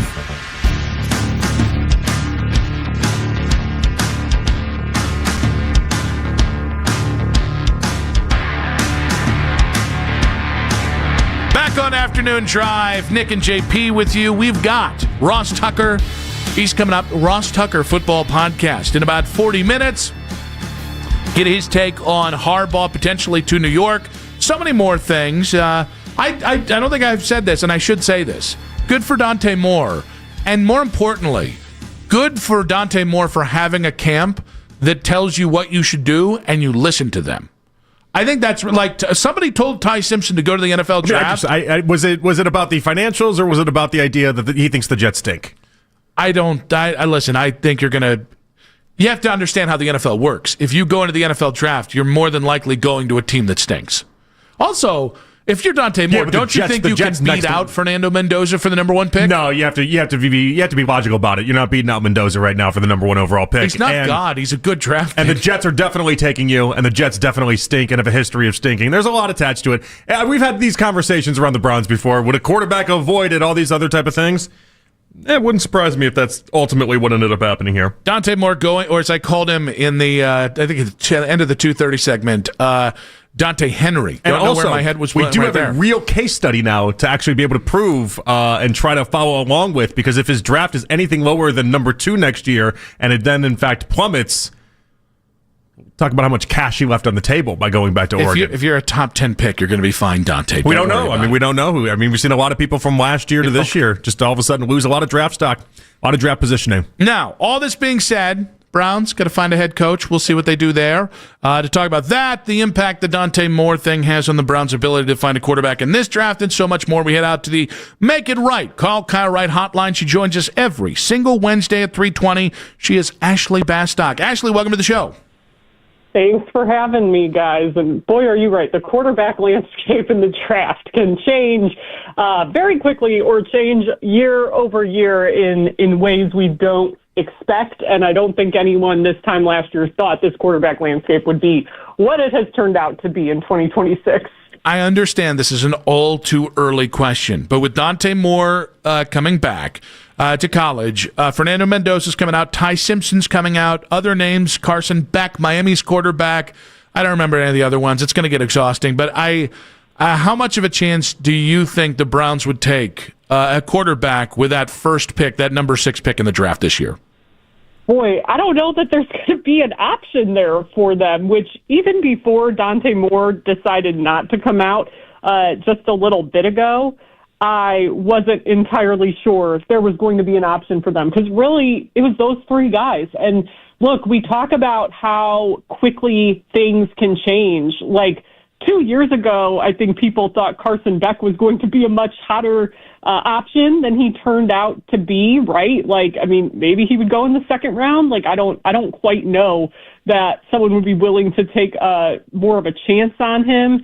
Who knows how the end of his college career will play out? Maybe that will change. But I just think you look at last year and people were talking about Arch Manning, right? And that obviously has not transpired in the way a lot of people assumed it would, and that he would be the name that everyone was sort of gunning for here in 2026. So it just kind of, for me, underscores that you can never really know. You can't quite plan these things. And I think for the Browns, the reality is at number 6, with the teams ahead of you and essentially knowing that the Raiders are going to be taking Fernando Mendoza, you probably aren't just going to be able to sit there and get a guy. And this front office, we've seen they're much more likely to trade back than to trade up. So I think it's a not so great position to be in if you need a quarterback high this year. And I would hope at this stage that they would go another route with those 2 first-round picks and try to beef up their receiver room, try to beef up their offensive tackles, like do something, because I just don't see how you're going to get a top-tier guy at number 6 right now. All right, let's go to the coaching search. Does it feel like the Browns are going to hire a relatively unknown, or do you feel like it's going to be somebody with experience at this point? That is, I think, the end-all, be-all question for them right now. Look, I mean, it seems like the John Harbaugh thing, in terms of where John Harbaugh is at, the names that have gotten thrown around by the insiders today, the NFL insiders, that he's obviously meeting with the Giants right now, and then the Titans and the Falcons are the team names that keep coming out. So I would say in terms of John Harbaugh to Cleveland, you can never say never. We talk about it with that, but the wording from Tom Pelissero over at NFL Network is those other 3 teams have the, quote, inside track from what we saw today. So let's go with that. I think then for me, it comes down to, are you going to hire one of these more unknown offensive guys like Grant Udinski from the Jags or Nate Scheelhaase from the Rams? Or would it be even like a veteran guy like Jim Schwartz, right? Those to me are kind of your 2 options. Are you going to go with your veteran defensive coordinator who hasn't been a head coach in 10 years, but who has helped you have the number 1 defense over a 3-year period? Or is it going to be one of those younger offensive-minded folks? Obviously, they've also interviewed Mike McDaniel and Tommy Rees, their own offensive coordinator. So I think that is the question. Like, which route do they want to go? Do they have a preferred route? And that's ultimately going to determine what we see, because they've interviewed guys from both of those camps. Mike McDaniel you put him on the more experienced side of the ledger when you look at who else they have interviewed. So I'm curious to see how that is going to shape things for them. And I think at the end of this process, we'll have a better idea of which one of those things they were prioritizing. Ashley, you mentioned Harbaugh. It looks like New York's got a great chance to land him, but Atlanta, Tennessee might be lurking there. The Browns thought to be some level of interested and want to have an interview. Doesn't look like it might get there, though. So given that Jimmy Haslam and the Browns have done a pretty good job of changing people's mind when it comes to money, or with the aid of money, should the Browns make an all-out Hail Mary pitch to John Harbaugh? I mean, I would, and I'm not in that room, so I don't know what they're thinking, but I look at the list of head coaching candidates, and I'm like, why wouldn't you go all out to try to land John Harbaugh? Like, with everything we have seen him do in terms of being that CEO head coach, obviously the Super Bowl, obviously he brought quarterbacks, helped bring quarterback stability in Baltimore. I mean, it's crazy to think about sitting here, if you're a Browns fan, like, think about this perspective that John Harbaugh was there 18 years in Baltimore and had essentially 2 quarterbacks. Like, he went from Joe Flacco to Lamar Jackson. You can't get more different than those 2 guys. And I think that is sort of a great thing to think about when it comes to how he is so valuable. He's adaptable. He's adapted to the analytics side of the game. He's helped run these 2 completely different offenses. So if I'm the Browns, I would obviously make whatever kind of offer you had to make to try to keep yourselves in the running. I don't know that that's going to be possible. If his mind is set, it's set. John Harbaugh is going to do things the way John Harbaugh wants to, and the Harbaughs typically will do things their own way, go against the grain, even if it seems unlikely. So, I mean, I could still see him obviously being tremendously, tremendously helpful given where the Browns are right now in the life cycle of their roster, as Andrew Berry has said. But I don't know if it's going to be feasible. But, hey, go all out while you can. All right, take Harbaugh off the board for a second. Who is at the top of your big board? The top of my big board, and I don't know that a lot of people would agree with me on this. I don't know that a lot of people would feel this way.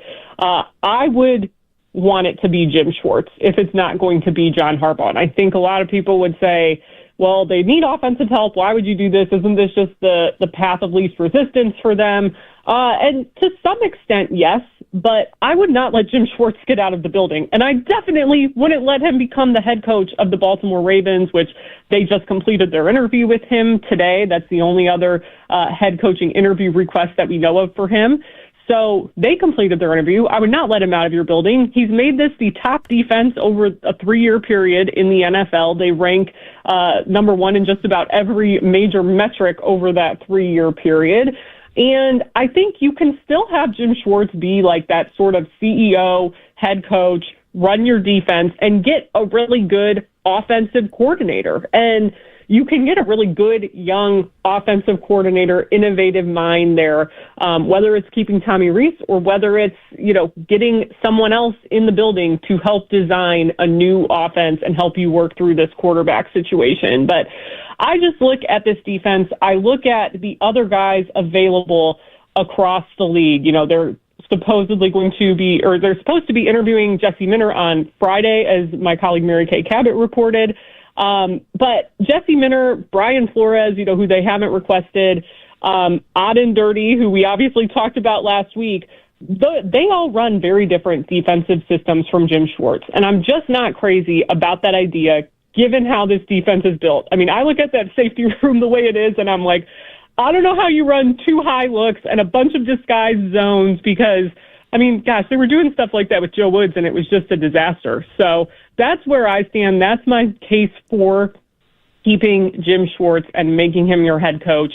I don't know if they would go that route, but I think from the outside looking in, I feel more strongly about it than maybe a lot of fans who want like that younger offensive mind in that head coaching role. I just don't think it's necessary, but I think it is necessary to keep Jim Schwartz. Ashley, in 1 week's time, we saw 37 years of continuity walk out of the AFC North between Harbaugh in Baltimore and Tomlin in Pittsburgh. What do you think those departures maybe mean for the Browns and their ability to compete in this division? I just think it underscores how wide open this division continues to be. And look, the unfortunate reality for the Browns is it was really wide open this past year. I remember the second to last interview we had with Wyatt Teller, and I asked him about this. And I think I asked him in the context of, hey, the Chiefs just got eliminated from playoff contention. This division is so crazy. Isn't it unfortunate because doesn't it feel like everything was wide open? And Wyatt said, yeah, 7 wins, you're in the hunt in this division right now, and 10 wins, you could win the whole thing. The AFC North, I think, over the last couple of years, you've seen it go from one of the best divisions, maybe the best division in football back in 2023, to one of the divisions where teams are just beating up on each other a lot more and there's fewer wins. And I think that's a combination of aging rosters, some key injuries, especially down in Cincinnati. And it really has become wide open. And now you have 2 of the biggest culture setters who potentially out of the division. You can never say never. Who knows what's going to happen? It sounds like Mike Tomlin's going to take a year off here regardless from all the national reporting on that. But there is a chance or it just sort of underscores why you have to get this right. You have to get the right head coach, and you have to figure out the quarterback situation because those 2 teams, they don't have as good of a defense as you do right now from a roster standpoint. But they do have, and they in Baltimore, there's not really that quarterback question. The Steelers obviously have that quarterback question. So to me, it just underscores there's a chance, and you have to take advantage and strike while the iron is hot. What do you think is best for Stefanski, taking the Eagles OC job or the Lions OC job, or taking one of these jobs if presented? That's a fascinating question. I think it could be interesting to see him as that Eagles OC, and obviously he's from Philly. If he wants to return home, that certainly could be interesting. But I don't know. It's for me, that head coaching position, if someone wants you and you're in that carousel, you caution getting off of it, right? And Jim Schwartz actually is the prime example of it. He's been out of that discussion for a head coach position for a decade, essentially, largely, right? And he's been in that coordinator role and has made, for most of that time, obviously stepped away for a couple years for health reasons. He came back to it. But once you're out of that discussion and once you're off that carousel, I think sometimes it can be hard to get back on. So, again, I think in terms of striking while the iron is hot, you want to continue to do that if people are interested in you for a head coaching job. And I think for most teams, he would be their number 2 right behind John Harbaugh right now. So It's an interesting question. In terms of his career, I think it's better for the head coaching to stick on the head coaching track. But if he really wanted to go home to Philly, then obviously that would be an appealing job too. Ashley, great stuff as always. I'm sure we'll have at least one more week of this coaching search. So talk to you next Wednesday, and who knows, maybe we'll get to the second round then. Guys, there's so much news. You have to keep these interviews on the rails lately. It's crazy. It's a real disappointment for us. It's not our style. We don't really care for it. We really now it's almost like you're egging us on to be out of pocket. Yeah. That's just I can't fake it. I'll just be honest. I cannot fake being out of pocket. How about, let me ask you this question. Earlier last week, I tried attributing play stupid games, win stupid prizes to Taylor Swift. Nick took great offense to that, saying the phrase had been around way longer and Taylor gets no credit. I suggested, though, if like a 30-year-old woman uses that, she's referencing Taylor, right? I would say most likely. Nick, I think it's fair you took offense to it. Like, that is a popular idiomatic type of phrase in our culture. But I would say most people now, you think about the beginning of the Eras Tour and the song Miss Americana and the Heartbreak Prince, and that is just Taylor Swift's impact. That's my take on it. Wait, so that 30-year-old woman's never read a book before? Is that what you're telling me? No, I've read lots of books. Do you want to see my Goodreads account? No, I believe you've read. I'm talking about this average 30-year-old woman that we're talking about here. If she goes... this is from Taylor It was Swift. Carly Teller that actually tweeted it out. So if you want to go ahead and just say now that's I'm just Carly going to Teller's get in face. touch with Ashley. You want to go ahead and just do Carly that? Teller. Go ahead. Yeah, bleep it. Taylor Swift said it. Be my guest. There we go. She invented the entire. Not only that, she's basically Shakespeare. There. Did I get myself out of Dutch? Oh, Ashley, I do love watching on TikTok when people they try singing Taylor Swift songs for people that don't know that it's a Taylor Swift song, and there's like, Dad, I wrote this new song. What do you think? And then they sing it. And the dad's always like, this is amazing. You came up with this? It's one of my favorite things on TikTok right now. That is a good trend. That's a fun trend. We have a similar For You page in that way. I believe it. Ashley, be good. All right, thanks, guys. I'm going to insult Ashley. I'm going to insult Carly. Absolutely not. Dirty pool from you. Dirty damn pool from you. I feel good about it. You should. I do. I feel good about If I did it, I'd be very proud of myself. Mm-hmm. The downside of Schwartz and more reaction to Ashley Bastock in 5 minutes on 92.3 The Fan. 92.3 The Fan, 2020 Sports. Oregon quarterback Dante Moore announced on SportsCenter earlier today that he will be returning to Oregon for one more season with the Ducks. Moore was widely regarded as the number 2 quarterback in the 2026 draft class, but instead will show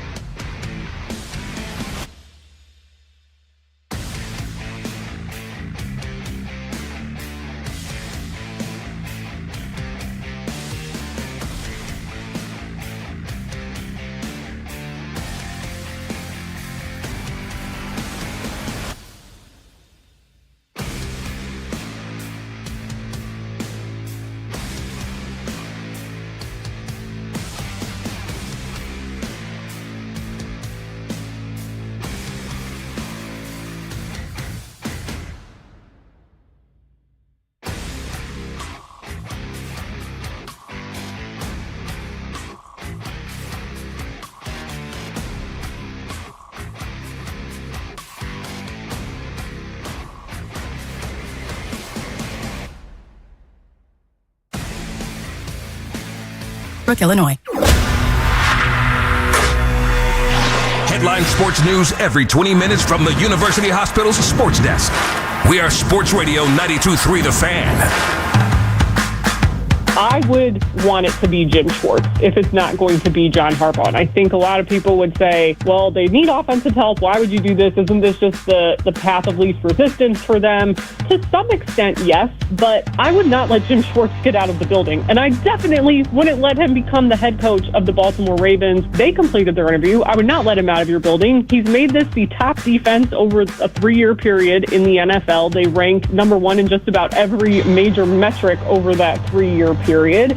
And I think you can still have Jim Schwartz be like that sort of CEO, head coach, run your defense, and get a really good offensive coordinator. I think it is necessary to keep Jim Schwartz. Ashley Bastock, Cleveland.com in the previous segment. It is interesting. I think I've gone from I feel like Jim Schwartz is a fail-safe to I don't think Jim Schwartz should factor in on this other than whoever's your head coach better damn well keep Jim Schwartz as your DC. I mean, it just seems obvious if you're, I don't know, 90% of the people we're talking about that you want Jim Schwartz on your staff in some capacity. Yeah. But why would you make that change? But as a head coach, I don't know, has Jim earned another head coaching job? Well, he's been an elite level defensive coordinator. I don't think there's anything wrong with saying that. Do I think the world of what he's done on defense and his connection with Myles Garrett? 100%. Does that mean I feel like he should be the head coach? Because I guess I don't think people are thinking about the downside of Jim Schwartz. I don't agree, and I can't remember who said it, but I heard somebody compare it to like the Freddie Kitchens because it would make Myles happy, right? Oh, that's just night and day. I think Jim would be a competent head coach. But the way that you thought, like earlier you pitched, like maybe Mike McDaniel's a Baker Mayfield and maybe Grant Udinski could be your Mahomes. I think you maybe said Sean McVay. But the point is, I look at Jim Schwartz as a guy, I think he is a system quarterback of a head coach. I don't think he'll ever be elite. And it's not just, I think, because we saw it. Like, he had Matt Stafford. That's where we're getting to the safe side of things. Yeah, well, I don't even think it's safe. Like, okay, maybe it is safe in the terms of I don't think it'd be an absolute disaster. I don't know it's a home run. And the worst part of this is it's going to be looked at as such an Andrew hire that if you get a year in and you're a 5-win team next year, I don't know that you're not just going to fire Jim Schwartz and Andrew Berry together. No, you might. And I kind of feel the same thing about Dan Pitcher. You might. And honestly, that might end up being the end result. But if you hire Jim Schwartz, I just have a feeling. Well, what's the limit there with Jim Schwartz? What are you topping out at? Like I don't think you're all of a sudden going to end up in the Super Bowl. I don't think you're all of a sudden going to have this big turnaround. It'll be like, where was this hiding for 15 years? I just don't think that's going to be reality. I mean, like Stefanski had multiple winning seasons and multiple playoff appearances in 6 years. Mike McDaniel had multiple playoff appearances in 4 years as a head coach. Let's say Jim had one really strong year. And again, like Mike McDaniel had Tua as his quarterback. We know the quarterback carousel that Stefanski dealt with. I know Matt Stafford had some injury issues in the middle of his career. Yeah, it still wasn't great there. Like there just wasn't. There's not enough good Johnson from the Detroit job. And Ndamukong Suh. I mean, like he had all sorts of talent. And I think like I have noticed an uptick since Schwartz got the request to interview in Baltimore, and certainly today with him actually interviewing in Baltimore. And my initial read on it remains the same. I think they interviewed him in case they hire Kevin Stefanski as their head coach because he's going to be their DC. I think that's the right read. I think it makes a lot of sense. Yep. But I saw a lot of people get anxious about you can't let him go to the Ravens, and I agree as a defensive coordinator, you can't let him go to the Ravens. If they want to hire him as head coach, then go with God. I'm not letting that force my hand in my search. What do you mean if you go with God? You mean like if they want to hire him as a head coach? Are you giving him the blessing? Is that what you're saying? Yeah, I mean, no. I mean, not the blessing, but my point is, if my read on this is wrong, and they really want to know him as the head coach, and they want to hire him, I'm not going to step in and be like, no, Jim, we'll offer you $5 more million, and you can. No, I don't. Oh, you mean if Baltimore wants to? Yes. Yeah, I'd be surprised by that. I think your initial read on that with Baltimore's right. They're doing a lot of background for Kevin Stefanski. But like, it's so funny. Like, I'm really at peace with where they are. I think there's too much negativity around the search and about where the Browns are headed and about the ability to get a good candidate. Okay, Harbaugh's probably not coming here. Okay, now on to the next one. You didn't stop your search for Harbaugh. You've been running a good search. I don't think Jim Schwartz is any more glamorous or better of a candidate today than he was 9 days ago. Go find the right guy. I think as long as you're not thinking so single-mindedly, as long as you're truly going through each one of these interviews with an open mind, I think you're going to be fine. I guess my only problem with putting Schwartz as the head coach is that I get worried that then you take away him as the defensive coordinator, so you lose the best thing that he did, and then in the process, he basically turns into a completely different person in many respects because he's in charge of so many different things, and he wouldn't be solely responsible for the defense the way that he is right now. And that part's just tough for me. What I like about Jim Schwartz, that part wouldn't exist the same way as a head coach. All for a guy that, and listen, I know coaches can be different in their next stop. I don't think we definitively know who Mike McDaniel is as a head coach. We haven't seen him with a franchise quarterback yet. And so I think he's the kind of guy who maybe, and even guys, I don't know that Tua would have been the guy he drafted if Mike McDaniel was the head coach in Miami a year or two earlier. So we haven't necessarily seen him with this guy. If people are going to say that about Stefanski, and I have to hear it and kind of on some level give an understanding that that's at least true, I got to feel the same way about Mike McDaniel. But at least there was a quality level that I can say, I think this is the worst case scenario. I can't do that with Jim. Yeah, I mean the thing, and I can't give up a great defensive coordinator for what I think is a slightly below average head coach. Yeah, I'm just not interested. If we're being honest, is that fine to say? I'm not. I want him here as the DC. I think that'd be great. I'd love that. I'm just not interested in him as a head coach. And that's fine. I get it. A lot of people made relationships with Jim Schwartz. They like Jim Schwartz. I understand it. If you're going to go something that isn't McDaniel, I want you to take one of these young offensive-minded coaches and take your big swing. Take your big chance. Is it? Here's the other thing. I think I've given up on Browns fans getting what we want in this search. I think Browns fans, most of all, wanted a guy that is going to be a CEO, that's going to be a leader of men. I don't think that's happening. I think this is as much about Jimmy as it is about Andrew. I don't think either guy wants somebody that's going to do more than what they think a head coach should do. What it really is developing through all this is they wanted Stefanski. They knew they couldn't have Stefanski because it'd been 6 years and he only won one playoff game and the time had run out. But ultimately, they're trying to hire. Basically, go in a time machine and get whatever Stefanski was 6 years ago is what they're trying to do. Or they're not really being shy about that. Or a Stefanski plus. Okay, I can't get a better version of Kevin. Yes, basically. Yeah, exactly right. But that is the goal. And you know what? I mean, if you're going to fall back on young offensive whiz kid as the prototype that you have, there's a lot worse prototypes to fall back on. Because half the NFL falls back on that prototype. But I think that's the biggest part of the risk here. It's a massive risk. I'm not saying it's not without risk. It's just such an overfished pond. That's why we're talking about guys that are maybe a year or two away. Trying to get Sean McVay has lost a lot of people their jobs and has lost a lot of people the right for bragging rights within that search. But they're going big game hunting in a weird way because there's no slam dunk with these hires. It doesn't work that way. In fairness, you're rolling the dice. In fairness, there's no slam. There's no sure thing ever when it comes to coaching because there's so many things about that. Yeah. But I do think when it comes to this situation, it's weird that you would have a guy that is so widely well thought of in Mike McDaniel that has experience, that you have at least a knowable floor. I don't think you have a knowable ceiling yet because you haven't seen him with maybe his quarterback, but you at least have a knowable floor. Yeah. You don't have that with Grant Udinsk. You don't have it with any of the. So there's a weird risk that it's okay, I see what you want.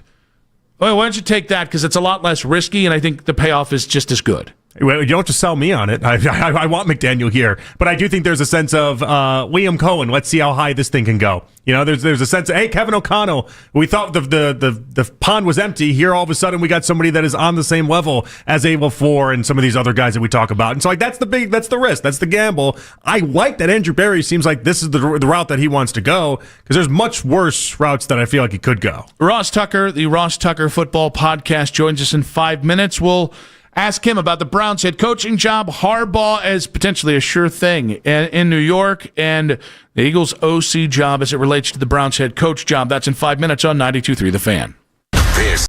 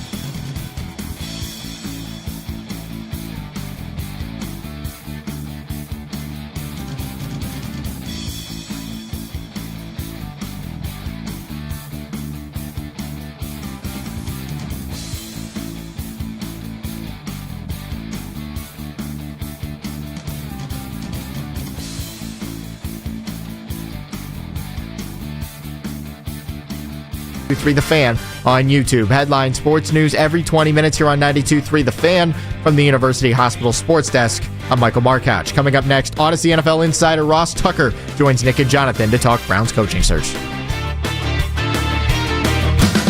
Another bright young mind, and I don't want him. I'll explain why. And a fight over one of the movies of the year. It's the emerging podcast scene presented by Extend Technologies on 92.3 The Fan Extra on the free Odyssey app.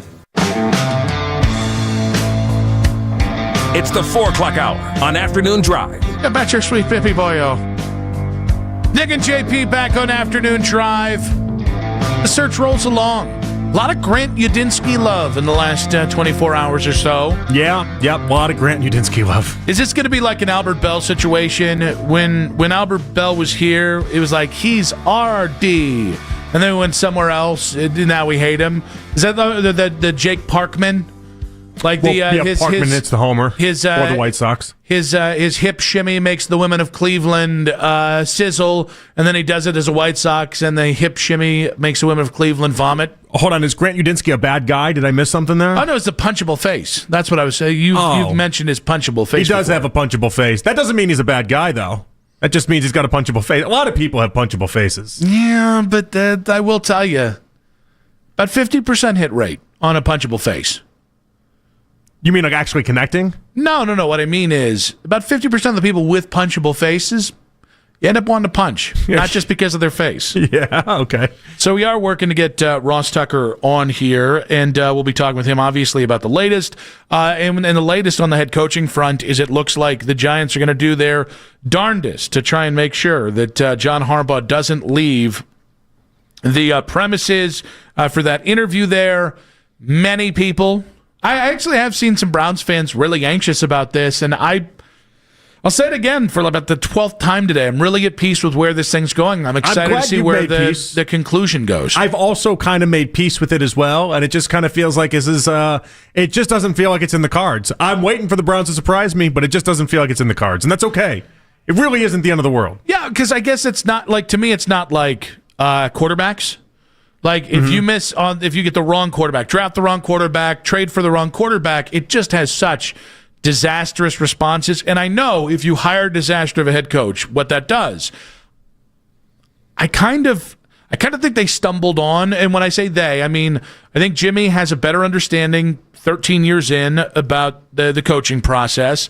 I think Andrew does seem to be in control of the process. That they're doing what I asked, which is it's a pretty far-ranging submission here, far-ranging interview process. Yeah. So, like, overall, I'm pretty content with where they are. By the way, apparently Ross, we're trying to get Ross. We'll see if we can get him. Might be a phone thing, so we'll work on that. I think it's the excitement that like a Udinski or even a Dan Pitcher or one of these guys, I think it's the excitement that they can offer up because it's kind of like opening up like a mystery box. You just don't know. And I think a lot of Browns fans have come to that idea of like, you know what? We don't know who these guys are. If everyone across the league that we talk to says glowingly nice things about them, it doesn't mean they're going to work out, but at least you have a chance to maybe catch on to a Sean McVay. It's a lottery ticket of sorts, but I think fans are okay with that. So Ross is having phone issues. So he's stuck in another airport. We'll get to that. I think he's actually just asked, can he zoom in? I don't know. Keith's on top of it though. So Keith, check your phone. I do think it's interesting. I think I said this to start the show, or once we got the Connor Hughes thing about the Giants don't want to let him leave the building. Yeah. I think, with respect to John Harbaugh, I think he's being pretty narrow with his options. I would sit through 7 interviews. Oh, you mean if he doesn't actually, if he ends it right there and says, "All right, Giants are all I want," and maybe they just check all the green boxes. Even with the Falcons and Titans in this, none of these are great jobs. And in fairness, it's really hard to get a great job in the NFL. Usually, you have to turn a bad job into a good job or an average job into a good job. I don't look at any of the jobs on the board and say home run, other than the job he just got fired from in Baltimore, and that's simply because of Lamar. And by the way, they can screw that up too. Let me tell you how I would do it if I was a head coach. Ooh. I would have I'd write out exhaustive research, exhausted everything about everything I think about a job before I go into it. I feel like the problem that some of these guys end up in, and why sometimes you end up in weird spots and weird situations, and why it doesn't work out, is they get in front of these meetings, and then they end up having a completely different impression of who the people are than what they sign up for. Like for myself, for instance, I don't care what the Titans ownership could ever tell me. I think you're bad ownership. Yeah. I think you're very problematic. I think you flip flop. You go from person to person. It's like a conveyor belt of coaches and GMs there. Okay, I want nothing to do with that. So I'd have to remind myself of that going into it. Like, what do I like about this job? What do I not like about this job? But ultimately, like in the back of my mind, I can't have a meeting with them and then all of a sudden think that they're normal, great people and that I love them. And I feel like a lot of times, you get into these meetings with these guys and they convince themselves that these teams are something that they're not, and ultimately, there is a reason why it's the same teams every year at the top of the draft board. It's the same guys every single season. Well, it's just weird to me that the Giants, that more people aren't having kind of a critical eye on the Giants. Jackson Dart was fine in about 8 or 9 games this year. He did not look as great as the stretch down the stretch run, and he also lost a lot of games. I do like Malik Neighbors. That's a hell of a football player. They've got a couple pieces on the O-line, but like their right tackle's a free agent. He might have priced himself out of there. The defense has some pieces. But that's what they're drafting first, by the way. They're drafting a right tackle this year. I think that probably makes sense, which I think, aren't they one spot ahead of the Browns? Yeah, they're 5, yeah. That's not great. But, no, I guess this is less to say it's a bad job. And it's more to say, like, it's not a great job. Even the Steelers thing, it really does annoy me. Oh, the Steelers' job is great for a singular reason. They've had 3 head coaches since 1969. It's stability nowhere else in the NFL offers. But the reality is, you could be the next guy to change that if you're a doofus. You know what I mean? And I think the ownership, and this is a credit I will give them. I think ownership is very realistic about where they're going to be next year. But I think it's so easy to go into a situation being like, we get one down year and then we'll be back to winning 2 years from now. Guys, rebuilds take time. There's just no guarantee. And even though the 2027 class is looking really strong. Well, I'm trying to figure out how many people are going to be in that let's play for the 2027 class camp. That might be an historic race. It could be a third of the NFL, and it might actually work out for a third of the NFL. It might be. I mean, the amount of players we're talking about, like Dante Moore, that's one thing about him going back, is it's like he's signing up to be in a comp now with like 5 different other quarterbacks that everyone's talking about. And now this class just takes a complete hit as far as the QB's concerned. But like outside of that, okay, you're going to walk into losing. That automatically there's a risk in that I don't know Mike Tomlin walked into 20 years ago. I know, but I don't think Harbaugh is thinking about it from that lens. I think he's looking at it like, I'm going to give myself the best chance, the best opportunity. I think Harbaugh is so convinced that he can just win anywhere. Harbaughs are winners, essentially, is what this comes down to. And I just don't think whether it's Jim or whether it's John, they'd look at it any other way as if I'll get this turned around. I'll have this figured out. All right, so I think we're working to get Ross here on a Zoom. So I'm going to see if we can do 4:20 with Ross. We'll do like a 5-minute interview with Ross then. So he's got another hit. Okay. But no, I mean, I think the thing with John Harbaugh is I would just be very thorough.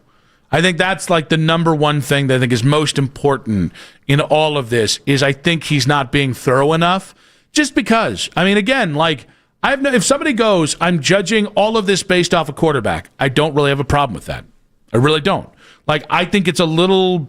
Because you could be wrong about that quarterback one year in and you're screwed, right? For sure. Yeah, for sure, definitely. Like, I don't think just because the Browns don't have a quarterback, it means that people are going to say, I don't want that job, because sometimes a blank slate is better than what you have there.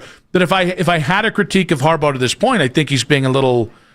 Like, this isn't... But we don't know, though. We don't know. He could turn around and be a week and a half from now, and it's like he's talked to 7 different teams. He's done all the interviews. He's gone through the whole everything. We just don't know. Well, but we are only as good as the most recent information that is being reported, and it sure seems like he's going to maybe interview with 3 teams, might only interview with 1. If that's what he ends up doing, I think it's a real mistake. Yeah, and that's how we got to phrase it, right? If that's how it ends up going, if the Giants are able to put the full court press, then we can revisit that part of the conversation. But as of right now, like we don't know if he's going to just settle on 3, if he's going to settle on again. If he wanted to, he could take this thing out for another 2.5 weeks. The NFL is waiting on him. He doesn't have to make a rush out of this. 216-474-0092. Unless he's trying to hurry up to get an offensive coordinator. And I was thinking about this, like the idea between Kevin the Eagles. Stefanski? Well, Come think on about now. it. We talked about the Eagles' job now, so that opens up between the Eagles and the Lions. They need an offensive coordinator. We found out in the last hour that the Eagles' top of their list is Mike McDaniels, right at the top of it, and Brian Daboll's also at the top of it as well. Daboll's not going back to New York to be an offensive coordinator, so I would imagine if he wants to get a head start on getting somebody like Mike McDaniel, for instance, and trying to convince him, if I'm McDaniel, I'm taking every job that isn't the Giants' job in this scenario. But like, you want to start your offensive coordinator search, these guys are being nabbed up. You know it's going to be, right? It's going to be Monken. Well, I mean, it should be in theory, yes. And I'm assuming it's going to be Chris Orr is the defensive coordinator as well. Only because you let Monken take you down in Baltimore. It'd be weird if he didn't have Monken go back around, but like, it is a part of this whole story. I mean, I think what makes the Harbaugh so interesting is it's just apparent that they view certain people as their guy. That's what made Jim firing Greg Roman the other day such like a historic feat. Like, Jim refused to fire Greg Roman in San Francisco, and it's why Jim stopped being the head coach in San Francisco. Mm-hmm, yeah. And the same thing, so the idea that Jim was like, all right, after 2 years in Vegas, or 2 years in LA, and we actually had a good offense until the O-line got hurt. All right, now I'm done with Greg Roman. Like, they are so much of like, they're like Terry Francona guys of, no, these are my coaches, and that's where I go. That's how all coaches are, though. They're just so loyal to their guys. Like, this is how this works. But it would be funny if he's like, no, you got me fired in Baltimore. Like, I'm done with this relationship now. I'll just find somebody else. Actually, it would be really funny. I'll get somebody else. It'd be funny if they did the Harbaugh swap. All right, Todd Monken's going out and coaching Justin Herbert. Now Greg Roman is going and ruining the career of Jackson Dart. And then for good measure, just Jesse Minter ends up in Baltimore. I really do think that's the one that made sense to me. By the way, Jesse Minter is like the one of maybe 2 defensive candidates that I'm pretty into. Siciliano's out on him. It's because of the defensive system, right? Because of his scheme, yeah. Yeah. I would just have an adult conversation with Jesse and say, would you like to be the head coach of an NFL team? Is that how that works? Do you want to be the defensive coordinator of a team? Because I think you already have one of those jobs. And then I'd pat him on the head because he's young, and I'd say, well, you got to show authority. Yeah, that's true. You got to really. You and I are show of dominance guys. Got to keep him in the line. See, this is why Andrew, he's good at the white collar machinations. The real condescending stuff, he's got to have you and me on staff for that. Jesse Minter's older than you. No, he's not. He's 42. That'll make you think twice. Well, that doesn't mean anything within dominance or asserting your dominance. That's true. Though. That's true. I can still assert the power my play dominance. was still Nick patting him on the head, not because of age, but because it's 6'4". I'm not going to guess your weight, but it's 6'4" something. Solid 275. Shade over. Yeah, you're probably bigger than Jesse Minter, I would imagine, based off of photos that I've seen. Then we just go back to the childhood bully kind of thing. That's really what it is. The whole conversation was just being a childhood bully. Now, here's the problem. While I'm not quite a beta, I'm not quite an alpha. Jesse Minter's probably more of an alpha than me. He's listed. Well, good thing we use 2019 terms to establish this. Jesse Minter 6'2". 6'2". What's the weight? I need to know the weight. Because if I get him on the ground, we got a ground and pound situation. He's got no choice. Hold on a second now. That might have just been Jesse Minter, the basketball player for Iowa Central at 6'2". There's also a baseball player that's 5'11". Why is he not the most famous Jesse Minter when I put in... Because nobody cares what a defensive coordinator's height is the problem here. Jesse Minter, the football coach... gives me big 5'9" vibes. Nobody cares what his height is, or has he done something to make sure the internet would put other people's height above his? Oh, because he's a real problem for him. That's not an alpha move. Then we got that. That's more of a beta move. I mean, that is like Taylor Swift naming all her different songs after things she didn't want when you Googled her name would come up in unfavorable light. So she named her stuff like Taylor Swift canceled, for instance, so that it didn't show up all the problematic things that would happen when she got canceled. Not that there are that actual real problematic things, but things that bothered her. Like, what are the things that would bug Taylor Swift? I don't know. I didn't go too deep into the story, but the story was that she named certain songs after things that would make it when you Google her, it pops up with the song instead of whenever you Googled her previously, it popped up with things she didn't like. All right, it was like a way of game in the system. Jesse Minter got big Google out here working on his advantage. Smart. Got a college basketball player at Iowa Central's height is listed, but his is nowhere to be found. All right, is it great because he might be a sensitive short king? No. Is it great because he went strategic about it, and it seems to be working? Feather in the cap. This is a classic. I think he comes out clean on this one. It's definitely working. All right, gents, real quick, just to throw to you guys. I'm assuming we're not getting Ross in this segment. Is that fair to think? I think that's fair. All right. We're just trying to connect on there's a Verizon outage. We're trying to connect video here. All right, leave my friends at the Big V alone. Oh, I did see that. Diana Rossini was tweeting all about that. 216-474-0092. We'll see if we can get Ross on. How would you run this whole thing if you were Harbaugh? I just want to. I know he's not used to being the belle of the ball. Milk it, John. Give yourself the best chance to succeed here. More on that in waiting. Not just on Ross. Waiting periods in 5 minutes on 92.3 The Fan.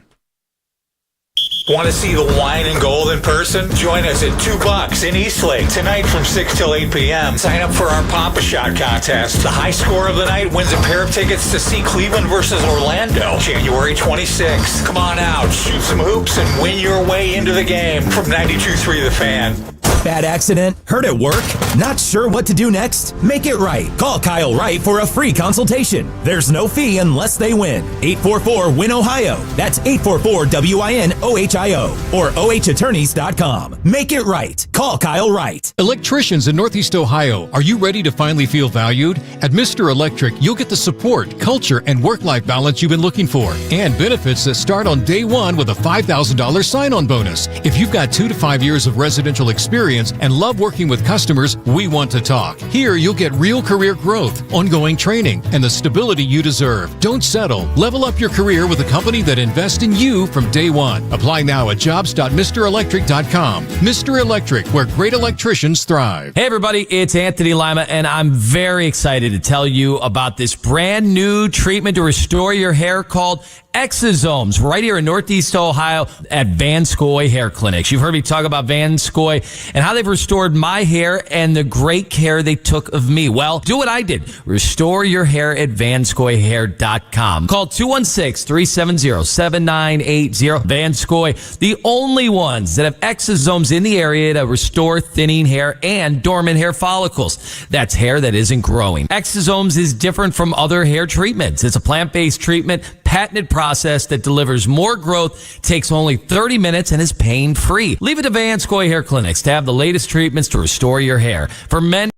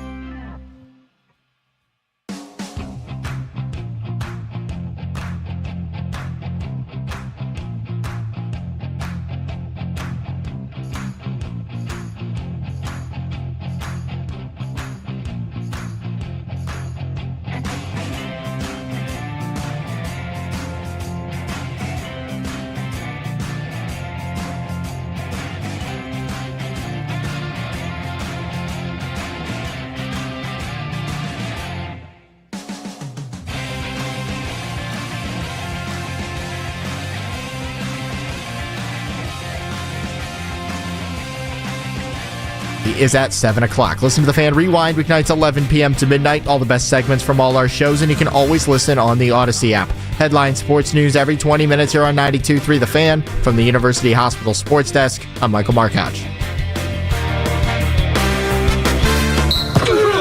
The radio home of the NFL in Cleveland. This penalty's declined. We are Sports Radio 92.3 The Fan.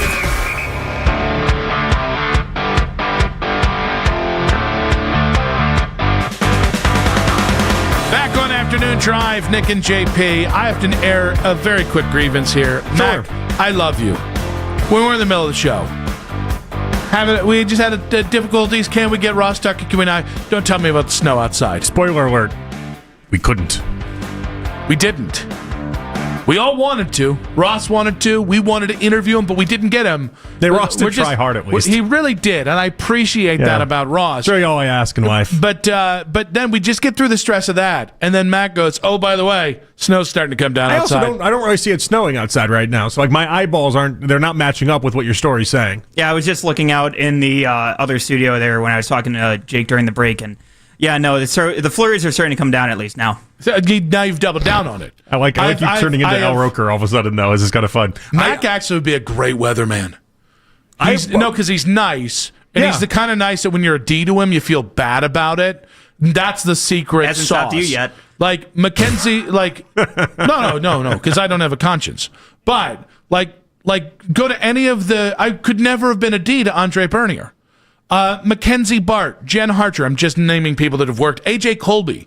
Like these people are so nice. There's such a decency to them that if you are a D to them, it's such a reflection of you and really no reflection of them. Mac does have that earnestness. They just love it so much. This you goes back chase to like the weather. Yeah, talk about like storm chasers. Those guys that's a different world. But like the people that do the weather, because like for like TV services, etc. I don't know. I said TV services, TV channels. You actually have to have like a master's in meteorology. Like you have to like really have done it and like lived it and loved it. Not like all sorts of other jobs in the news world where they'll just throw you on because you look pretty. You know what's funny about that? So when I was getting into radio, I was trying just anything to get more hours, right? So I worked a little bit in news. I'm going to shock you. I wasn't good at it because I didn't take it seriously enough. But Ed Esposito was the news director there, and he was a really smart guy and very honest. And we were sitting there, and he was eating McDonald's. Mm-hmm. And so he's eating, just talking to me, and he's like, well, what do you want to do? I'm like, I wouldn't mind working in TV. He's like, I don't know, you're going to do news. And he goes, you're a heavier guy. You could be on weather. What? Actually, no. Actually, that's not the way he said it. Now that I say it, he said, Nick, and again, this was a big guy trying to just give me honest advice. But because weather has such an intense knowledge of what you're trying to talk about, they don't really care if you're that good looking. But Ed said, the only way you're working in TV is if it's in weather, right? And the implication was mean, as a fact. Yeah, that just sounds mean. Yeah. But he was looking out for me because he was a previously big guy. He'd lost some weight, but he was a previously big guy. I also disagree with that, though. But the fact that he was eating McDonald's while giving me this lecture, the irony of that was not lost on me in the moment. TV's got all sorts of big guys on television. In Cleveland, for sure. Sports. Yeah. Well, I did pick the other one guy in particular, but like which one? Yeah, I don't know. I don't know. Jay's in great shape. Jay Crawford, is that who you were talking about? No, Jay Crawford is in great shape. He's in wonderful shape. Would not say that about him. No, so that's not the guy you were talking about. Well, no. Who else? No. Is there anybody else? Jeez. I would like to. I guess I'm mistaken. Listen, I guess no one's of a heavier size in Cleveland TV. I guess I'm mistaken. Ken's a powerhouse on Fox 8. To any of those other stations, if you're looking for a man with great dimensions and a physically powerful body, your boy Nicky Dubs. I'll moonlight. I will moonlight. I won't steal the Dale Hansen bit like Ken, but I will moonlight. Well, for hustling for TV jobs out there, if you're looking for a slightly chubby guy... Nah, those guys don't do anything. You've got enough of those guys. I have to pick a lane. I mean, really, if we're being honest, I got to pick a lane at some point. But the funny thing about it is what you just said about weather, to wrap it back around, I was like, oh, cool, fat guy, weather. And then I looked at what you have to do you looked into it. to get a meteorology degree, and I'm like, oh, well, that's not happening. I guess I'll just be an idiot on the radio. Especially, compared to what they ask of the sports guys, it's a very big difference. Although out of college, I went for a job at ESPN in Bristol, right? Yeah. Because at that point, I knew I wanted to go somewhere and do radio, but I was applying to a million radio jobs and nothing was happening. So you apply to ESPN in Bristol the way that it is, right? And ultimately, I'll fast forward the story really quick. Ultimately, I ended up saying no because what they offered me was basically you can cut up soccer clips and like European soccer, and this was after 5 interviews. European soccer, you can cut up those for the Sports Center if you wanted, and it might lead to something else. And I'm like, no, that's okay. I'm good. No, thank you. But they made me take a test. And there was like a whole exhaustive test about sports. And like in order to get past interview 4, I had to take this test about sports. And then I obviously passed it. That got me to interview 5. Was it like what's a center in basketball? No, it was like you had to name the 4 golf majors. You had to like name who and it would give you like random different World Series winners and Super Bowl champions and different things like that. And it was one of those things that like it was one of like if you didn't pass that test, then they were completely done with you. Are you sure they just didn't think you knew ball? Because that's what it sounded like. Would you be pissed if it turned out they didn't give that test to anybody, but people they thought didn't know ball? You think they made up a test for me? No. I think it's like hey, it's a lot of work for just me. I'm not sure this guy knows ball. Let's get that test out of the desk over there. I don't think so. I don't know how would I have proven that I know or don't know ball anyway? They just looked at my resume. More of a vibe. They just looked at my resume and saw I did a couple of different sports talk shows, and that was it. It wasn't really anything else. They probably saw that you were a bowler, and they were like, "This guy, we don't know about it. He might know bowling, but could he know basketball?" It's a fair question. Like, would you be pissed if it turns out you can't even be mad about that. It's a fair question. Would you be upset if you found out that they only do that for like certain candidates? For like guys they were on the fence with? Yeah. Like, well, then I showed them because we got to interview 5 and they offered me that job and I said no. Did you say So I showed them. Did you say I want to know my stats? What did I get on it? No, I always thought it ended up being like a pass-fail type thing. It was one of those things like if you didn't, the way it was presented to me basically is that if you don't do well on this, we won't be calling you again, was kind of the idea. And so by the fact that they called me, I just assumed I passed it. Do you think if you did better, maybe they would have offered you a better job? Well, now that's a real brain rot there. Yeah, thinking about that, like maybe they did think like this guy didn't do good enough, so we got to give him soccer highlights to cut up. They presented it like they were giving me like a job on a golden platter too, as if they would have given you hockey instead. I mean, they acted as if this was like, whew. You've got too normal of a name. We got lucky that we have something for you here. But here's the thing: if you're starting on the programming side, your name's too normal. Jonathan Peterlin, have you seen it? It's like Norby Williamson. It's Burke Magnus. Every one of them sounds like a 70s porn star.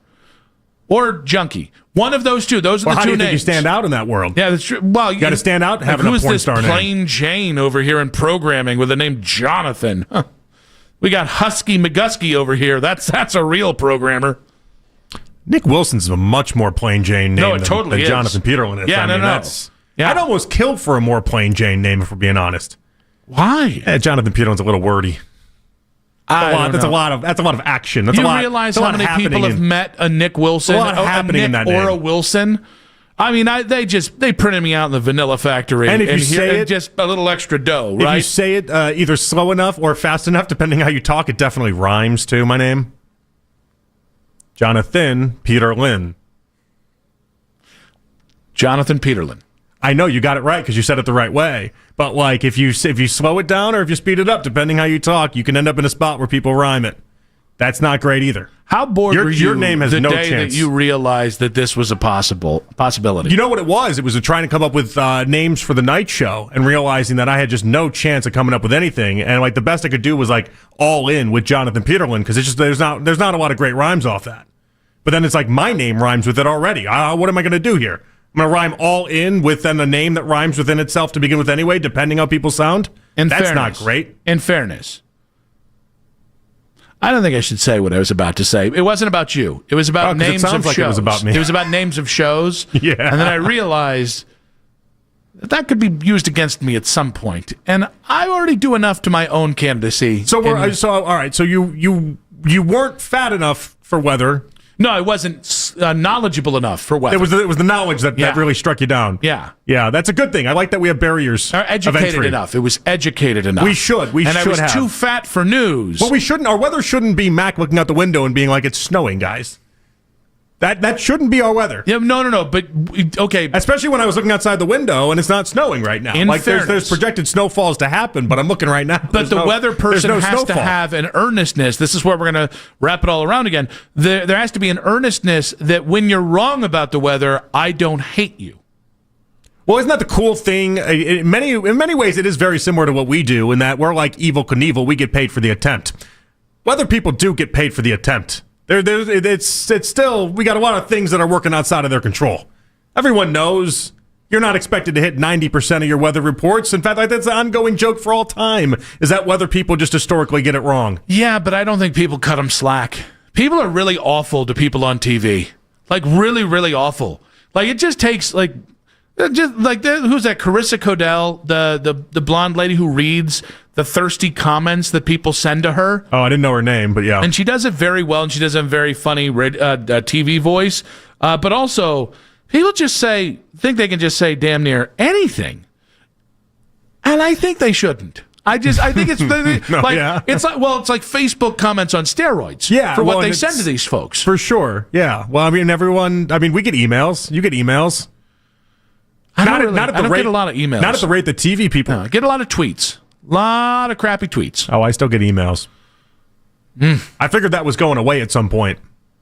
I think it is. Because there's people that write emails exclusively as their form of communication. I don't think there's not many 35-year-olds that are doing that these days. I got a couple carrier pigeons of hate. No, I'm kidding. Well, you did get that letter from Ken today. That is true. That showed up 7 months later. That was from, I believe, May of last year. He dated it. That's the only reason why we know it's from May of last year. Yeah. He dated it in the far right corner. But he put it in my mailbox, and that thing's dusty, crusty, and musty. I just never check it. Man, did I feel like a D today. It's a whole nice letter. I couldn't read it because Ken's handwriting is so nice that it's illegible. Why I don't think it's nice. You can't read it. The whole point of good handwriting is to be able to read it. You can't read it. I mean, cursive. That's just a snobby way of writing. So then you make the person reading it feel stupid. There is an element of the English language that is I'm going to sound really smart here, but you're not going to be able to read it, and you're going to feel like the a-hole. Yeah, but the whole goal is to be able to read it.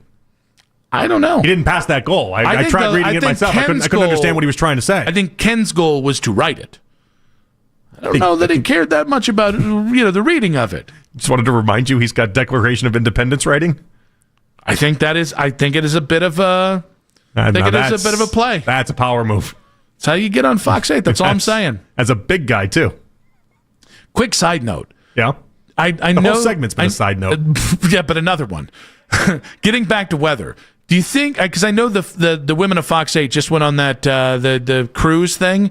Do you think the weather ladies? Do you think that there was a lot of weather talk during that of just it's a derecho out here, guys. Come on. I think they love it. I think that's the point. We got winds from the southeast, but you're sitting there having brunch in mimosas. Is it like sports guys that don't talk sports in between breaks? Is that the idea? Or ones that do you think that? I mean, because there is a thing is talking too much shop.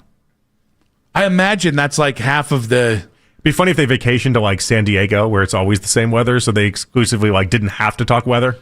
San Diego's their big break; they don't have to think about weather because it's always 70 degrees and sunny. See, if I ever went on vacation with anyone that worked in weather, I would just constantly be "Now, where are the winds out of today? Right now." All right, and do you know the barometer offhand? I would just ask a lot of weather questions. And they'd be like, you can download this app and we'll go from there. I'm no. I need it. I need this information disseminated to me. I'm like a baby bird, and you need to chew my food for me, but with weather. Okay. I now it sounds like vacationing with people that are diehard meteorologists. I don't know that I'd have the best of times. Oh, I bet you that's a fun time. You think so? Again, they're like Mac, the earnestness. Of which they'd be like, an avocado! Oh, wow! I've never seen one. They'd be like the double rainbow guy from that viral video 15 years ago that 3 people know what I'm talking about. Never seen an avocado? Oh, it's a mango! By Jove, it's a mango! Nick, look at this mango! Do you think it depresses them to give bad weather updates? No. Or is it like the sports guy that relishes in the bad news and enjoys the hate? Yeah, I think there's some that's I can't be more thrilled to give you this. It's going to rain all day. It's going to snow for the next 2 weeks. You guys are going to hate it. They're going to absolutely hate every bit of it. This is going to suck for your delays are going to be everywhere. So sad to tell you. A foot of snow outside. Oh, it hurts so much. Oh. Meanwhile, they're smiling so big on the inside. Like, so big. Oh. They sign off every telecast with "Suck it, Cornlito." Still suck it, Cornlito. Drop those corn emojis. Drop those corn emojis. Get dropping. A little bit of report to pass along here. Former Dolphins head coach Mike McDaniel is scheduled to interview for the Bucs OC job this week. He's also done the Lions OC job yesterday. He's interviewed for the Titans head coach job, the Browns job. A lot of moving parts here. The waiting game with the Browns and the head coaching job in 5 minutes on 92.3 The Fan.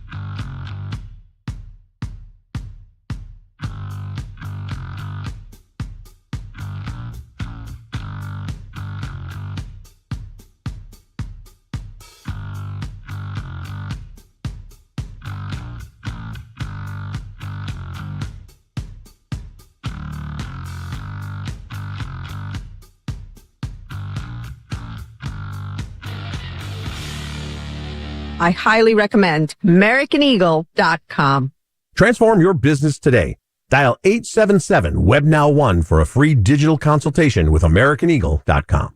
When you want the latest on the Browns, we're the station you turn to first. 92.3 The Fan is Cleveland's home for breaking sports news. Your teams, your station.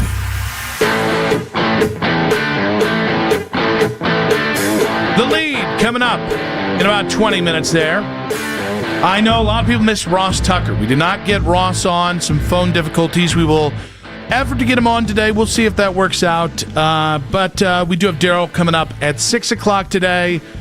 Man that bought his own league trophy for a league that he just won in fantasy football. I am saying yes, and oh yes. But that's for next year. At least he was honest about it, though. He owned it. Yeah, he didn't try to hide from the idea that if, I had won or you had won, he wouldn't have bought that trophy. He bought the trophy for himself. So, go ahead. Well, I like that then I encouraged him yesterday to accept the trophy and not try to give it off to you for the year to then hold on to the next person. I like, if anything, that's I like that happened because, Daryl's going to love when people come over and then they see the trophy. He is going to love likes that. Loves that. Whereas, I don't know, if me or you won, we'd probably have to hide it because there's no, have a fantasy football trophy out? That's not. Yeah, that's not great. No, that's not great. Now, all this being said, speaking of things we wouldn't buy, Albert was on with us yesterday, and obviously we just gave you guys the Mike McDaniel report that he's going to interview for the Buccaneers offensive coordinator job. So my message to John Harbaugh, which was be more thorough, be more open to all the jobs open, because I think if you just narrow yourself down to 3 bad jobs, well, you're costing yourself the chance to interview for 4 more bad ones. I think McDaniel's doing the thorough thing here, but I thought it was really interesting that Albert, who was on with us yesterday, Albert Breer, had a take about McDaniel in what he's more likely to do in 2026, whether it's an OC or be a head coach. Probably a coordinator. It's hard to get one your first year out, right? So I think Mike's a really good coach. After the way that all went down in Miami, my guess is it'll be at least a year. But I could be wrong. All it takes is one, and Mike's capable of getting in the room and charming people, and I'd be confident that he have a really good plan. I think he'll show some humility about what happened in Miami and fall on the sword and take some blame, which is always important, I think, for these second chance guys. So we'll see what happens. But I think it'll probably be another year or two before he gets one. So I think this is a pretty common theory in the NFL that once you've been unless you're, a Harbaugh, unless you're a Tomlin, that you don't need to wait in between years because you can just go have your pick, whatever job you want. Understood. I would say if a coach needs to go take a year, be a successful offensive coordinator, something that's never been in doubt with McDaniel or even Kevin Stefanski, right? So then in a year, he'll be a more attractive candidate.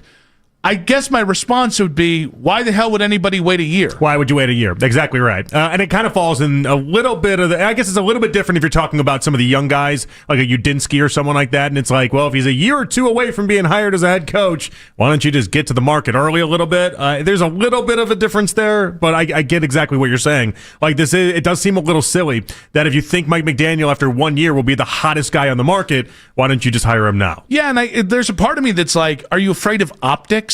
Because I'll be honest with you, I don't have a lot of patience for teams being I don't know if fans would be that excited.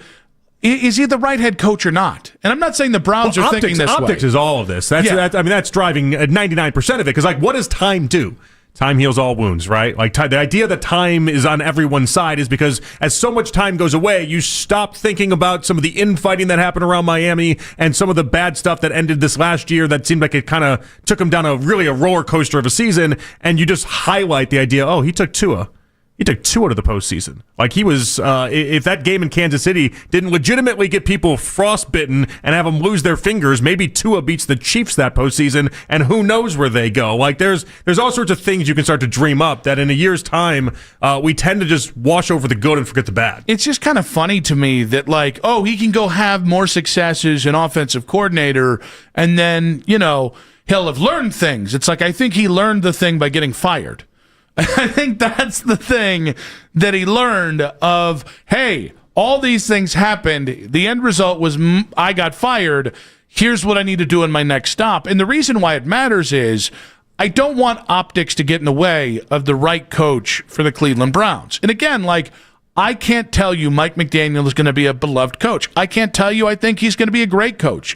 I think he's got some things that make him very interesting for this job and where I think this job is, especially predominantly if he keeps Jim Schwartz. But it's just this idea of like, and I've heard people say, well, you know, he took that year and he talks about it. He really learned some things. Yes, he's conning you. When a coach says, hey, I took that year. I really reflected in this last year. Did you? Yeah, he's selling himself because he's smart. Did you see, by the way, they had a big Vrabel piece before the Patriots game this weekend, and all in that piece, he kept talking about all the things he learned from Kevin Stefanski. I was like, you got to be kidding me! Like this is you're doing this now. Like I get it, you're trying to push Kevin. That's a great thing. That's very nice for you to do. But he kept talking about that gap year that we're discussing right now, and it was a whole 3.5 minute thing on ESPN, and it was just all about like I learned this from Stefanski, and I learned this from Stefanski. I'm like, shut up, Vrabel. No, you didn't. Yeah, one of you's played in the NFL at a high level. Another one of you has been to an AFC title game as a head coach. I'm going to say you were just a good head coach. I just think so. And I think he was probably just, but it's an advantage. You know, it's one of those things. I just thought it was a really nice thing that he did for Stefanski because it's all they kept talking about. But like they do these 1 year gap situations. I think Tomlin's going to go on one. I don't think he's going to TV. I'm starting to fall in the camp of I don't think he's going to TV. I think he's just going to do what Vrabel did. I think he's going to do just a 1 year, let's bounce around to different places and see how it goes. But like a year does a lot, whether you're being an OC or whether you're doing a coaching gap year where you visit a lot of different camps. Does do a lot to get you right back in the good graces. Yeah, but it's all it's just optics. It's all it is. It just bugs me. I know it does, but it bugs me because it reeks of self-importance through the media. Like the idea that I can see this plain as day, and I've thought this for a long time. I just think McDaniel's such a fascinating case. And like when we had Albert on 2 weeks ago, Albert was like, I think he would choose being an OC over being a head coach again. And again, it's about getting the second opportunity. And I'm like, you're not guaranteed. If you have an offer to be a head coach now, today, this year, and you go, I'm going to take the long route and I'm going to wait for the right job, there's a good chance you're never going to get the right job. More likely than not, you never get the job. And so it's just, even the Mike Tomlin thing. Like, I think Mike Tomlin, if he wants a job in a year, it's very likely that he's going to get a job. They could also go a year from now, and there are going to be people kind of like Vrabel that'll be like, he's too intense, he's too this, he's too that. I want a young, offensive-minded head coach. I want the next Sean McVay, not the same iteration of Mike Tomlin. Like, even Mike Tomlin, who it should be a no-brainer in a year's time that he can walk into any job in the NFL and have the job that he wants. Even he might have to sing for his supper in a year. There's no guarantee there. I just don't know that McDaniel's going to be able to, even if he has a great year in Detroit or Philadelphia or wherever he ends up, I don't know that 1 year is going to bump him up to, hey, Bengals fired Zach Taylor, Mike McDaniel, come on down.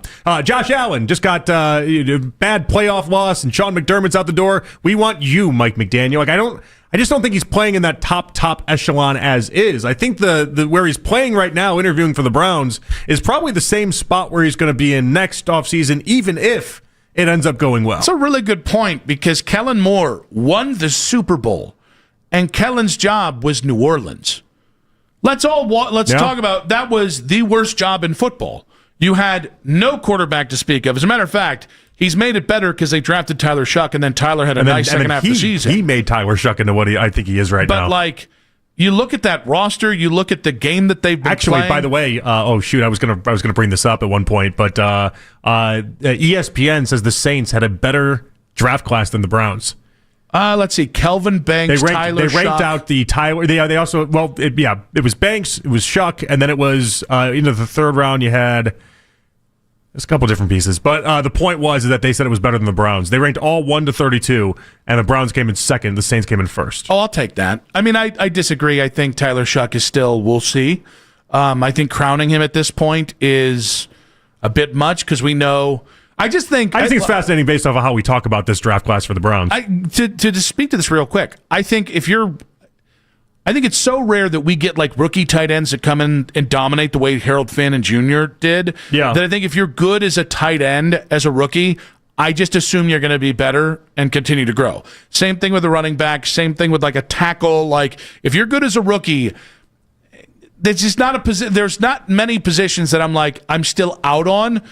Quarterback's the one spot where it's like, I don't care how good a rookie year you had. Talk to me in 5 years. I know. They clearly got a big bump up with Shuck being as good as he was. Quincy Riley, Jonas Sanker, they had Danny Stutzman. They had some players outside of that, though. Good old Jonas Sanker. Yeah, the safety out of Virginia. It's a great name. Yeah, it's good. It's a good That's safety a founding name, too. father name, too. It's That's funny. What's funny about it is that it really ended up being like these top 4 teams. Giants were in there. Patriots were in there as well.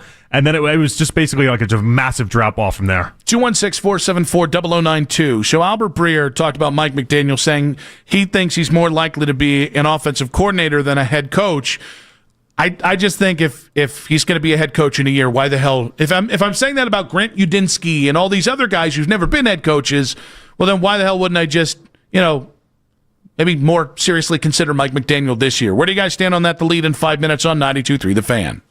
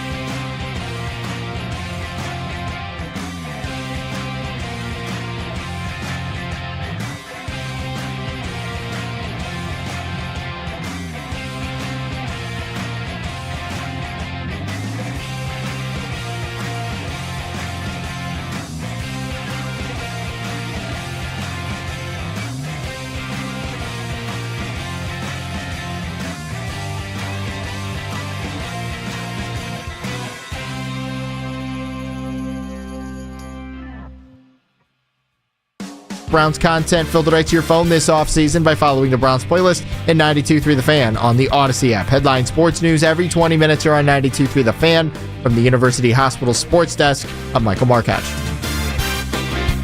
You can now stream The Ken Carman Show with Anthony Lima live on the 92.3 The Fan YouTube channel every weekday from 6 till 10 a.m. Subscribe to the 92.3 The Fan YouTube page now for free.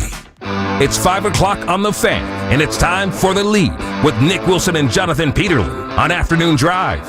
Win a 4-pack of tickets to the Fan Night at Cleveland State Basketball Thursday, January 15th at 7 o'clock at the Wolstein Center, hosted by Ken Carman and Anthony Lima. Get tickets at csuvikings.com/tickets. Enter the word SWISH, SWISH, by the end of this hour at 923thefan.com to get registered to win.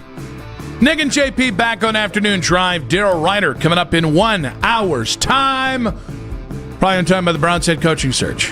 Yeah, which we love to do. That's on the docket. Yeah, there's many people who might complain about head coach search radio, like not Daryl? This show. Yeah. Oh, we are going to jam them up about that. Hey, they just went for it was like 3 minutes between him and Phelps. It's like, this is the job. I don't know. Every this is fun. Monday, I got to come out and I got to talk about what happened on Sunday and like what they did well and what they didn't do well.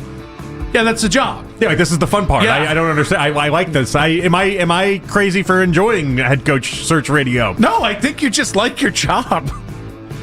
Okay, I don't like the way that one landed. Well, not for Daryl, but for me it was nice. Because I'm not just talking about Daryl. There's too many people complaining about a head coach search, and I'm not talking about like fans. I'm talking about like people in the media, and it's like, shut up and take the clicks. All right, enjoy the increased foot traffic. Okay, like good gravy. Yeah, if you're not doing this, you could be like, hey, is Josh Allen gonna punch through that wall this year? Which I still like too, though. I like that. I like those conversations too. I like the medium, guys. What do you want to? What else do you want to talk about? So, who's going to coach special? No, I'd talk about that too. I would like to talk about Good that. Lord. I'd like to talk about offensive coordinator, defensive coordinator, how it all shapes out. That's the fun of all this. NFL insider Jordan Schultz provided an update today on what the Browns are looking for in their next head coach. The Browns would love to keep DC Jim Schwartz with their new head coach, given all the defensive success they've had, which is why most expect them to hire an offensive-minded head coach. Many around the league have viewed the Browns as a team that could hire a head coach who might be a year away from being a legitimate candidate, but in their eyes, if he's going to be a head coach in the future, why wait? That's why you're seeing Cleveland interview requests for Bengals OC Dan Pitcher, Jags OC Grant Udinski, and Rams pass game coordinator Nate Scheelhaus. Pairing a young offensive mind with Schwartz is seen as very intriguing to Cleveland. Sounds like a hostage video. It's really tough, yeah. Like, is Andrew Berry behind the camera with like your pet dog? Like, what are we doing here? And Jordan Schultz is worth enough money. At least his dad is. That he can assault one of the other reporters, and it's not just a big one. deal. You get one, and you get away with it. I don't know about maybe some open-handed stuff too. I don't know. But It's literally punching down too, because Jordan's like my height, and those other Shefty and Rappaport, they're just wheel guys. That's the old Jordan Carmichael bet where he's just like, I got enough money. I can do one open-handed thing, and that's about it. But I don't got any more money than that. When it comes to, by the way, Mary Kay saying the Browns did put in a request to interview defensive coordinator Chris Shula. Okay, so like on that theme of like some of these younger guys, we were spinning around offensively, but also some defensive guys come in the mix as well. I don't know why I'm more okay with maybe an Adden Dirty than I am Chris Shula. Maybe it's I'm a little leery of the brand name, and I remember Dave Shula and Mike Shula and how well those head coaching forays went, which is not entirely fair to blame him for the lack of success of the second generation of Shulas in the NFL. I will say, like, I don't think we're getting the leader of men. I don't think that's what they're looking for. I think the Browns compartmentalize jobs a lot more because I think maybe the theory is, in the same way corporate America, it's easier to plug somebody in and take them out of specific jobs if you just give everybody has their neatly designed jobs. So I don't think I'm getting what I wanted out of this, which was a true leader of men. So I think it is going to be an offensive head coach. Now the question becomes, do you retain Jim Schwartz, and do you go for somebody who might not be a head coach for another year or two? Or do you go for a head coach that has already been a head coach a la a Mike McDaniel or maybe somebody they haven't interviewed yet. Yeah, and I think part of the advantage of taking somebody that isn't a Mike McDaniel and taking one of these younger, non-proven coaches is that you get to basically tell them what to do as far as the staff is concerned. If anything, they might even help out the idea that they probably can't fill out a staff themselves. Ashley Bass.Cleveland.com joined us today at 3:20. We asked her who's at the top of her head coach big board for the Browns. I would want it to be Jim Schwartz if it's not going to be John Harbaugh. And I think a lot of people would say, well, they need offensive help. Why would you do this? Isn't this just the path of least resistance for them? To some extent, yes, but I would not let Jim Schwartz get out of the building. And I definitely wouldn't let him become the head coach of the Baltimore Ravens. They completed their interview. I would not let him out of your building. He's made this the top defense over a 3-year period in the NFL. They rank number 1 in just about every major metric over that 3-year period. And I think you can still have Jim Schwartz be like that sort of CEO, head coach, run your defense, and get a really good offensive coordinator. I think it is necessary to keep Jim Schwartz. I think it's necessary to keep Jim, but I'm not making him the head coach. And I was probably more open to this a couple weeks ago.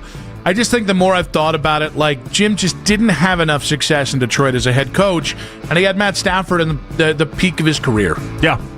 I mean, not only that, Stafford, Johnson, Ndamukong Suh, like he had a lot of players on that team. And at the time, it was always looked at in a way kind of like how Stefanski gets this like 6-year pass because that's the Browns and you got to contextualize this, is how the national guys put it. Well, it kind of was looked at that way with Detroit, with Schwartz. It was like, well, it's the Lions. There's not much you can really do here. But the reality is he had a lot of players on that team. And remember, when they let him go, part of the narrative was now we need to go get a offensive head coach to maximize Matt Stafford. It's not really what I love to hear about my soon, especially because he's not walking into Matt Stafford here. Mary Kay Cabot at Cleveland.com was on with Baskin and Phelps today, and Daryl Ryder. She broke down the timeline for the Browns to hire their next head coach. The dominoes will begin to fall when John Harbaugh gets hired, and that could happen anytime soon because he's a free agent. He can talk to anybody anytime. So, he'll be talking to the Giants today, and then I guess the next 2 on his list are the Titans and the Falcons. And, you can't rule anybody out because if things don't work out the way that you want them to with those teams, then you start to go down your list a little bit. So, right? I mean, nobody thought Deshaun Watson was coming here until he was. So you can't completely rule the Browns out yet for John Harbaugh, but they certainly don't seem to be on his top 3 at the moment. So that domino has to fall, and then a few others have to fall as well. Kevin Stefanski, I think he's going to be pretty high on the list for getting a job. But if you really like someone and that coach goes all the way to the Super Bowl, then I think you have to be willing to wait for him. You want to make sure that you're getting the guy that you want and not worrying about will he be able to assemble a staff if he goes and plays in the Super Bowl. And it does kind of feel like everyone's just waiting on Harbaugh. Now, if I was a team like the Ravens, for instance, what I would do is if you think Stefanski's your guy, you got to just get it done and take care of business. And do it before a team like the Giants, for instance, before they don't land Harbaugh and then want to swoop in and then you're competing against New York. Like that's the urgency I would display. I think that's I don't know. I think for Stefanski, yes. I think if I am Vegas, I would just tell Kevin, doesn't look like New York's working out. Come here and be our head coach. Well, the cool thing about the Ravens is they don't have to play on the timeline that Harbaugh is basically making everyone else play by. But I don't think it's just Harbaugh that people are. I think it's also waiting to see what coaches are going to be able to interview after this next round of the playoffs. I think that's another thing that is slow playing this. We're also not 100% with certain done with jobs being moved. Oh, that's fair. If Josh Allen, if they lose this week, and they're expected to lose this week, that's not... If you're Josh Allen, not making it to the AFC title game that's not a winning season. I know he's only made 1 AFC title game in his career, but it's very much on the table that the Bills then part ways with Sean McDermott. And not just that. I think there's a lot of speculation. There's a lot of people very curiously watching the Green Bay situation because they don't have a contract in place yet with Matt LaFleur. And I think the general sense is the longer that it goes on without a contract, maybe the more likely that the potential for a trade opens up. I actually think this might be Green Bay overplaying their hand, trying to stoke up a trade market. I think it's doing Matt LaFleur dirty. I think Ed Policy is playing. That's Carmen Policy's kid. I think he's like a grown ass man, but the son. I think he's playing with fire here, and I don't think it's the smartest thing in the world to do. Oregon quarterback Dante Moore announced today on SportsCenter that he's returning to school next season. Here's his explanation on why he decided to not declare for the NFL draft. Ever since my freshman year at UCLA, that was a year that, of course, made me think of football as something that, every day you have to get prepared for. And with this moment, last year I was with Dillon Gabriel. I was behind him. I learned from him. He was a veteran quarterback. Of course, that was in college football. And even this year, I had, many great throws, many great plays. But at the end of the day, I feel like I can still learn so much more. And of course, as a kid, since 4 years old, I've dreamed about being in the NFL. But of course, this team, we've been through a lot, and a lot of people are returning. So I feel like we have, exciting things coming this year, and I'm excited to, keep pushing my team. I think it's best in his best interest to give himself the best chance to get that second contract. And how do you do that? You go play more football at college. He's got to get above the 25 to 30 start parameters. It's fair that people say, well, you know what? You can never get there. Like, things do happen. You get injured. All those things are fair. But, the kid's going to make a lot of money anywhere. Like, this is an uncommon decision, and I just want to applaud that, though. Well, all I heard was Dillon Gabriel, quarterback whisperer. It's true. Apparently, he's got everything we need in order to go back to Oregon. He just credited him. He was like, I learned a lot under Dillon Gabriel. Dante, my girl wants to know Kyle Juszczyk's wife. Do you know him at all? They got to be hooked up already. Dante, you see my girl's TikTok? It's fire. Forward it to your friends. She just did a post about them going back to Oregon, the two of them. Look at that. Yeah, Zoe. Why wouldn't you just go to Hawaii? It's so much better than going to Oregon this time of year. Yeah, well, you know what was also weird? So, they both went to Oregon together, and that's where they met and everything, right? That's where they fell in love. God, I love love. All this, apparently, I don't know. But they both went to Oregon, and then, they showed, she showed them going out to eat and everything. Like, they stopped by the barber shop that Dillon likes and all this other stuff, and that's fine. But, she's like, oh, we'd never been to it was like a TGI Fridays. And it was like, I'd never been to a TGI Fridays. And they're like, what? Like, it's your college town. Like, everyone, if you spend 4 years there, you're 3 years there, you have, so many different, fun hole-in-the-wall places, or, I have to have this sandwich when I go back. And it was 100% just a chain place that she just hadn't been to because Oregon hadn't had it. Also, what? Wasn't he only at Oregon for 1 year? That's true. But I'm doubting the validity of the relationship. Yeah, that's not. I don't know. Maybe did she school hop with him though? Maybe, I don't know. She definitely made it seem like they both were at Oregon because that's what she said. Now I need to know if this is real love. She might have been what's weighing him down the whole time. Or is this like a Baker Mayfield situation where when him and Emily Mayfield met, she had 100,000 followers already and was wild. She was already on her way to being very famous. They met in Los Angeles as he was training for the draft and getting everything ready. And it just this is not the college sweetheart story you're trying to portray it as. I thought we were going Cheesecake Factory out there. Honestly, I don't judge love. Cheesecake Factory, Oregon. I don't know what their relationship parameters were. That's true. Maybe that was always in bounds, and we're just the ones that are out of pocket here. I think that might be true. Might be true. Wait, so you're saying an athlete would have a situationship with a female who would understand that athlete's going to step out on him? Not in my America. See, sometimes it happens. Yeah. That is the lead. We landed the plane on the whole Cheesecake Factory thing. Very nicely Less done. judgment, America. Strong words about the Browns coaching job and coaching search in 5 minutes on 92.3 The Fan.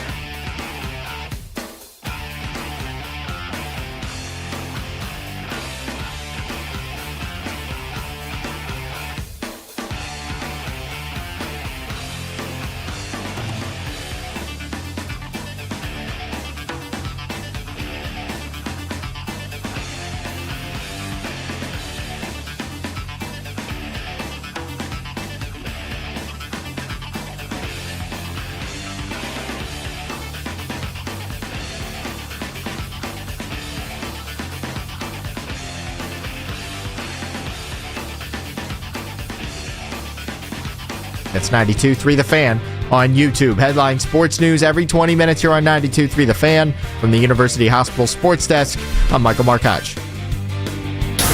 Keep us locked in all day, every day for the latest on the Browns' search for a new head coach. This is the radio home of the Cleveland Browns. Time out!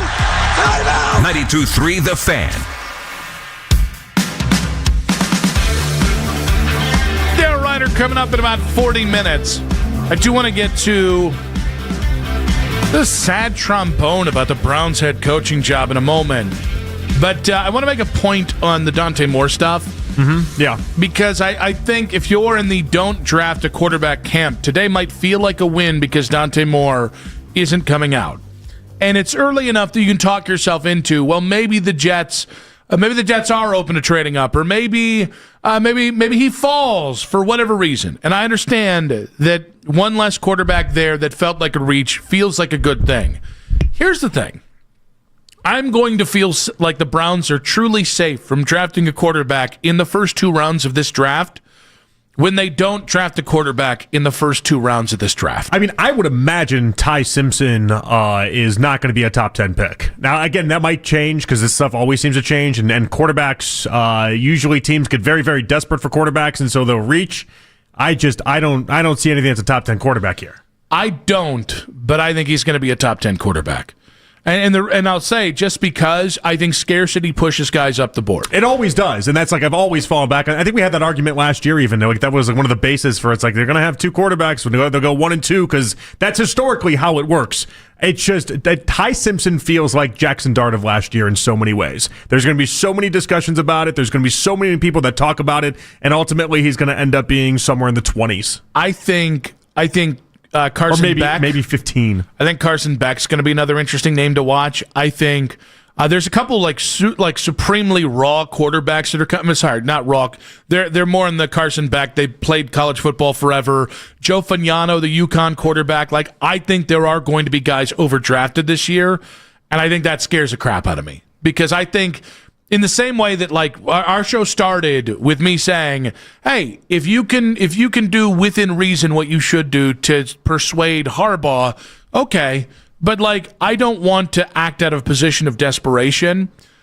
As of right now, I could absolutely see the Browns being in a position of desperation with quarterbacks, and to me, that's as bad as not taking a quarterback. Mm-hmm. Like, I think when you really trick yourself into, well, we have to give up a second-round pick for Kyler Murray, or we have to do a bad quarterback swap of Deshaun for Tua Tagovailoa, or we have to draft Ty Simpson with a number 6 pick, it doesn't mean that it won't work out. But more often than not, if you're pushing a quarterback up the board, the best case scenario is 5 years from now, you've had some success, but you still don't know whether you're going to pay the guy $50 million a year or not. I mean, I'm fascinated to find out if he gets pushed up that high. I really am. Because if you would have asked me before today if I would have ever thought he'd be a top 10 pick, I'd say emphatically no. And not happening. Because you have 1 and number 2, and both quarterbacks are going, and then by the time you get to a 3rd, he's just not a top 10 talent as of right now. Maybe this changes, but I'd still even be surprised at 6. Now, on the other side of that does put him very much in play for the Jacksonville pick at 24. I think that's fair. And maybe here's the other thing, because this is another thing that people say, just wait till 2027. And I think right now, when you look at Arch Manning and Dante Moore and Lenore Sellers and all the names, Julian Sayin, that could be coming out and likely will be coming out in 2027, all makes sense. Totally get that. Just a reminder, then trading down again might be in your best interest to go ahead and get another first-round pick for next year in the same way of why you traded down in the 2025 draft. Well, again, this is also, too, where the Browns then could take advantage. If you're in the trade down is a good thing category, maybe this is where you get a team looking to trade up at number 6 and then find their quarterback there if they think he's that valuable, and you can go ahead and get a lot for that. This would be the year options that you but this trade down, I think, would be more significant. Like, I think this is much more like when, I'll throw this out, like when the Chiefs traded up with Buffalo to get the pick that was Mahomes. They went from like 26 or 27 to pick 10. Mm-hmm.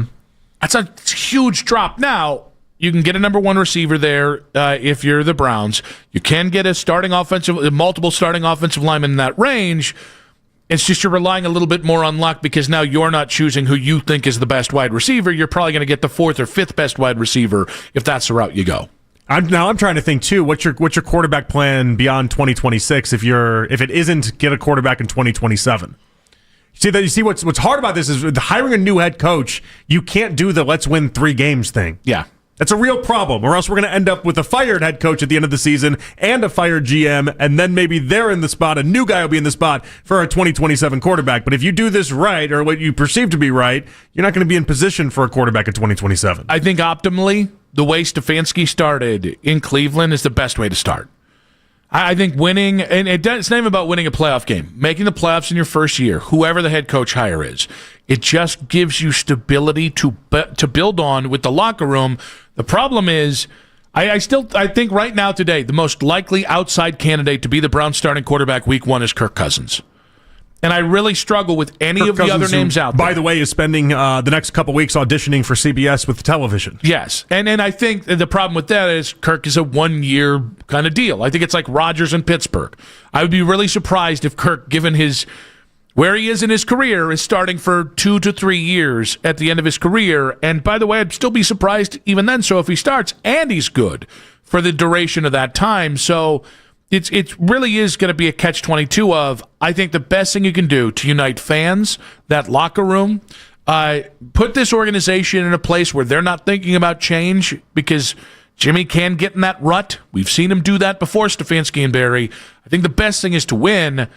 The problem is, all right, where's that quarterback come from, and how long can you have that starting quarterback? Well, the way this is shaping up for 2027, it almost feels like this is going to be that Baker draft all over again. It's like the early vibes of it. This stuff changes all the time. So a year from now, we might be saying completely different things. This quarterbacks suck. We might. Wait till 2028. Well, that's what happened with 2026, right? Like we talked about it in 2025. Oh, all right, Cam Ward's at the top, and we got some guys here and there. But hey, 2026 is going to be loaded. And then 2026 came, and we're like, ooh.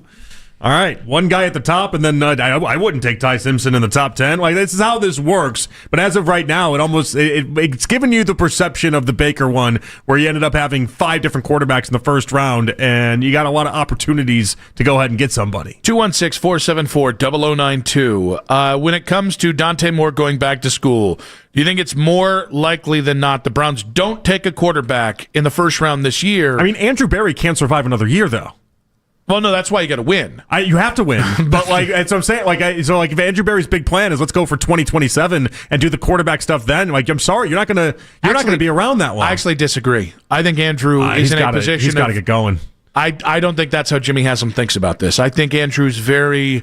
I think if he shows loyalty until he doesn't, and so I don't trust Haslam in any sort of way. But if I'm Andrew Berry, I'm sorry, you got to get going here. But what does get going look like? Like if they're an 8-win team next year with a new head coach. You can't tell the fan base and everybody we're doing another 3 to 5 win season thing like we just did the past 2 years. Yeah, you don't tell them. It just happens. Well, that's what happened, is that he did that the past 2 years, and because he didn't outwardly say it, too many people bought into this idea that you're going to be an 8-win team or a 9-win team. I'm looking at you, Coach Riz. I love you, but I'm looking at you. But way too many people talked to former Browns quarterbacks and became convinced it was an 8-win team when he was outwardly saying, without saying, it wasn't going to be that. And so, show me something in between these off seasons. Give me something. But what does that look like?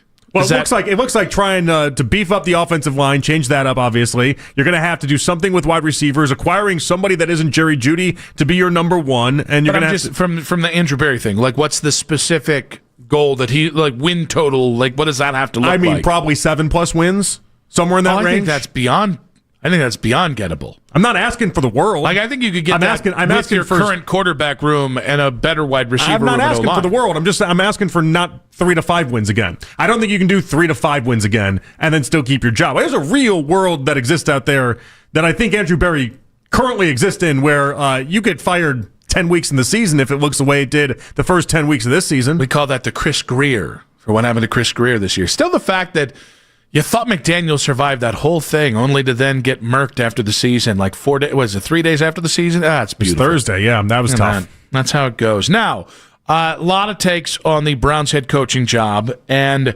Connor Orr of SI. I'm not going to say what I think about this. I won't editorialize the Connor Orr part of this yet, but he says that the Browns have the worst head coach job in the NFL. Nick Wright also agrees with that. The worst job opening is the Cleveland Browns. Just awful ownership, a brutal division. They have 136 million cap dollars still to pay Deshaun Watson. That's ridiculous. And I would also, listen, if you really think Shedeur is a star, then you pump him up. I think Shedeur is actually, if I'm looking at jobs, almost for a future head coach, a potential net negative, just in that, man, if he doesn't play well, there's going to be a portion of the fan base that says I'm sabotaging him. Like it's just harder than a situation of a blank slate at quarterback. So they're the worst job open. I think there's some straw man in there about the Shedeur thing. Nothing annoys me more when I hear the media go, hey, but if he doesn't play well, you're going to hear it. It's like, guys, it's the NFL. You're going to hear it. If your team sucks, your fans are going to be pissed no matter who's the quarterback. I don't know that the division looks as tough as it used to. It still has Lamar and Burrow, so it's not an easy division, but there's tougher divisions out there. Tell me the good owners here. The Bidwells? That's tough too. You want to go through like a list of like who you think the best NFL owners are? Stephen Ross? Is that a good owner? No. Oh, by the way, worst cap situation in the NFL and Stephen Ross. That's what actually worse than the Browns. People also convince themselves that Arthur Blank is awesome at being an owner, and I don't see it that way. It's not great. I don't know why that became like a theme. Mark Davis's goofy ginger ass. Is that a good head coach there? Or good owner? It's definitely not a good head coach. I think I think like he's a good time if you want to like paint the town red in Vegas. He'll pay for the He toots. knows all the thoughts. He will. He's got a lot. He will pay those ladies to do what you want them to do. But I don't know. The money he should have spent on a haircut goes to that instead. Amy Adams Strunk, the Strunk sisters, the Adams sisters. That's what it is. Not the Strunk sisters. That'd be weird if they also married brothers. Titans. Is that a great ownership? No. So I think like. And by the way, Jimmy Haslam. And again, I understand that Jimmy is a complicated ownership group for a lot of people. And I'm not saying that Jimmy's a great owner. I'm not trying to say that. He's not a positive as an owner, but there's a lot of negative owners out there. Jimmy does things in terms of how he utilizes money and to not circumvent, but to manipulate the cap that none of the four owners I just mentioned does. Which is why another piece of that, the $136 million to Deshaun, is not something we really worry about too much. I got to be honest with you. I don't want to disrespect Nick because he's just so talented and he's very successful. And I say nice things about people before I insult them. Mm-hmm. I don't think he actually thought about this very much. Well, and so this is what I find interesting, what I am seeing happening, and it's not only Nick, it's obviously Connor Orr as well. It just kind of feels like we went from middle of the pack in all these rankings, from like it's the third best team, it's the fourth best team. Like, remember Bill Barnwell like 2 weeks ago? Where were we, Mac? You're pointing. Was that the third best team? I was going to say third or fourth. Or it might have even been second. Like it was very high up there is the point. And now all of a sudden we've just fallen. Yeah. We've fallen to the very bottom of this, and I don't know how we got here, and I don't know why this currently exists this way. Yeah, I mean, I understand if people say it was the third best job or fourth best job 2 weeks ago, and because the Steelers and Ravens are here, it's now the fifth best job or the sixth best job. I get that. It didn't go from the fourth best job to the worst job in the NFL overnight. The Titans, guys, this hyperfixation on who the quarterback is. Yes, in a year, the right head coach with Cam Ward could have them in a really great spot. That's if somebody can actually get that out of Cam Ward. Well, is that what's happening here? Is like, because John Harbaugh says he'll visit the Titans, and it's one of the three teams. Everyone's boosting them up in a way that we just didn't see previously. I mean, I'll say this.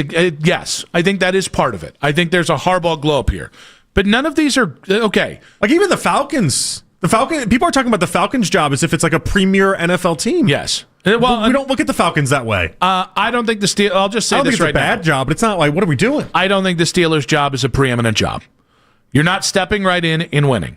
It's great because you might be there for 30 years. It might be 3 years before they start competing again. So I'm taking that off the board. I'm not calling that one of the best jobs. You don't get fired doesn't make it a good job. It just means you'll have it for longer. As of right now, the Steelers' ownership is part of their futility in the playoffs as well.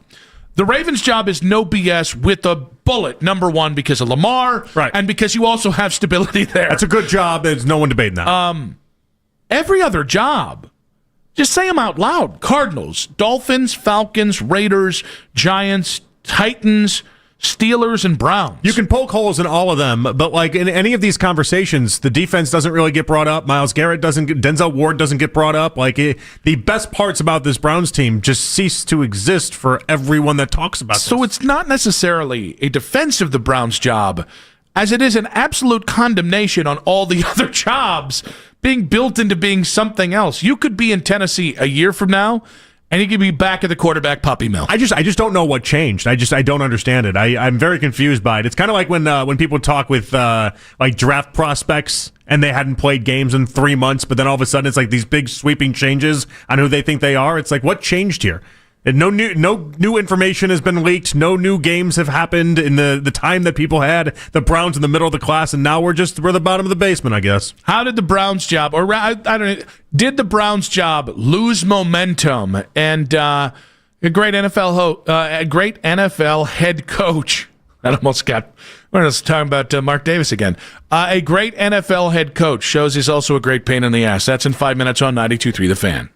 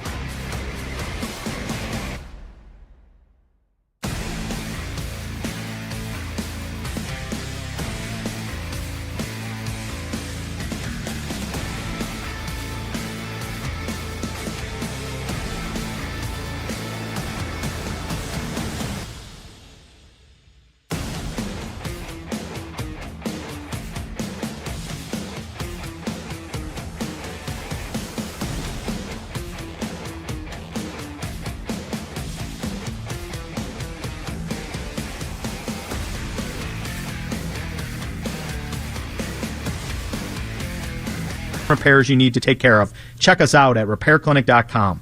If you need a world-class website or technology project, then I would highly recommend AmericanEagle.com. Call AmericanEagle.com at 773-NETWORK. That's AmericanEagle.com, 773-NETWORK.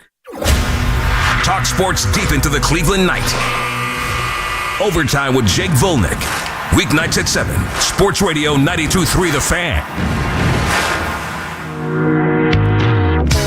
As always, you can listen to this show and all of our local shows on The Fan on Apple Podcasts, Spotify, or wherever you get your podcasts. Daryl Ryder coming up in about 15 minutes here. Nick and JP back on Afternoon Drive. We are talking about Connor Orr and Nick Wright both saying the Browns' job is the worst job in the NFL. I just think that's lazy. I don't think this is the job that Kevin took over, and I certainly don't think this is the job that Hugh Jackson walked into in 2015. Or carry the two? 2015? 2016. That's what it was. Yeah. So, like, I think there's a lot to like about this job, and I think the things that you need roster-wise outside of quarterback, it is trying to visualize what the quarterback room is going to be, and what matters, by the way, is who is the head coach. Yeah. Like, one of the reasons I liked Matt LaFleur so much is, before all that went down, is, I can plug Malik Willis in at quarterback. Romeo Doubs is available. I can plug him in at wide receiver. Rasheed Walker, the left tackle. Sean Ryan, the center. Like, they had so many guys available at positions you needed. That was an easy transition. With Mike McDaniel, I am skeptical that Kirk Cousins has so much good football left in him. But Mike McDaniel plus Kirk Cousins is probably going to be as good, if not better, than anything Mike got out of Tua Tagovailoa. Well, we don't know how high Mike McDaniel can go, because when Tua's the only thing we have to go off of, like, I have to believe that you can take this thing pretty far. And in that scenario, by the way, Kirk Cousins with a young draftable quarterback backing him up, and then like Shedeur backing him up. We got options now. Like, I can see this playing out in a positive way. It's really tough with any of the other quarterbacks or the other offensive head coaches to know which way guys are going to want to go. And so that's like a part of this. I do understand. Hey, bleakness at the quarterback position. The cupboard is not empty. And I think anyone thinking it is, is either maybe connected to Kevin Stefanski in a way, which I think maybe one of the gentlemen we're talking about is, and I think the other guy is just maybe thinking about it and prioritizing it in a very narrow way without acknowledging the other bad owners in football. Why aren't some of the other teams getting docked for this bleakness at the quarterback spot, though? Because the media still hates Jimmy Haslam. Like, the Cardinals are in a worse spot than we're in. Not only do they have Kyler Murray, who they're not going to end up playing for that much longer, but either you have to play Kyler Murray, who stinks, or you have to eat the contract of Kyler Murray and go through what has basically been our existence with Deshaun Watson, but you're starting fresh now. Like, that's not a great spot in any sort of way to look at it. Because the media on a national level has never forgiven Jimmy Haslam for the Deshaun Watson stuff. The Dolphins. For the fully guaranteed contract. Up Tua, though. Like, the Dolphins, same story. Like, if whoever takes that job, you're in an awful quarterback spot. You're 100% right. Tua's a backup. But I think it's that, and Jimmy just fired the golden boy. I mean, with love to Kevin Stefanski, he has people that think he's Shanahan. In the media, they've got people that think he's McVay. Steelers give you stability, but what do they give you now? Aaron Rodgers isn't coming back next year. Will Howard going to be your quarterback? I think the Steelers are at least 2 drafts away from being really good again. They're in an awful spot. Yeah, that's a complete teardown. That's a rebuild. That's as bad as it gets, and their quarterback spot is no brighter than ours. And that's if you do it well, by the way. If the Steelers do it well, I think they're 2 drafts away from being really good. If they don't do it well, they could enter the abyss that the Browns have been in previously as well. Mac? You mentioned about, Tua and even Kyler Murray in Arizona. Looking at Spotrac, Tua, it says that the easiest or the earliest that they can get out of that deal isn't until 2027. And unless Kyler Murray they trade him. Right. Yeah, and we've done the post-June 1st trades on this. Yeah, and the Kyler Murray one is one for 2028. And you'd still, even with the post-June 1st trades, it's still like $25 million every year for the next 4 years or whatever it is. Like, but then again, you don't have a quarterback at the end of that. Mm-hmm. Like, you have no one. You still need one. And so, all right, so those are 3 names outside of the Browns that we brought up that are basically going to be stuck in quarterback hell or in a really bad quarterback spot. And I can make an argument are in a worse spot than we're in many ways. And then the other ones are like, well, how do you feel about a guy like Atlanta with Michael Penix? Is that really if you don't like Michael Penix, that job isn't the greatest thing in the world. Like, you see how this snowballs pretty quickly. And some of the names that have been attached to Atlanta don't fit what Michael likes to do. Like Kevin, this is another thing, and our buddy Adam in Rocky River was jamming me up on my Kevin Lamar take. Mm-hmm. Nothing matters more to Kevin Stefanski's offense than fit. It's why Deshaun failed in it. It's a big reason from Kevin's vantage point why Deshaun failed in it. Kevin would be incredibly content with a quarterback that does what Kirk Cousins does. Under center, play action pass, and make your on-schedule throws. It's not really Michael Penix, and it's not Lamar. And by the way, Lamar can do those things, but I think the problem with the offense of a Kevin Stefanski is it does bottle up great off-schedule players. Well, and that's players again, who can do everything. It's a problem I've had with Stefanski the entire time. Like, you can't look at Lamar Jackson and say, I can't figure that out. I got a real problem if that's your answer. Well, and by the way, I think that might be the downfall of Kevin Quick. Just like, I think, listen, when it comes to the Steelers, guys, I think the Steelers are going to take the long route with this because they've just done it for generations of Rooneys. Steve Bisciotti said it as much the other day. He's got maybe 10 years left as an owner, and he's got maybe 5 years left of Lamar. Do you think he's going to give the next head coach all of that if you see any of the if Lamar takes a step back in this newfangled offense? Well, but he's not going to be. It's not going to be presented that way. I would imagine Stefanski's going to go in there with enough concepts and enough ways of trying to showcase that he could actually do it. And then you would think Steve would take him at his word because most coaches should be able to figure that out. Like, Lamar Jackson shouldn't be an impediment to your success. I'll believe that Kevin can succeed with him long term when I see it. But I think, there's a lot of Browns fans that feel the way you do as well. And it's like, I don't know that the Ravens look at it that way. It'll be interesting to see how it all plays out, though. I'll tell you that much. I think as we're talking here, by the way, I've got the relative quick fix for the Browns where they're good again next year. Like competitive, maybe in the playoffs, good next year. Okay. All right, I'm all ears. And I think all of you, or most of you, are going to hate it. Win you some burger bets. Okay. Mike McDaniel's your head coach. We like that. You and I like that. Yes, we both like that. Not everybody likes that, but we like that. Your first 3 picks are on wide receivers and offensive linemen. Good. We're talking offensive side of the ball. All right, good. You take your 3rd round pick and probably another pick next year in 2027, and you trade it to San Francisco for Mac Jones. And you give Mac Jones the Sam Darnold 3-year bridge contract. Yeah, but did Mac Jones... So, all right, so I get the Mac Jones and McDaniel connection and the Shanahan-McDaniel connection, and you're really drawing into that. Because there's not anyone else that was accompanied by this. I would make the easy argument back and say, do we know Mac Jones is going to be what he was in San Francisco with anyone that isn't Kyle Shanahan? But McDaniel might be the closest thing we got to that. Yep.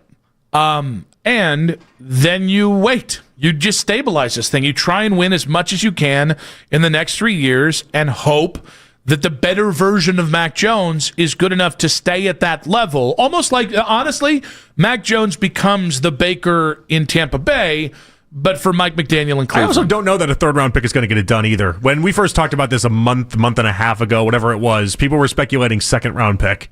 How high are you willing to go? I would be shocked. I'm not going above a 3rd rounder. I also think the friends thing is going to matter here.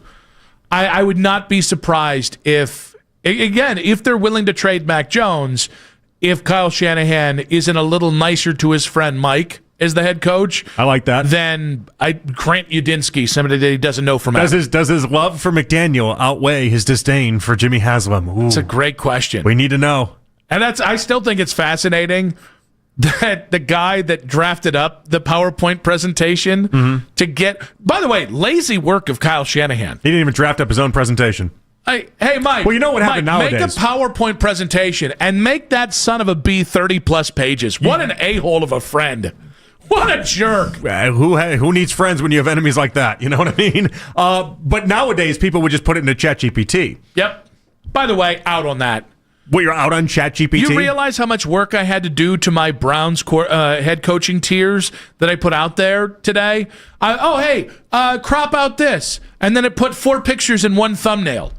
You idiot. That's not what I said to do. Oh, it made that graphic? ChatGPT is like telling my buddy Hacksaw how to build a carburetor. Yeah. Oh, I put it in the gas tank. That's not where the carburetor goes, Hacksaw. I like ChatGPT. Oh, I put it in the front seat. That's not where it goes. It works.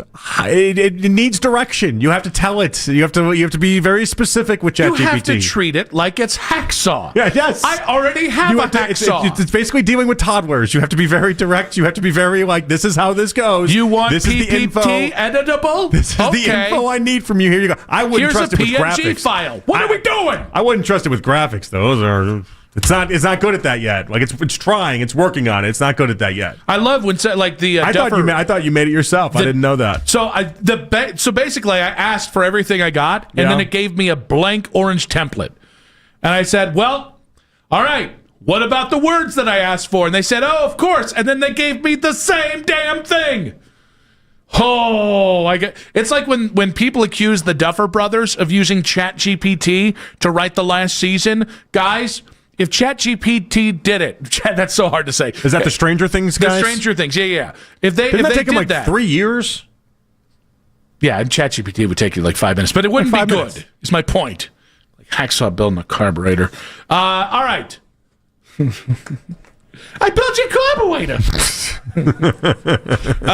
Daryl Ryder in 5 minutes on 92.3 The Fan. This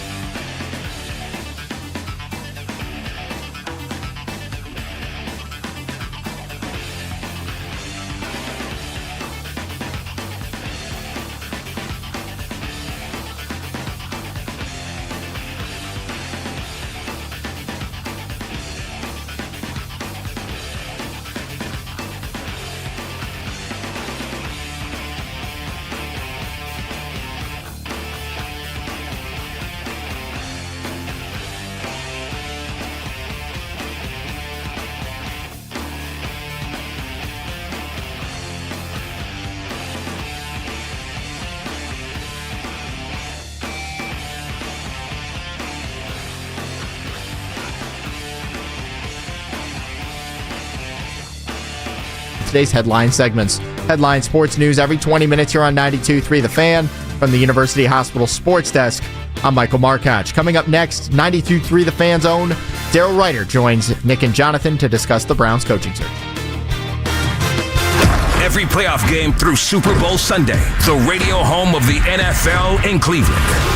We are Sports Radio 92.3 The Fan. It's the 6 o'clock hour on Afternoon Drive. Are they too rough on you today? I had a good time. Check out the Fan Off-Season Special every Tuesday night from 7 to 9. Jake Volnick, Coach Riz, Daryl Ryder recapping all the latest Browns news and the moves ahead this offseason in free agency and the draft. You can listen right here on 92.3 The Fan. Stream us on the Odyssey app. Watch every episode live on YouTube as well. That's the Fan Off-Season Special each and every Tuesday night from 7 to 9 right here on the Fan. 1 hour to go. Nick and JP back on Afternoon Drive. We've got, in case you missed it, coming up in 40 minutes, Giants fans are panicking across the board because John Harbaugh is leaving the building. There was speculation the Giants wouldn't let him leave the building. Get out. Nick, you can't let him get out. And many people in New York are panicking about this. I do like the idea that this has set up the scenario in where Kevin Stefanski still gets the Giants job, but now Giants fans are like, fine. Okay. Oh, they won't be happy. They think they're in the catbird seat for Harbaugh, and New Yorkers, they don't settle for anything less than amazing. And I do think I've settled on wherever Harbaugh goes, I'd like him to fail. Why? Because of the search? Pick up the call there, bum.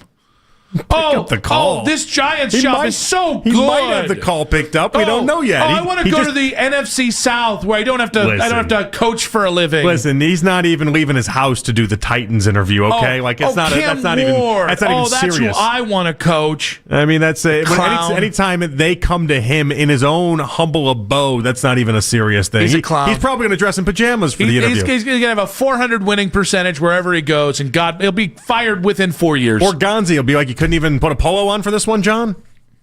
I bet you John just comes out stark-ass nude. We're talking a real power move. That's a real power move. Let's see what they'll put up with. Yeah. The second generation of Harbaugh greatness. Look at it. And he doesn't cross his legs for the entirety of the interview. Well, if you're going to do the naked man, you might as well just commit to the bit. Legs open. Just sunlight hitting everything. Says, hey, Amy, how's it going? Yeah. Woof. How do you like your breakfast in the morning? You know, I got a thing for 80-year-olds. No, that's my sister. Yeah. He's 70. Come on now. Now, to talk. A wheelchair adds 10 years.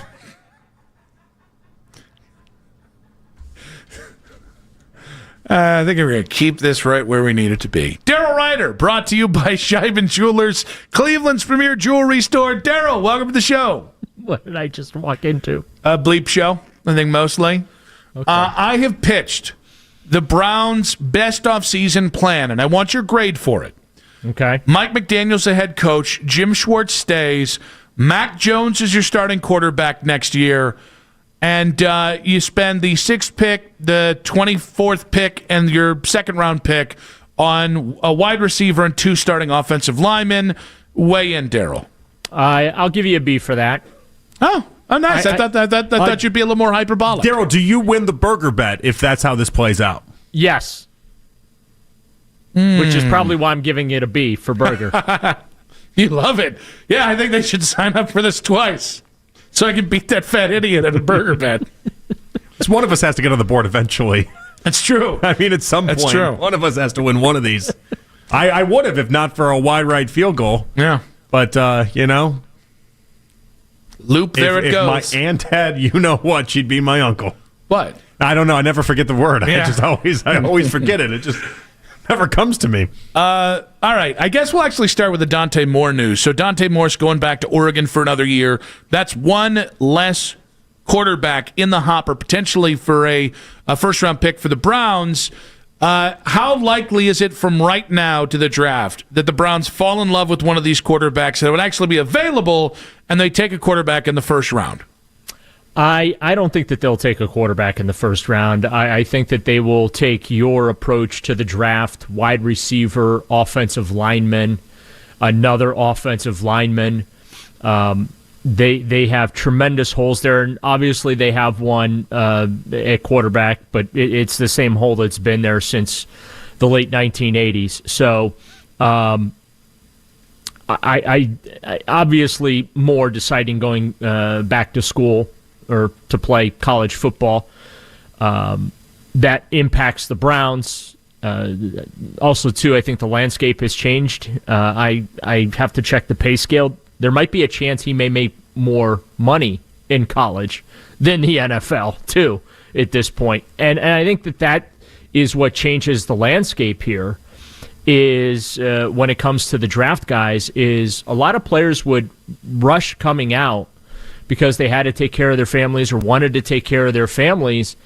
Well, with NIL being what it is, that sense of urgency no longer is there. They're able to take care of their families there in college. And I'm not saying that's the motivation behind this, but I'm just trying to add some context and perspective to some of these decisions that these kids make. I mean, you're getting paid in college now, which you weren't before, or at least you're getting paid significantly more than you used to get paid in college.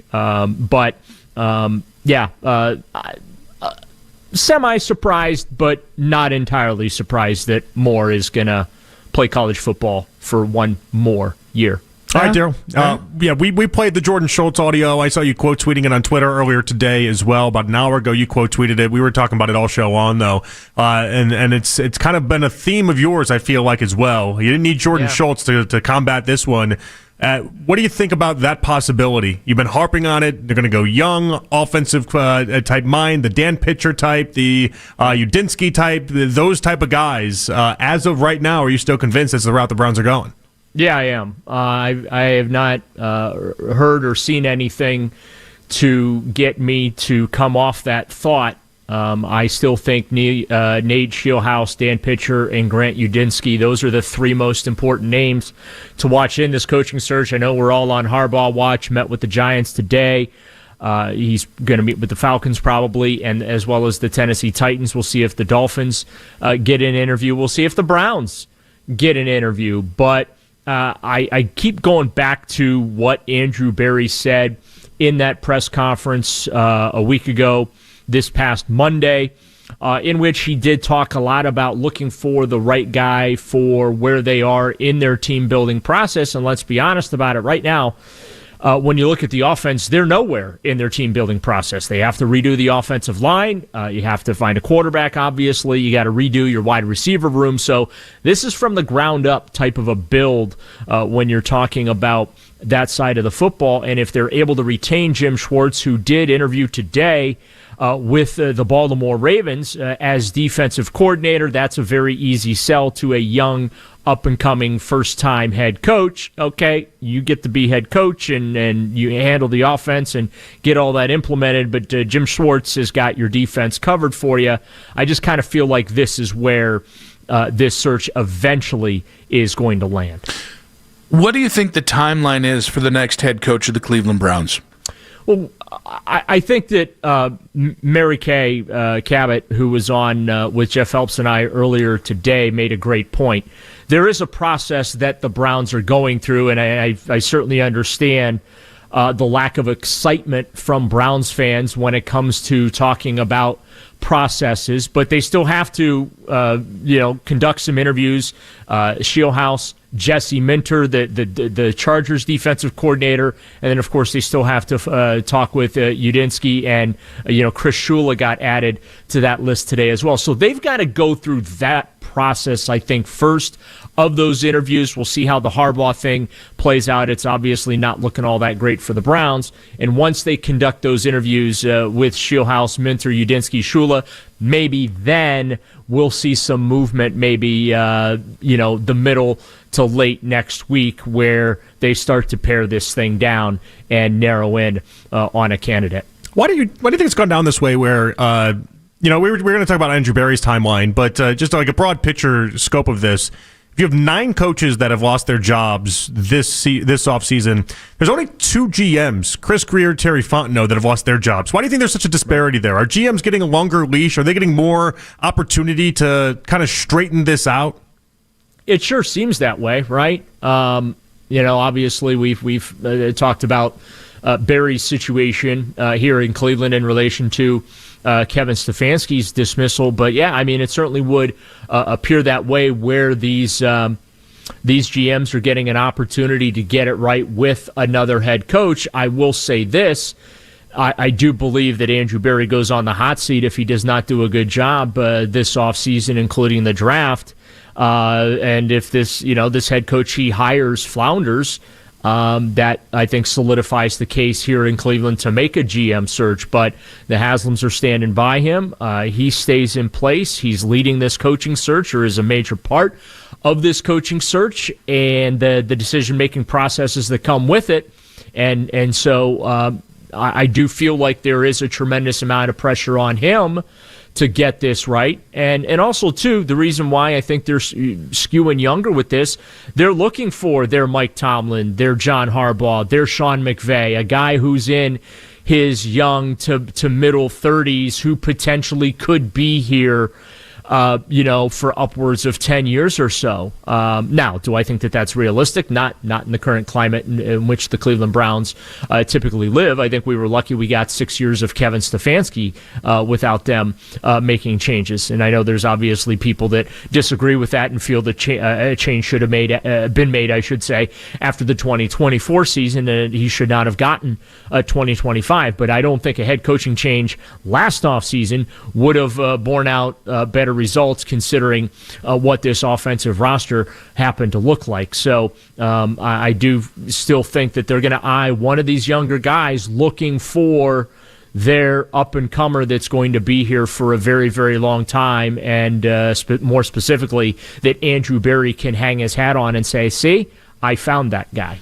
Daryl, when it comes to Harbaugh, if I know the Browns aren't looking at potentially even getting an interview here, right, would you like to see the Browns maybe throw a Hail Mary, Jimmy get on the jumbo jet and go do like the full court press to try and get that job, or do you think he should just leave it where it is? Harbaugh is the guy that I want, really.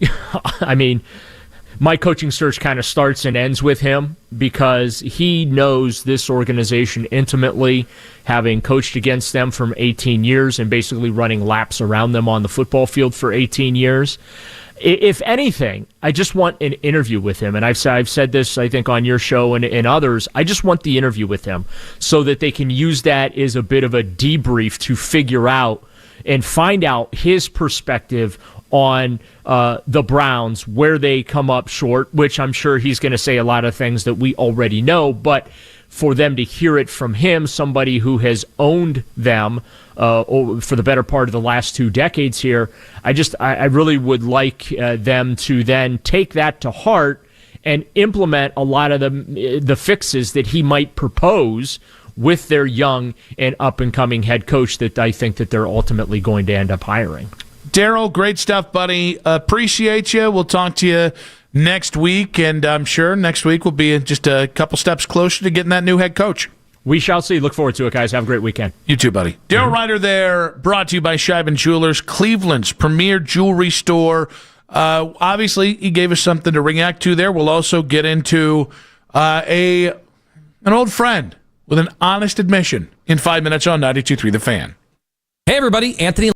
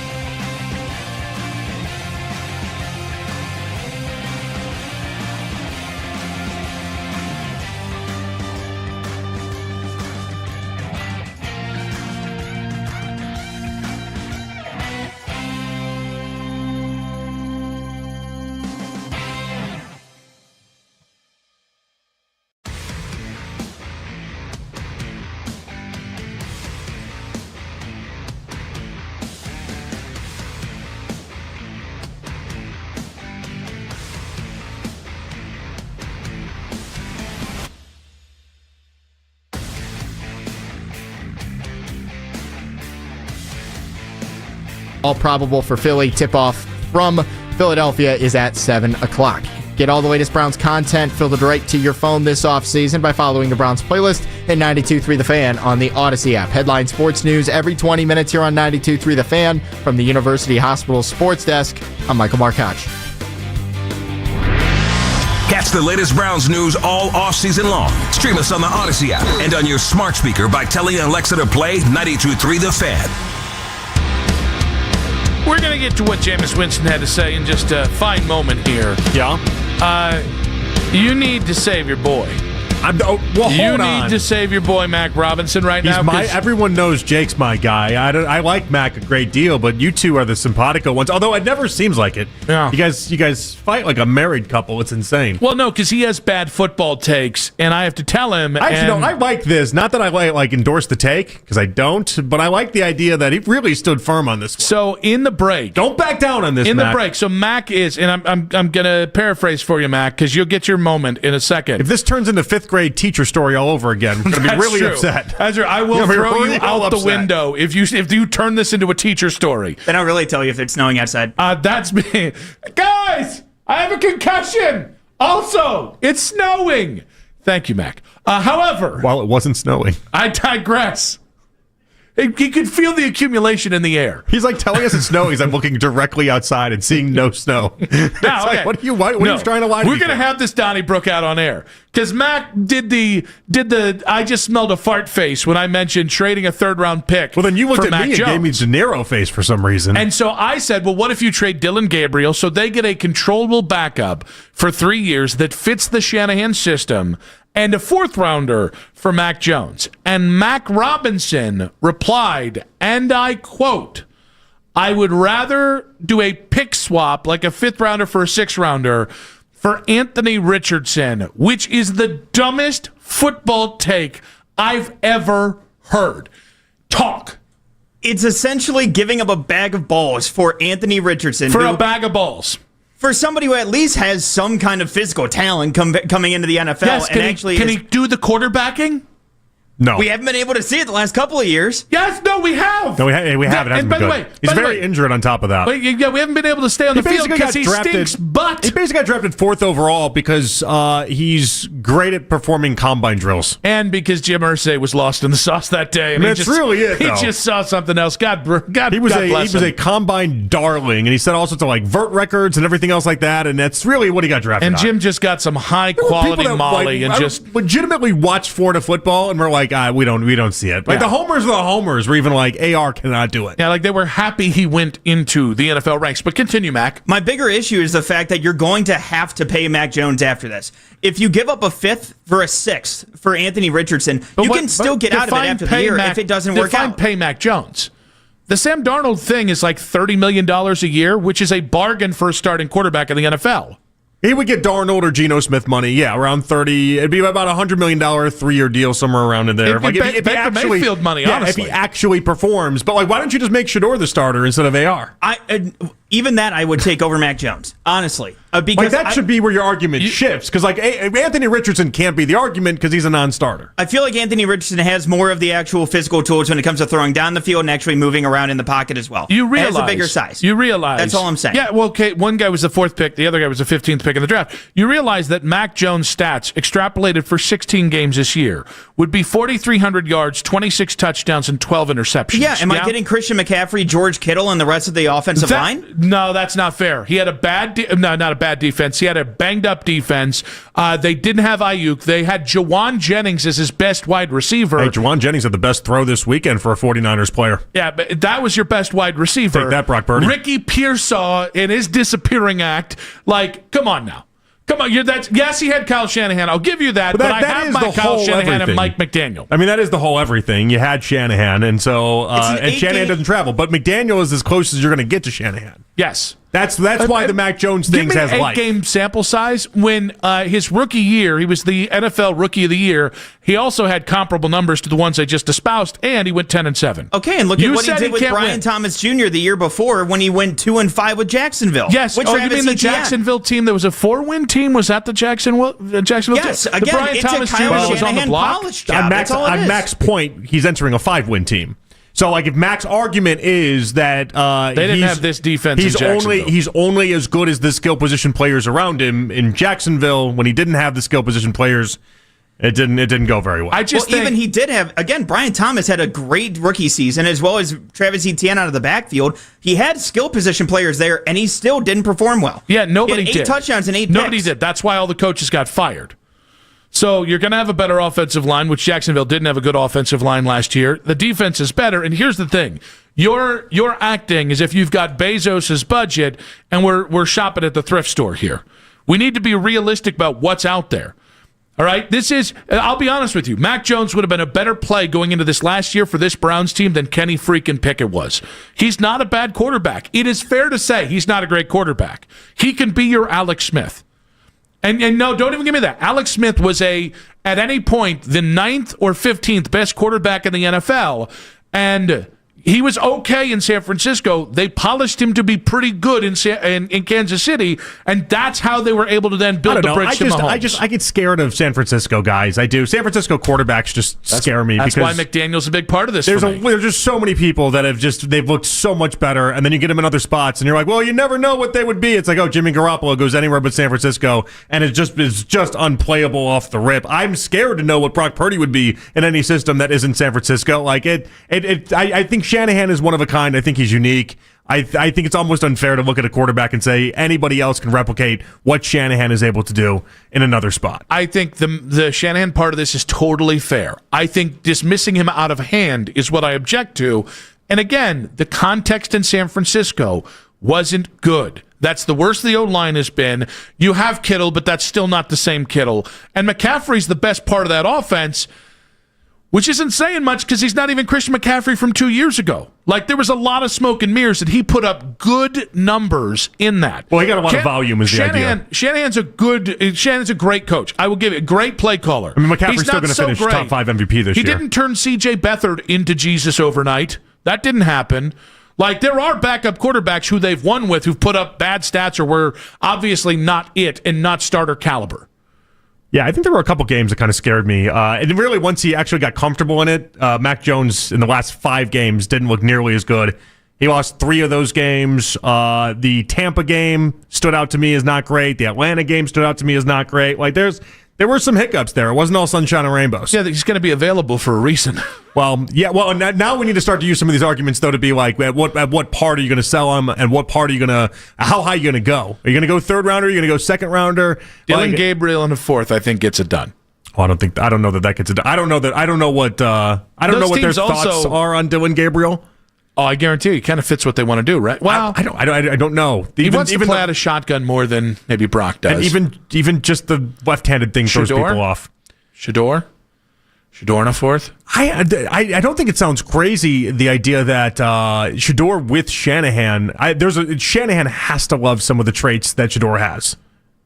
I would agree. I'd be surprised if he didn't. He fits Stefanski's offense. He fits I'd be Shanahan's. really surprised if he didn't. All right, so my problem is not that you're out on Mac Jones. It was the Anthony Richardson thing. It was the Anthony Richardson thing that was honestly, it's an unconscionable take. It was just like a slap in the audience's face is what it was. A verbal slap in the face. Where I'm sitting at, I feel like none of these veteran options are going to be good.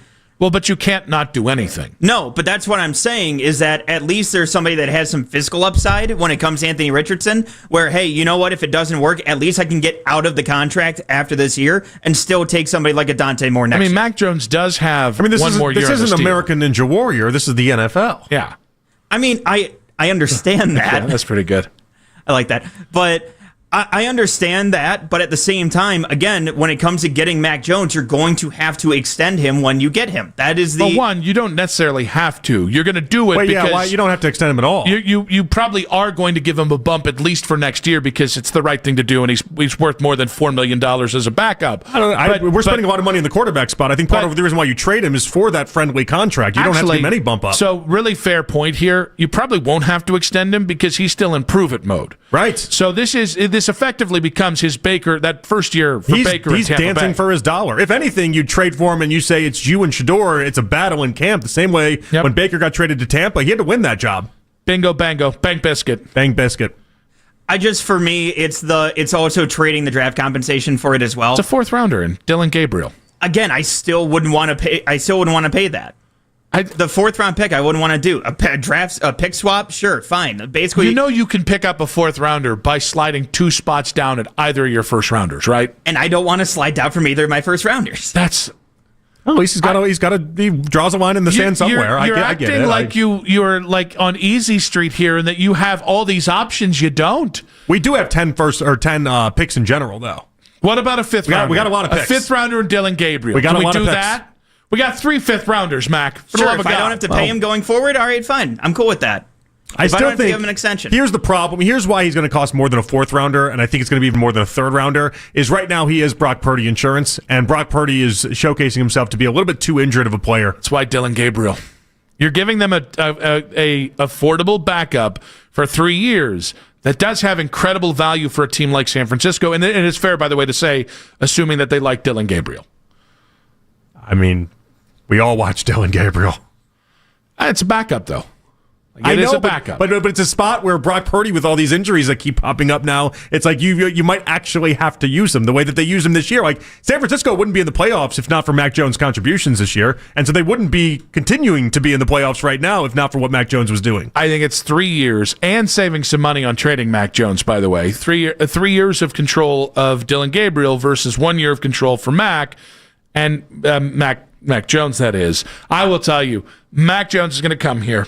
He's going to have a good season, right? We're going to be in the playoffs next year. Maybe you're 9-8, maybe you're 10-7. I don't know. And your ass is going to get a Mac Jones jersey 4 weeks in. Absolutely not. You just don't want other people to say Mac all the time on the radio? Is that the problem? No. Every time you say Mac, you're like, your head turns? I just can't stand McCorkle. That's the biggest hang-up for me. So we got a McKenzie versus a McCorkle? Yes. I just think there's so much value. He didn't name himself. When you can step in and you can actually win games. It's his middle name. He chose that. It's like Davis Mills. You know, like the giraffe. The giraffe. Big long neck. But he came in and he just won games. He won 3 in a row, and it wasn't even like they're not in the playoffs if not for his contributions. That matters. You matter.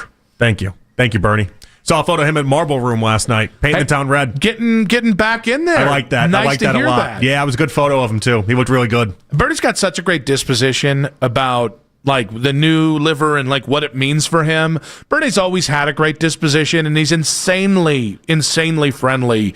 Like you and I've talked about this a lot, and I've made the point that like Bernie is still the face of the Browns. Mm-hmm. He hasn't started a game for the Browns in over 30 years, and he just is. Like there's no trying with him. It's just he naturally loves Browns fans.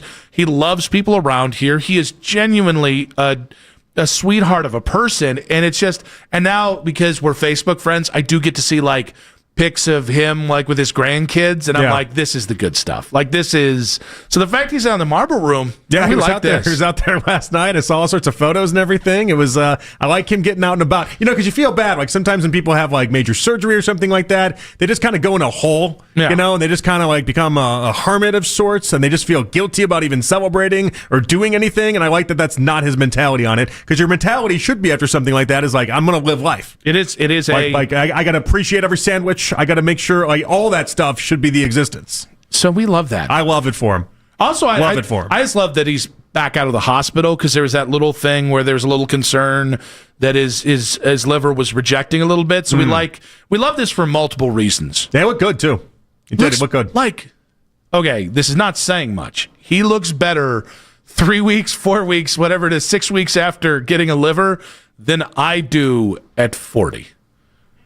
That's something you got to wrestle with. Again, this is more about, it's more of a Vanessa problem if you think about it. Yeah, right. She's the one that's got to look at me. You know what I mean? I do. I get and every once in a while, she's like, you're so handsome. I'm like, I think your sight's going. I think this is, like, I'm glad you don't have the contacts in right now. Oh, you smell good. Oh, okay. That's, maybe you lost a sense of smell. I know she did have COVID once. Who knows? You're suggesting the long COVID still exists with her? Could be, is yeah. That what that is? That's where our love bubble is. She's just still stuck in long COVID. Yeah. And just, it's like a delirium. Like, I walk in the room and she's like, I married Brad Pitt. what did I do to deserve the this? Same thing as Tony Romo these days.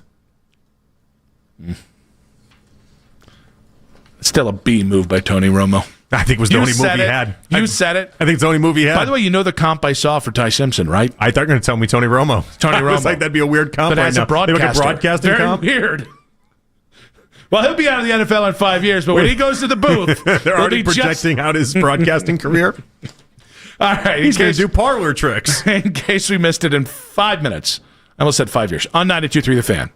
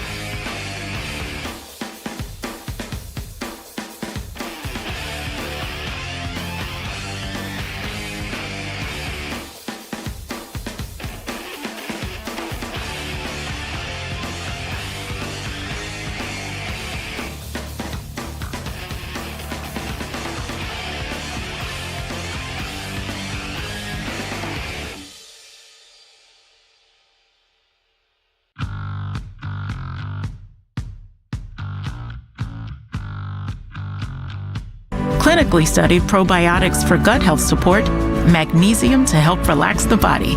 Nature Made is made to care for you every day. These statements have not been evaluated by the Food and Drug Administration. These products are not intended to diagnose, treat, cure, or prevent any disease.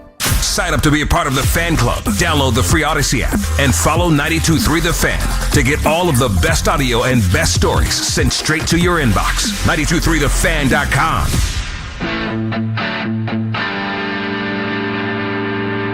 Final segment of today's show. Want to say a big thanks to our singular guest. It's actually, we had two guests, Ashley Bastock of Cleveland.com, great step at 320, and Daryl Ryder at 6. I was going to turn this into a way to bash Ross Tucker for never getting back to us.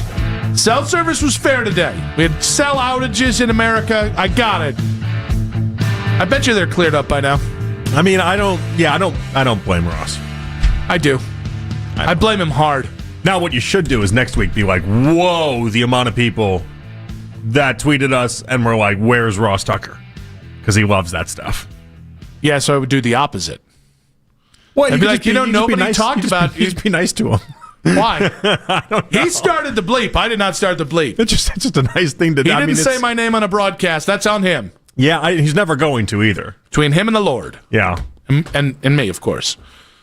Maybe he's just waiting to do a Super Bowl game or something. You can tell yourself that. He's just waiting for the Super Bowl. He's going to get promoted. I could tell myself that. He's going to keep getting the rise. Also, people really like his work. I like his work. Nobody play this for him because I don't want this going to his head. Love Iron Eagle, right? The whole point, the whole media, the media of the media are like, hey, Tony Romo's taking a step back. Let's get J.J. Watt into that CBS 1 booth. I'm like, or we could get somebody who actually is good at it, like Ross. Like JJ's he's bad at it. He's a name. The problem is that, and this is Greg Olsen came into this problem too. And Greg Olsen actually was a legit name, but for those top broadcasts, they need a quarterback, and if you're not a quarterback, they need somebody that is basically in America's household before they have the job. But who the bleep watch? Unless it's a known quantity, right? Unless it's a known quantity, who goes? I got to watch this game tonight because J.J. Watt's on it. Other than the Watt family, nobody. I know. You don't watch games because of who's broadcasting the game in the NFL. You watch it because it's a freaking NFL. You don't need a name. For sure. That's not how these networks think. Well, then they're dumb. Has anyone told them that? Call Burke Magnus up. Let me call him. Let me tell who's at CBS. I'll call him a clown too. For years, Joe Buck was always making that same case that you just made. It's like nobody watches for the announcer. The ratings aren't there for the announcer. But then I would not say that if I was Joe Buck. But I would say the opposite. Well, but then look at it. Joe Buck also then got paid $25 million a year now by ESPN. Him and Troy each. I mean, the money these guys get are insane, and they do it for a reason. There's clearly some cachet, even for that slide-in view. People care about these things. So in that, if you've been doing it for 20 years and you were Fox's A team for 20 years, I actually do understand it. But if you're J.J. Watt, who's been in the booth for 2 years and bad at it for 2 years, at some point, cut your losses and say it's Drew Brees, right? Or put him where he belongs.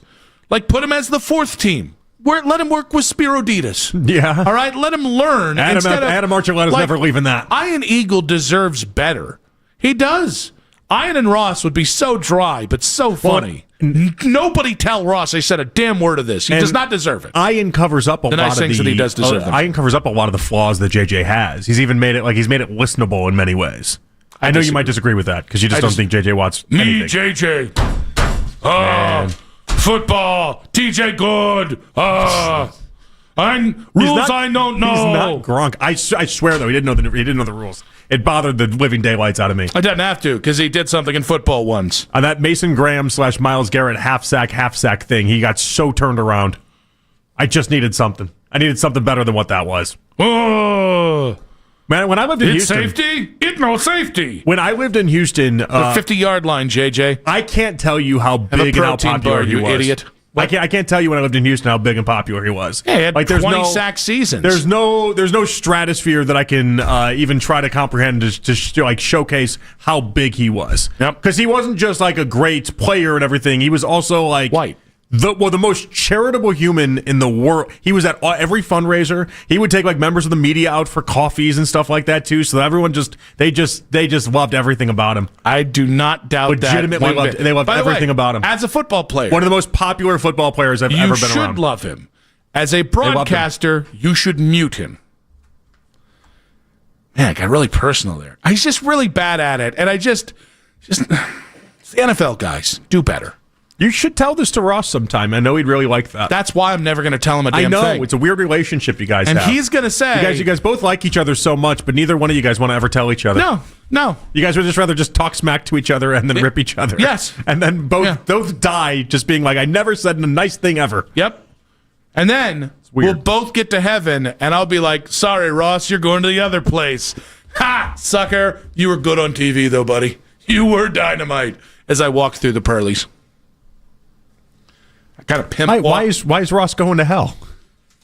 I got some sway. I'm going to get there first. I'm going to lay the groundwork. You're going to and be like... Convince the J-Man that Ross doesn't belong? I'm actually going to just try and get Prohibition put in heaven and be like, this guy drinks a lot. And they're not going to get the irony. No, not at all, huh? Yeah. They're just going to see that I'm really trying to clean up heaven a little bit, you know? And then Ross gets to heaven and he's like, all I did was press box food reviews. What happened? How did this send me down there? Let's get to in case we missed it. I got you going to heaven, Ross. Not me. No, I like that you made yourself a dictator of heaven, by the way. No. Yeah, yeah. You're like a dictator of heaven. I'm the truth broker. You got enough sway in heaven. I'm the truth. By the way, you're safe. Mac, you clean up your Mac Jones takes, you'll be safe. This is like when you promised me money off you winning the lottery. It's thank you, Nick. Thank you. Thanks for making me safe in heaven. Okay. Not only are you out of the lottery plan, you're not Mac. Am I going down with Ross now? And then I think maybe Ross gets bumped in, and now Ross has to be the one to tell you, hey, we'd love you to be in here, but Nick said, not a thing. I hope Ross broadcasts you being sent to hell. That's what I hope. I hope it's Ian Eagle and Ross being like, and there goes Nick Wilson all the way down. I don't think it's going to happen. Didn't save his timeouts enough, guys. Dan Soder. We like him. He's a comedian. He's very funny. And he grew up tall. Childhood friends with Mike McDaniel. Okay, they grew up together in Colorado. Yep. He's talked about it in certain podcasts. How it's wild that one of his best friends in life just coaches the Dolphins and is a head coach in the NFL. Well, he got to sound off on the Dolphins and Stephen Ross on one of the comedians' podcasts. I think it might have been Joe List's podcast. Here we go. I think he's better off because and listen to me right now, I think it's organization ran by an old that stabbed Mike in the back after he told him he was going to be all right for another season, and the Dolphins. And honestly, Miami as a comedy town. When having a friend that's an NFL coach, you listen more when people talk about your friend. I like this as a friend move. I like this as a friend move. By the way, bleep Miami. Guys, you can get cocaine anywhere. Okay? It's 2026. Now, we're out on Miami? Yes. I've never been to Miami, so I can't. I've flown over Miami. I've been to different parts of Florida. I've never actually been in Miami. I don't think you have to be. I have no allegiance to Miami. Go there to know a lot of a-holes I just live in Miami. didn't know that we were just out of Miami. That is a first-class a-hole town. Some people really love Miami. Go to Boca. Show me a good person in Boca. If I was the good Lord, I'd just be like, I'm just gonna take it really easy on myself. And if you're from this part of Florida on down, and it's just a Miami bubble, right to Hades. Well, with global warming, we're getting there. It's true. Miami's not going to exist. That is in like 50 years, Miami's just not going to exist. It's going to be wiped off. They have so much money. You know they're going to figure it out. What are they doing? Levees? Is that a thing? Do we still do levees? The whole city looks like it's on stilts? Yep. What are we doing? All right. Now we're saving Miami. By the way, we just solved it in 5 seconds. The you don't think the rich crashing. a-holes in Miami are going to solve that one? What an awful town. They're going to try. Bad sports town, bad comedy town, bad friendship town. With the way they treated, I'm Team Soder on this one. I like the defense that Soder has. This is almost like when you have a family member that speaks up for somebody when they lose their job. It's like, all right, that's everything they believe. Dan speaking truth right there. I spot no lies. Dan, you do pass go. You do get $200. That's good friendship. And if I was Mike McDaniel, you should say F Miami. By the way, you thought you were saying. You should just say it anyways. Well, how are they not taking heat for how they treated Mad Dog Mike? That's what we're going to call him when he's here. Mad Dog Mike? Yeah, and then they go, woo, woo, woo, when he goes by, you know? Are you just combining Mike and the Mad Dog, the show? No. He's Mike. We need to have a dog-flavored name when he comes here. He's a mad dog. Are we too close to the dog pound, or is that what we're going for here? No, that's kind of what we're going for. That's what we're Mad going Dog for. Mike Mad Dog Mike. walking Okay. by the dog pound. Okay. And then everybody's And everyone barking can at drink each other. like some Mad Dog 2020. I think he's sober. But No, everyone everyone else does. Oh, Everyone else okay, does. yeah. I don't want to get him off the wagon. I Yeah, want him to be no. healthy and live a long life. No. And so that I can allow him into heaven, 60 years from now. Once That is a good he's plan you have. You got to beat everyone to heaven first, Yep. so that then you can be the arbiter. playing the short, long game. Short life, long heaven game. Shut up.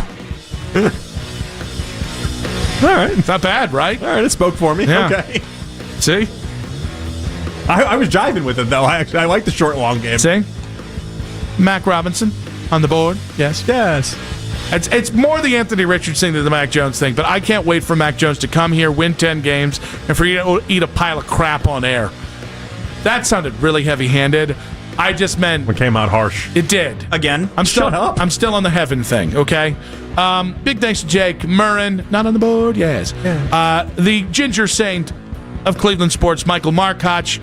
Double M, as he's called. Nobody calls him that. We appreciate him as well.